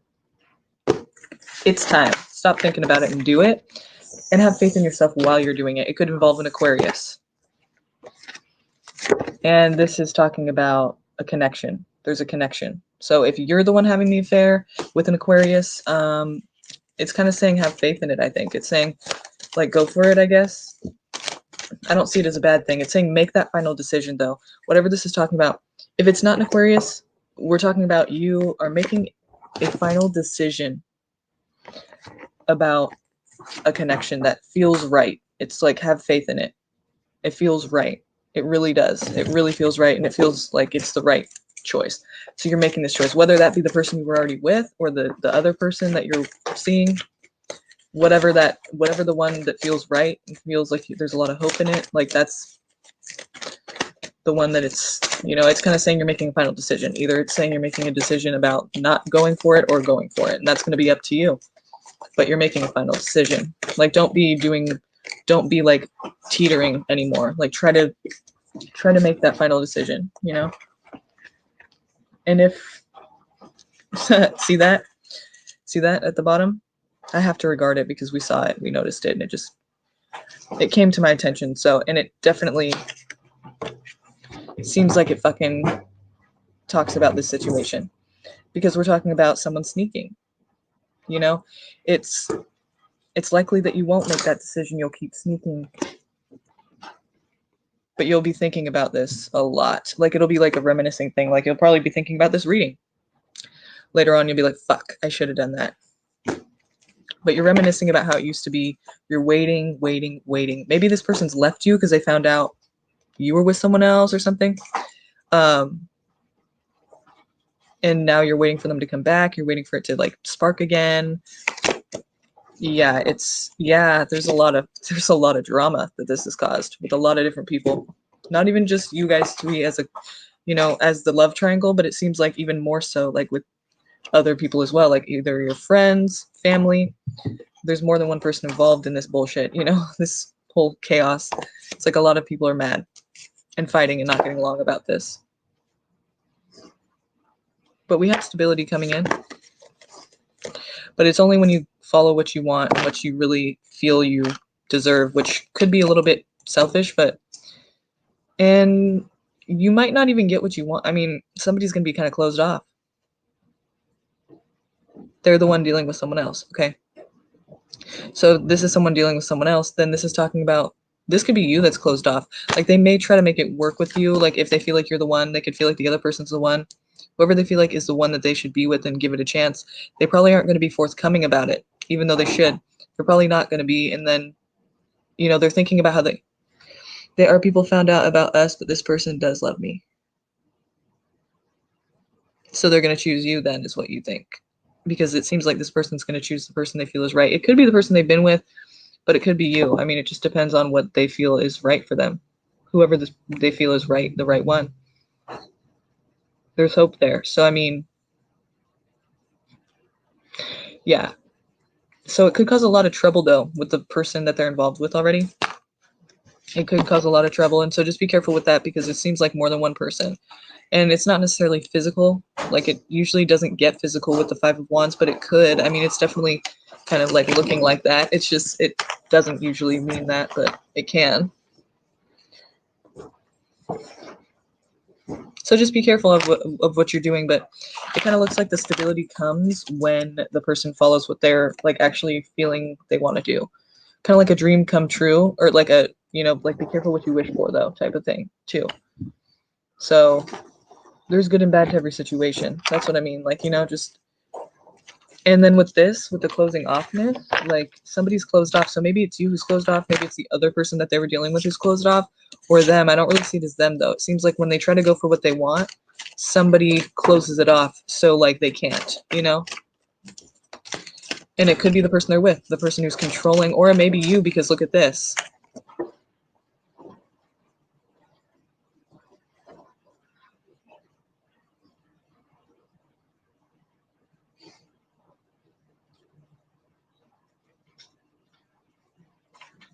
Somebody's breadcrumbing. So it may be you being like, nope, if you really want me, you're gonna have to prove it. You know what I mean?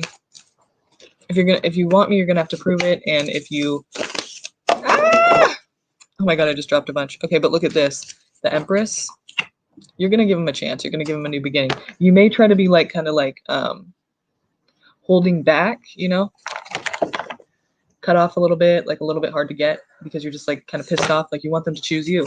So then you give them a new chance though. It's a very, is this a Leo person? Because it's a person, but if it's not Leo, then it's just talking about strength. But look at this. I think you guys could be like, I know it's a fucked up situation kind of, but things happen. And look, somebody like, okay, I think your relationship could be really like, it's like when you guys give each other that chance, when you give this person a chance again to come back and like actually be with you, if they choose you, this is if they're choosing you, right? They might go with the person they've been with, but if they choose you, whoever they feel like is right, it's a strong connection. And it's an independent connection too. It's not just like a thing where you guys are attached at the hip. Like you guys are independent, you are able to be yourselves and live your lives. And that's a really beautiful thing, because there's no like jealousy and all that. You know, you guys are very independent people. Here with the Queen of Wands, she does what she wants and she doesn't ask permission. But that is the strength of your guys' relationship. It's like you guys are good with that. Like that's a good thing that keeps you guys strong, is being able to be yourselves and giving each other that freedom and ability to be yourselves. So then look, Ten of Cups. I mean, to me, it seems like it could really be something cool. Like really be something that you guys like are kind of just meant. Like you guys speak the same language, love language, I guess you could say. Like maybe the person that they were with before and all that really wasn't giving them that. I don't know. I mean, it just seems like that. Like if this is you, it seems like you guys could really like give each other that freedom to make something work long term. Like it's a real cool, like independent thing. It's not codependent. So that's cool.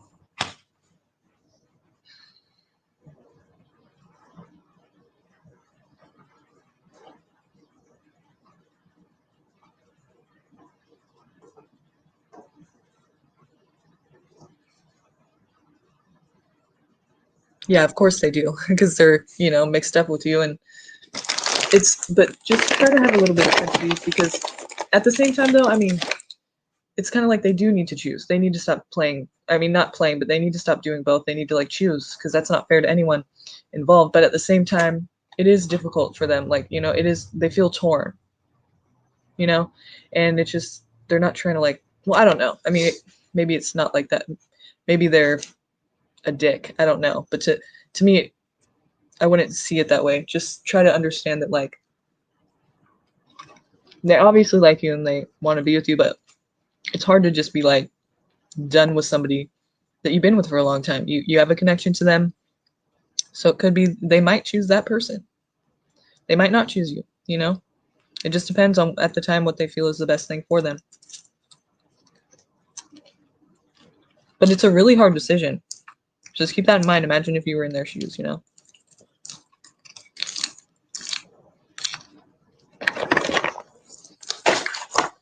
Like, try not to push them so hard, like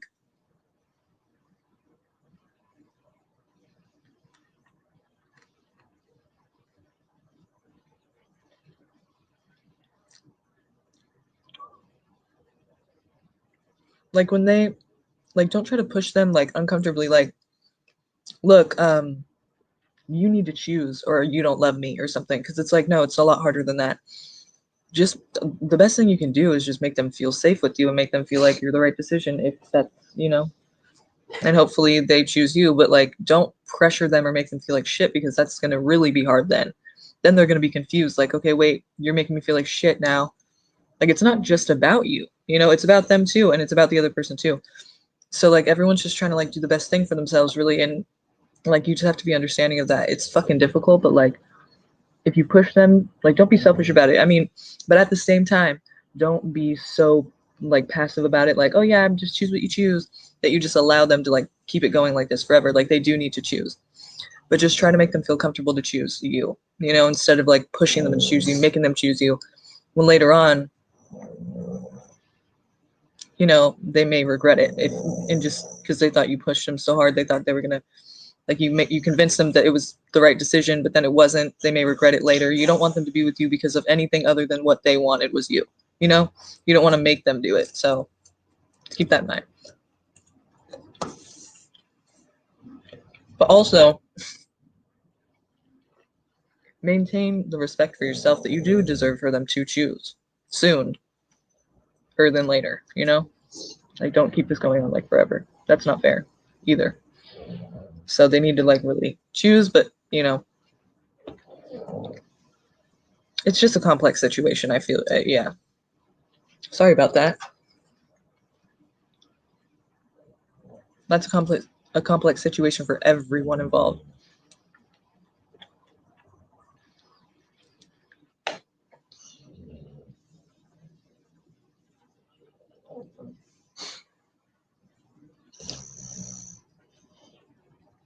That sucks.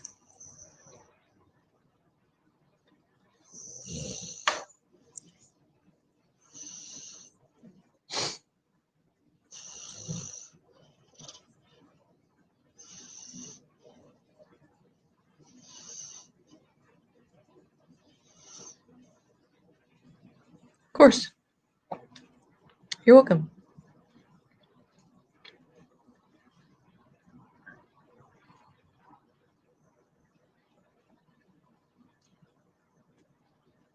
And thank you for coming.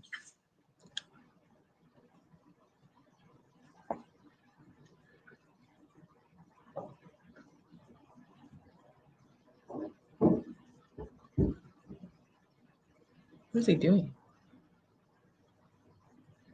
I hope he's not watching this and mad or something. Can you tell me Brandon's current emotions regarding our situation? Okay, do you know what deck you would like me to use?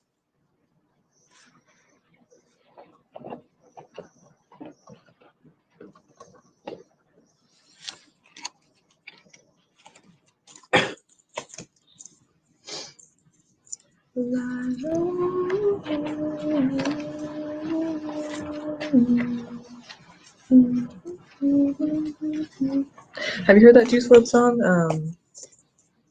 I wish I could sing well, then I'd just sing it, but I can't. So, you probably haven't. I don't know. Yeah.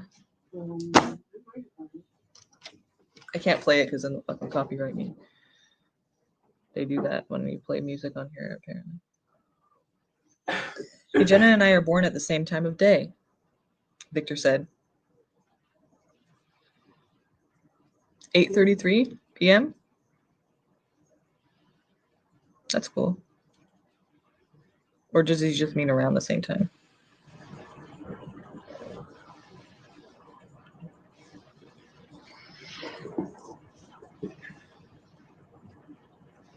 Just the regular tarot.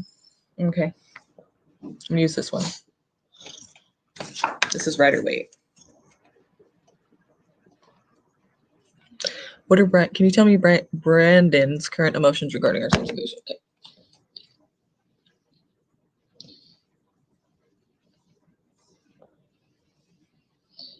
I was born at 12:28 p.m.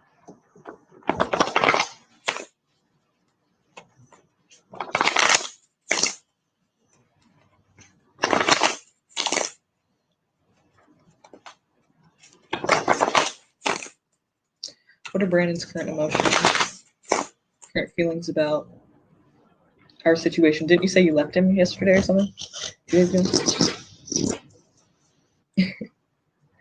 He's a Gemini, I'm a Taurus.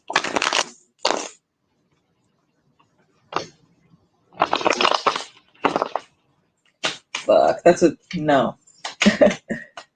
How's he feeling about it? I think he's non-committal anyway. He's feeling like, but then it's like a non-committal getting left. That's a twist. Let me confirm it. Hang on. Confirm that for me. What is he feeling? Nothing? Like, what is this?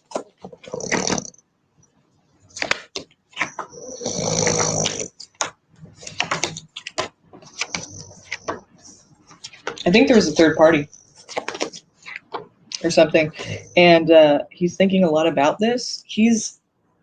I think he cares about you, but he also is thinking about this third person, and honestly, he's like okay with putting it to rest, but at the same time, he is like indecisive about it. Like it's kind of like the ball's in your court. Like at the same time though, I think he is interested in another person and collaborating and getting together with another person, but he's not like full throttle with that. Like he's not fully into that person though. No third person, are you sure?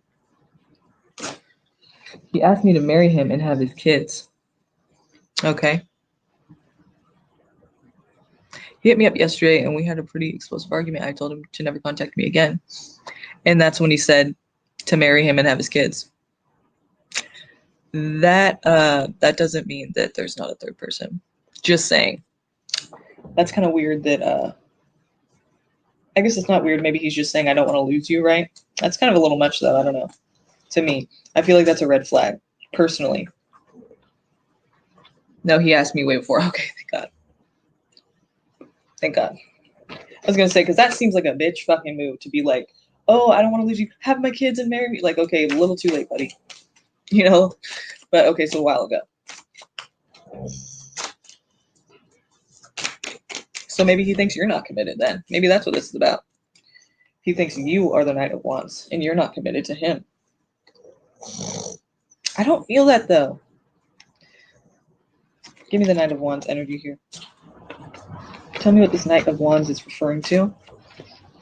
Help me to understand the situation for her. Got some mixed messages here. Okay.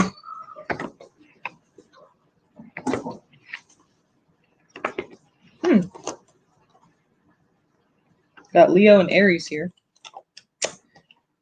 New beginning, responsibility. Okay, so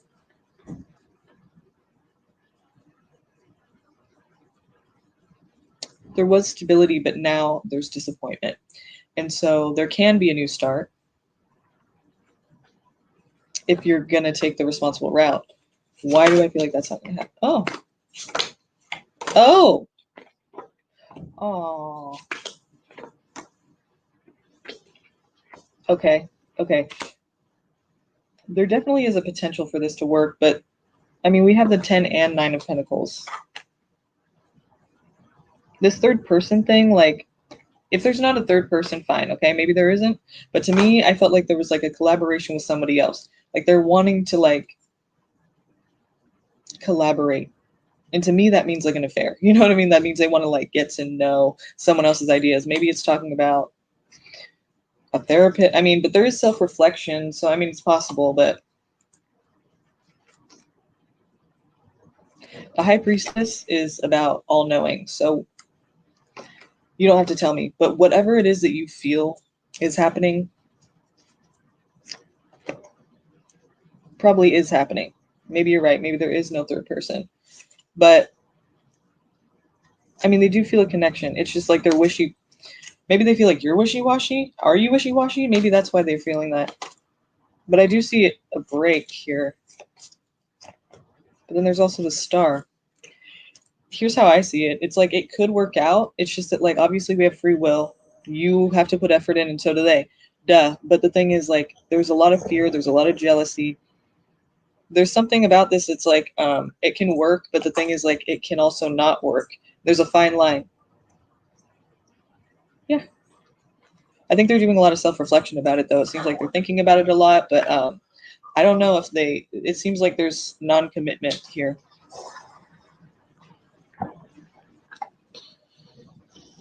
So maybe they think that about you. Maybe they think you're not committed to them or something. Maybe that's why they asked you to marry them and have their kids, because they're like, they want you to be. No, I'm with them all the time. You have his codes. I'm not sure there's a third party. Okay. Yes, I am dating. He got upset with me because he sees me talking to other men. That was our argument. So there is a third person. He sees you as non-committal.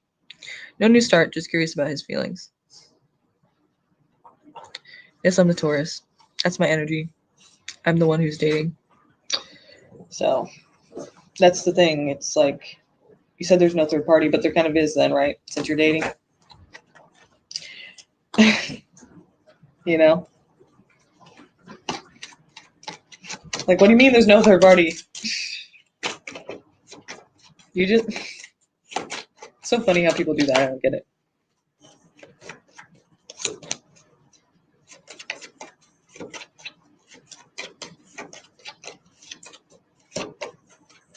Right. No, but I mean, the energies could be vice versa. Always. Like, that's why, like, it could be him, or it could be how he's seeing you, but I felt like it was him. I was wrong. It was you. But you know what? That's probably just my bias with you know, the person I'm reading for. I usually don't want to think is doing that, but, like, that's not always true. Sometimes it is.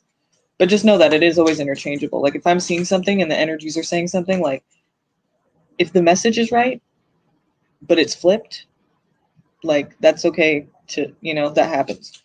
That happens a lot. But the thing is, like, I did feel like it was him, so I was wrong. But again, that could just be my bias of, like, thinking, like, men usually do that, and then reading for you, you're asking, so, like, it wouldn't be you, right? But it can't. So I need to get my head out of it. Yeah, it's getting really late, you guys. See, this is why, for example, that's a good example of, like, why sometimes I get really tired and then I'll stop. Because, like, I don't want to, like, give you a low energy reading. But I'll just switch text really quick. Should help out a lot.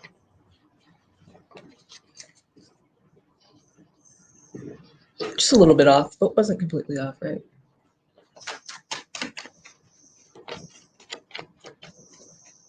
Okay, so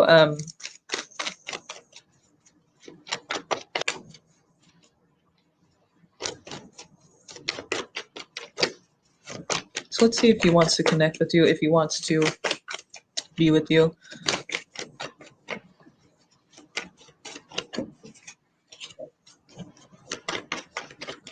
Let's see what he wants with you. Oh shit.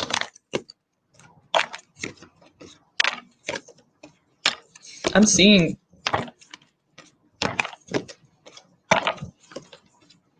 dude. The same cards keep coming out. This is a different deck, by the way. I don't like this. I'm sorry.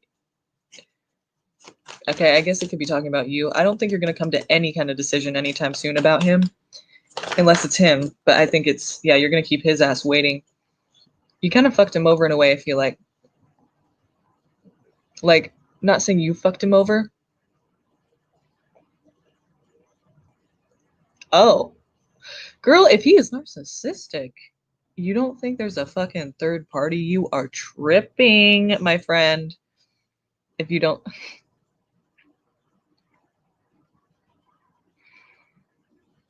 It is rare that a narcissist is not a serial cheater, okay?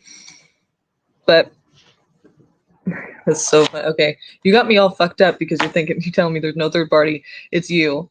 And now you're telling me he's a narcissist. I'm like, why'd you doubt me?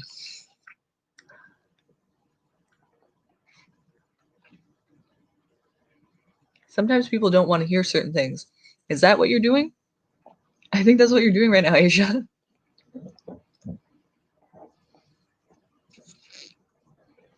Oh, he doesn't like that. You kind of did yourself a solid there, because now he's probably like seeing your worth a little bit more for the moment, right? If he is narcissistic, then it's like that's going to be short-lived. But if he really is narcissistic, then fuck him. He's not going to change. You need to get out of that. But you fucked me up saying that he didn't. You were like sure of it. It was you. I'm like, okay, maybe that was going towards you, that energy. Now you're telling me he's a narcissist. I'm like, I don't think I was wrong about that third party. I'm telling you. So let me tell you what I see. This is what he wants.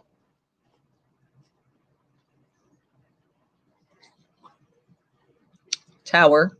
So transformation. Big transformation. Big change. Everything to be different.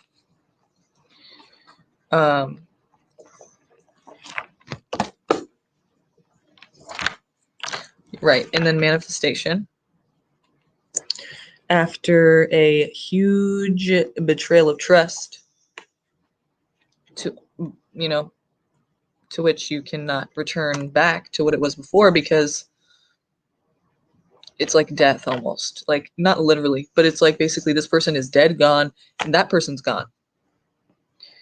That relationship's gone. You have to like rebuild. But that's what they want, is for you to rebuild.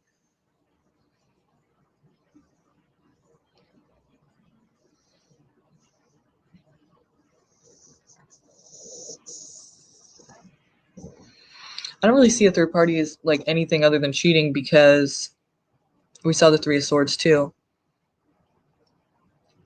I mean, to me, it means a relationship. I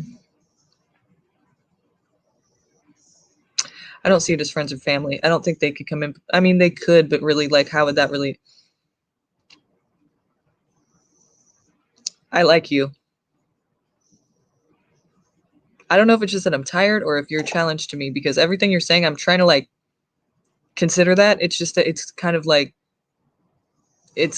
making me feel like I'm wrong about what I'm seeing.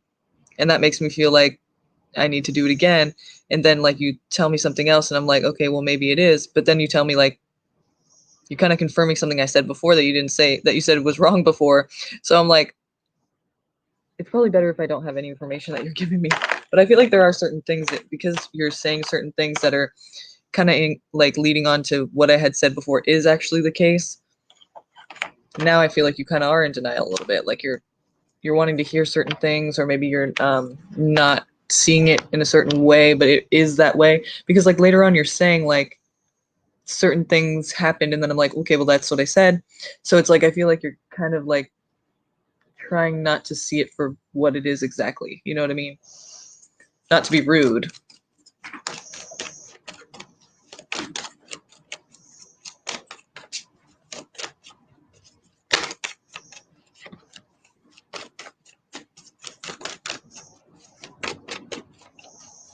Yeah, well, anything could change at any time.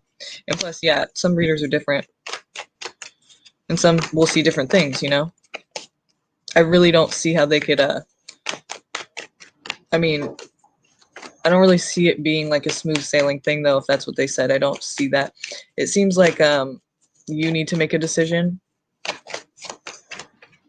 But other than that, I think maybe the reason why it's confusing is because you don't know what you're going to do yet. And when you don't know what you're going to do yet, it's obviously going to change. When you get a reading and you're asking like, okay, you have something in mind of what you're going to do, right? Like when people go like, what am I going to do?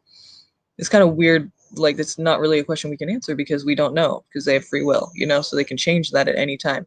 But they're asking you, what am I going to do? And you're like, well, here's what it says you should do or could do, and this is what will happen if you do this. So basically, like, if you don't even know what you're going to do, it's likely that it's going to change what's going to happen. So, you know, thinking about what you're going to do right now, then we get this reading going, and then tomorrow you're like, well, actually, I'm going to do this. So it switches up, like the whole outcome. So maybe that's why it's confusing, because you don't even know what you're going to do. Well, he sees you as non-committal, remember? So part of that is what I saw too, yeah. He sees you, he's heartbroken and sees you walking away. Well, yeah, he doesn't see that you're committed. And you're really not to him, right? I mean, so it's not really wrong to see that. I mean, you kind of have to prove to him that you're not that. If you want to be with him, then, you know, be with him. But right now it kind of is like you're not committed to him, you know? But who knows? Maybe you will be. Maybe you're not. Are you? Do you think you are?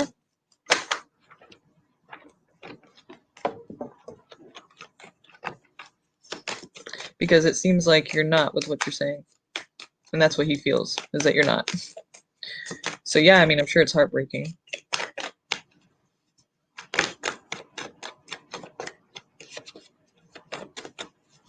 So yeah, he's like really like, you're not going to be with me again. He's kind of like, yeah, doesn't see it happening, doesn't see you as being committed to him. Sees you as being a passionate thing that's gone now. You know, something that's fleeting. That sucks. That really sucks. I did see that King of Cups though. So of course he cares, but let's see what he's thinking and feeling right now.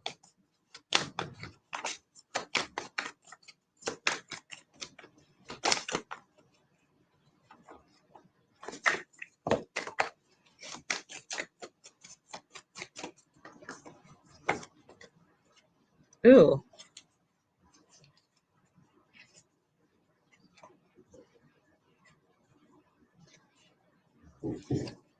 Yeah.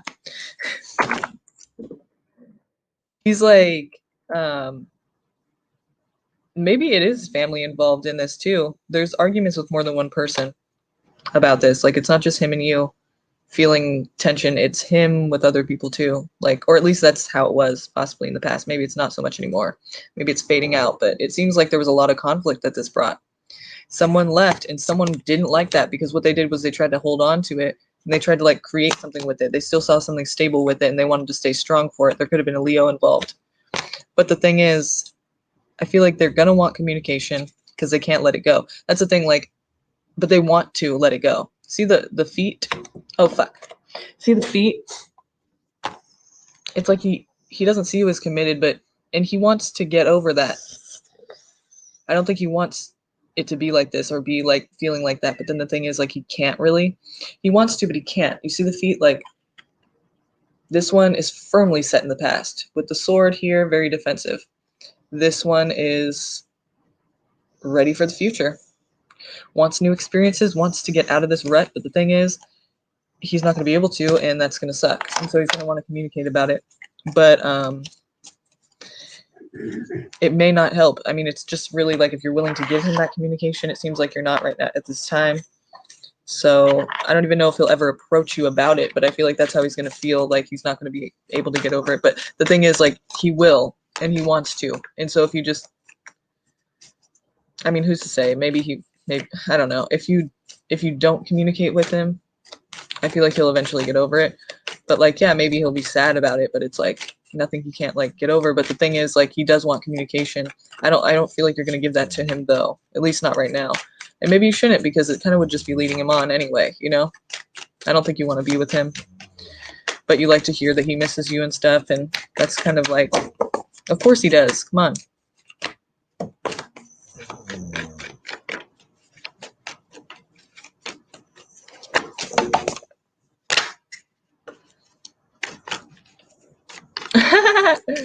That's so funny. I do the same thing all the fucking time with the fridge. That's crazy. I do it all the time. Yeah, it's bad. Your food's gonna spoil.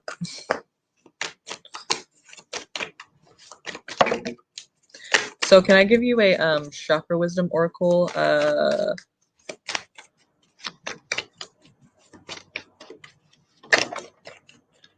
Asia? He crossed a boundary with me and I told him to never contact me again. Really harsh words were exchanged.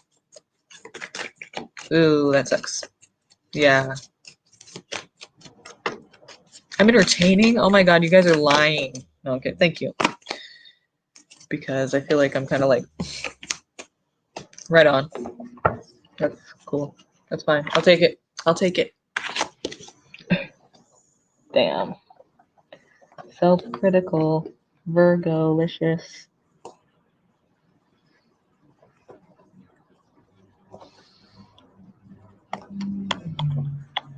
Mind you, it is 5:51 a.m. So we've been going 5 hours, okay? So cut me some slack. We've been going 5 fucking hours. I'm gonna probably have to end it after this, to tell you the truth. I feel like I'm off. We're gonna have to like call it a night. But I will give you a chakra wisdom oracle right now, Asia, because I feel like that's a good way to close out your reading here. Let's go live again tonight, you guys. Like, let's do it. Not just saying that, like, let's actually do it. Because last couple times, I didn't go live the next day. And, you know, I don't go live every night, but it's like, let's actually do it tonight. You guys are like, I know, I'm waiting on you. It's like, yeah. So let's do that.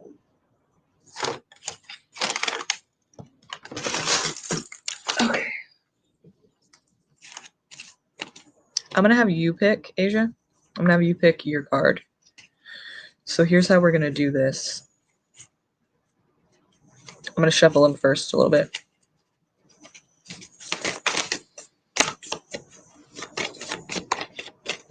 Oh, yeah, it is. Here he is right here.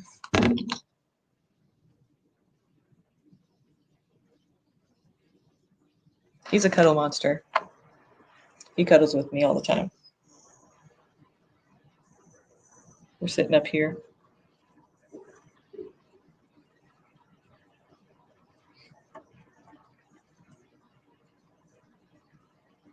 He's getting old.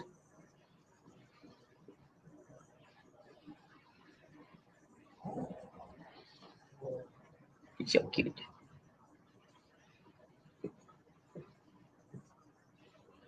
He'll literally kiss me and hug me as I cry. I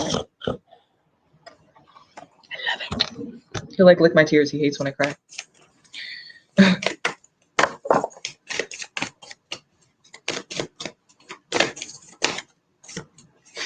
Yes. Oh my god, me and my boyfriend were just talking about that today. How the gay thing, the yes, you know, the dinosaur. That's funny that you just said yes. I'm not saying you're gay or make like. I mean, I don't care if you are anyway. That's cool. Huh? I know, huh? Because I feel like I put my foot in my mouth, and then I'm like, fuck, I didn't mean it like that. And like, people take me wrong so much, so I'm not trying to offend anyone ever. Anytime I ever say anything, I swear to God, I'm not being a bitch. Like, I'm literally just saying what's on my mind. I'm not trying to be mean, like ever. I will never try to be mean unless someone's like really just hurting somebody, and unnecessarily. I'll be like, fuck you, you're a dick. Get out of here. You know, like, because that's unnecessary. But like when it comes to like, yeah, no, I'm not ever trying to be like a bitch. So just please know that. I just don't really know how to communicate sometimes.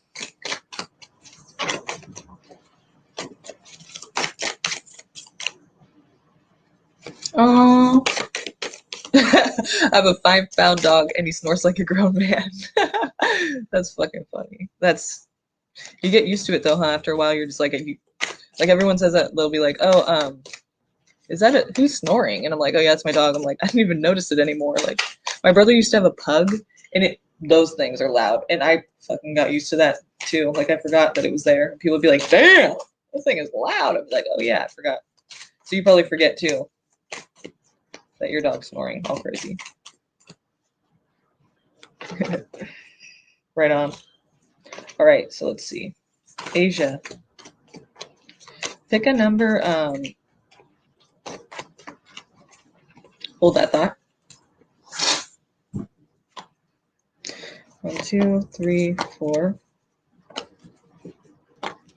5, 6, 7, 8, 9, 10, 11, 12, 13, 14, 15, 16, 17, 18, 19, 20, 21, 22, 23, 24, 25, 26, 27, 28, 29, 30, 31, 32, 33, 34, 35, 36, 37, 38, 39, 40, 41, 42, 43, 44, 45. So 1 out of 45. Pick a number, 1 out of 45. And I'll pick it for ya. So feel this shit out. Don't think about it. Just feel it. What's your number? Which card are we going with? Which card are we going with? I'll shuffle, and when you say the number, I'll stop and I'll take that number.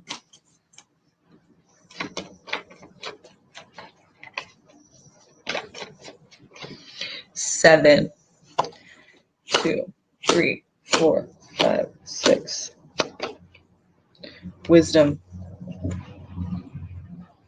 That's cool. That's a nice card. Wisdom.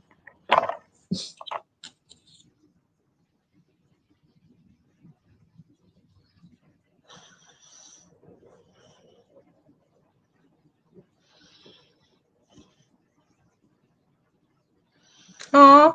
Okay, yeah. Cool. Right on. I'm glad you enjoyed it, honey bun.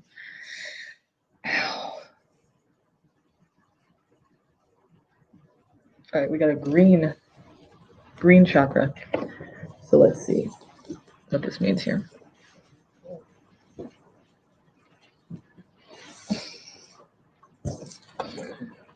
I need my book, Buzz.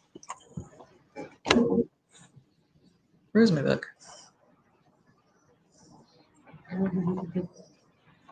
Oh, thank you. Would have never found that. Been searching for years. Yep. Okay. So green is chapter 4. Green. Discover the wisdom of the heart. Overall impression: love. Keywords: balance, harmony, brotherhood, hope, growth, healing, love, peace, and prosperity. Manifesting intention: the 4th chakra, the heart chakra, relates to matters of the heart. In manifesting, we are always blocked if our heart is not in it. There is something very pivotal about every green card, as though each one indicates a key moment of personal choice. They tell us about the heart of the matter. In this chakra, we decide whether we will proceed or whether things will get kicked back to our yellow chakra, where we spend time thinking without progressing our decisions. So this is now a time of, if your heart's not in something, you're gonna have to go back to the drawing board, basically. But if you're sure of yourself now, it's kind of time to take action. In essence, you'll probably know better than anyone else where you're at with that. You know which one, if you have to think about it more and really figure it out, or if you're going to make a decision now, if it's time for you. Because of course, it's up to you. In essence, you will see whether your heart is truly invested in the actions you are willing to take.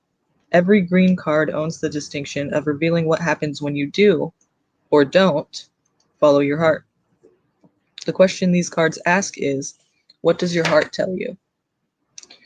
So, wisdom, last one. Sage. This is the earth green, which brings wisdom, patience, and acceptance.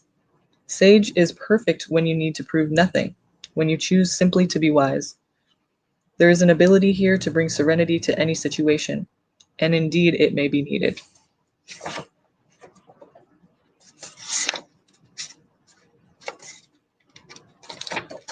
Okay. So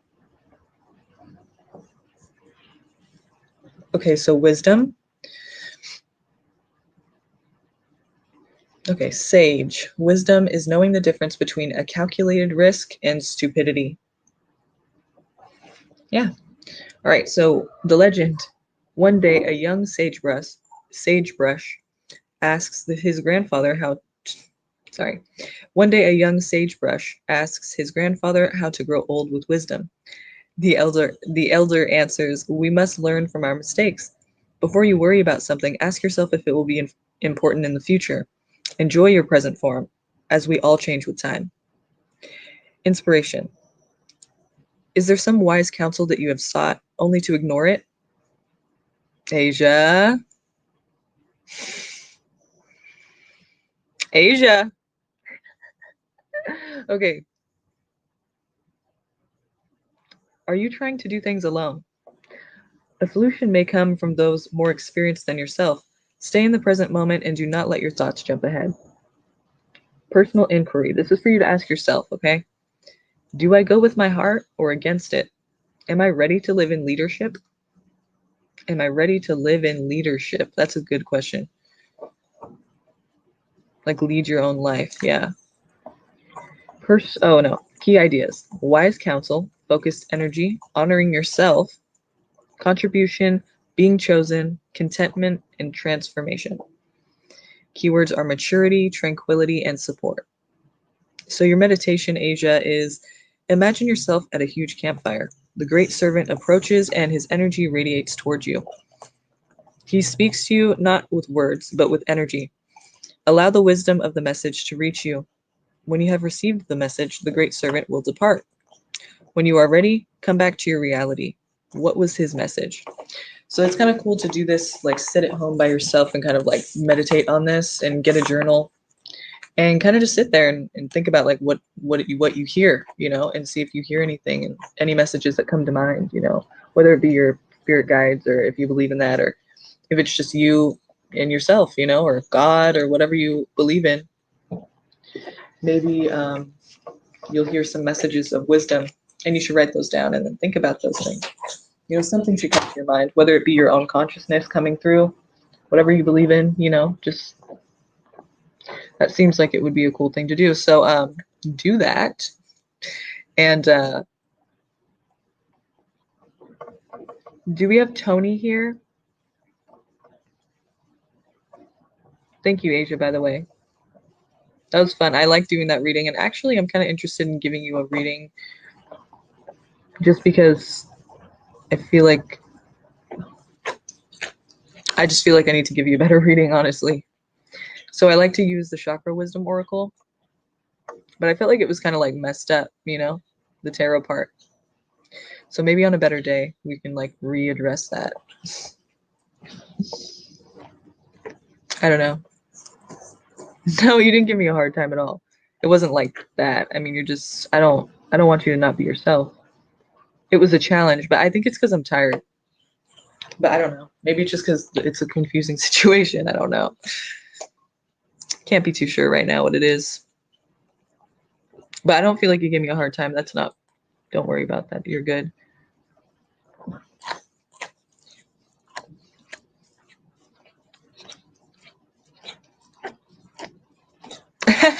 Yeah, it does. I try to go deep. I don't like to be superficial with it because it's kind of like pointless. I mean, I don't know. But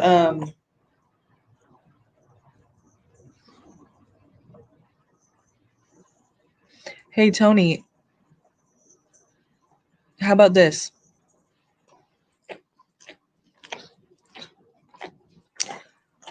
Email me. And Jenna will vouch for me. I don't know if anyone's here that's gotten a reading from me through email before, but they're a lot more in depth. It's like a personal reading. Like I'll do a video of it. I'll record it and then I'll post it on my page. And it's up to you whether or not I can put it public. I can post it private and just have you send you the link, and that's fine. You can just watch it yourself if you don't want anyone else to see it. But if you want, I mean, if you'll allow me to, I'll post it publicly. But it's totally up to you. But hi, images. But I would feel more comfortable personally doing that because I would have more energy to do it. It'll be tomorrow, but I'll get it to you first thing I do tomorrow, if you're interested. Because right now is not a good time. It's been too long for me, and I don't want to give you a shitty reading. And same with you, Asia. Both of you guys email me if you would allow me to do that. That would be cool because I would feel better about that. And Jenna can vouch for me. The email readings are kind of like, in a way, better because it's personal. And it's more in depth, you know. But I mean, I'm trying to go in depth here too, but you know, I have gone in depth and now we're just going too far. So, well, for me, this is like my tap out. So here's my email though. I'm serious about this. Like, email me. I used to do this all the time, but I just haven't in a while. But it doesn't mean that I can't now. It just, I haven't been doing these extended readings lately. That's why this is called OIT Extended, because it was for extended readings originally. OIT is Original Insights Tarot. I remember Virgo Love was like, "What's OIT?" And she was all like confused, and I was like, "It's Original Insights Tarot." Like, that's just too long to put that whole thing in an email. So that's what that means. And extended is extended readings. So yeah, I think that's a better idea. Oh, oops.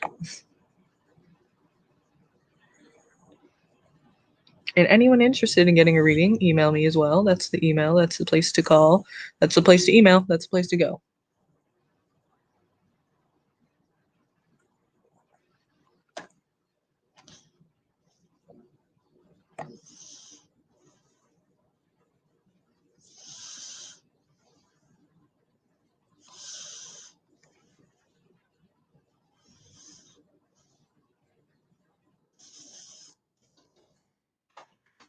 Here, I'm trying to type it to you.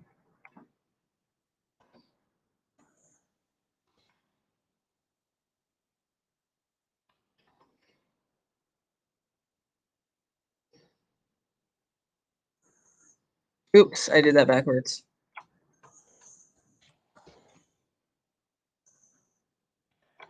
You get what I'm saying though, right?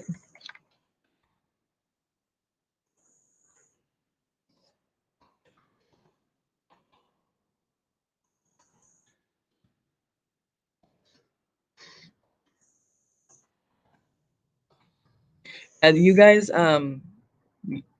Tony and Asia, this is not regarding you, but this is for what Jenna was asking me. And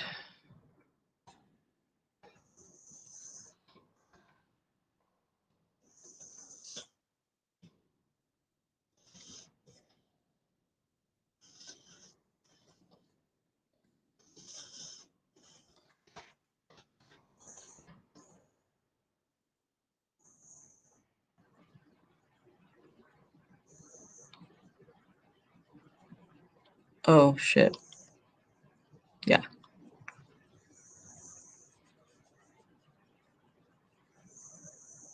Mm-hmm.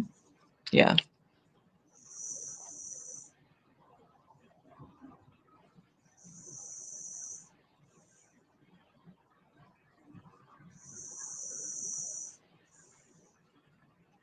Why do I keep doing that? I sent it backwards again. And that's not even right.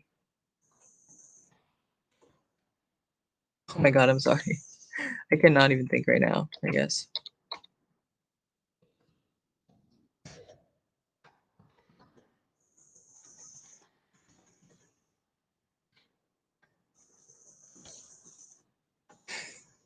I'm doing a dollar sign after. Okay.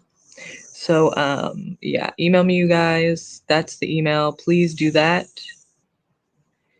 And what's a wheel spin? Oh my god, go to the beginning of the video. I'm sorry, it's been 5 hours, y'all. I gotta go. Can you not tell that I'm like dying? I'm just kidding. No, but yeah, rewind and you can check out what the spin the wheel thing is. Like I'm talking about beginning because we haven't done that in a long time. Most of this whole thing was donations. Like I'm very grateful. Thank you, you guys. And to those who I didn't read for yet who donated, email me. Please do not forget because I'm not going to forget about you. And I don't have your email, so you have to email me, okay? Because I swear to God, it would be a better reading. You'll like it. And don't apologize, honey bun. You're good. I don't know what you're apologizing for. I enjoyed it. I'm gonna sleep really well right now, like all day. No, okay. So I'll wake up and I'll do those readings for sure. But let me know, you guys. I can't give you the readings unless you email me. And if you don't email me tomorrow, I'm just gonna do them anyway. But I don't know what your question is, Tony. So you're gonna have to email me. Sorry, you're gonna have to. So do it.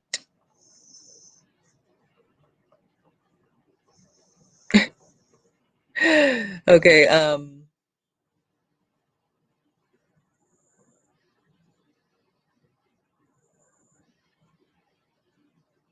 Yeah. Joshua, you're gonna freaking me out now.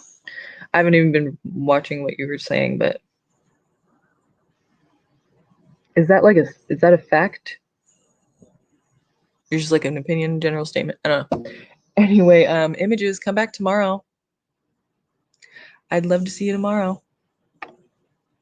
Come back.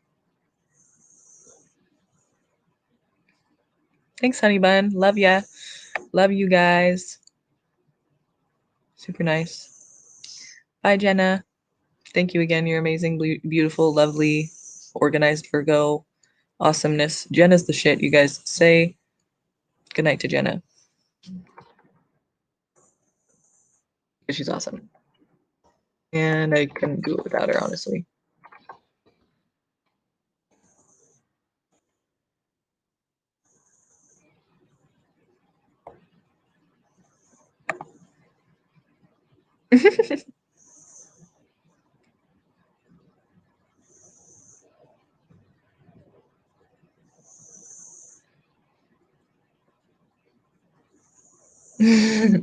Okay, good night, you guys. You guys are funny. Okay, bye. Thank you. Like this video. Bye. Come back tomorrow or today.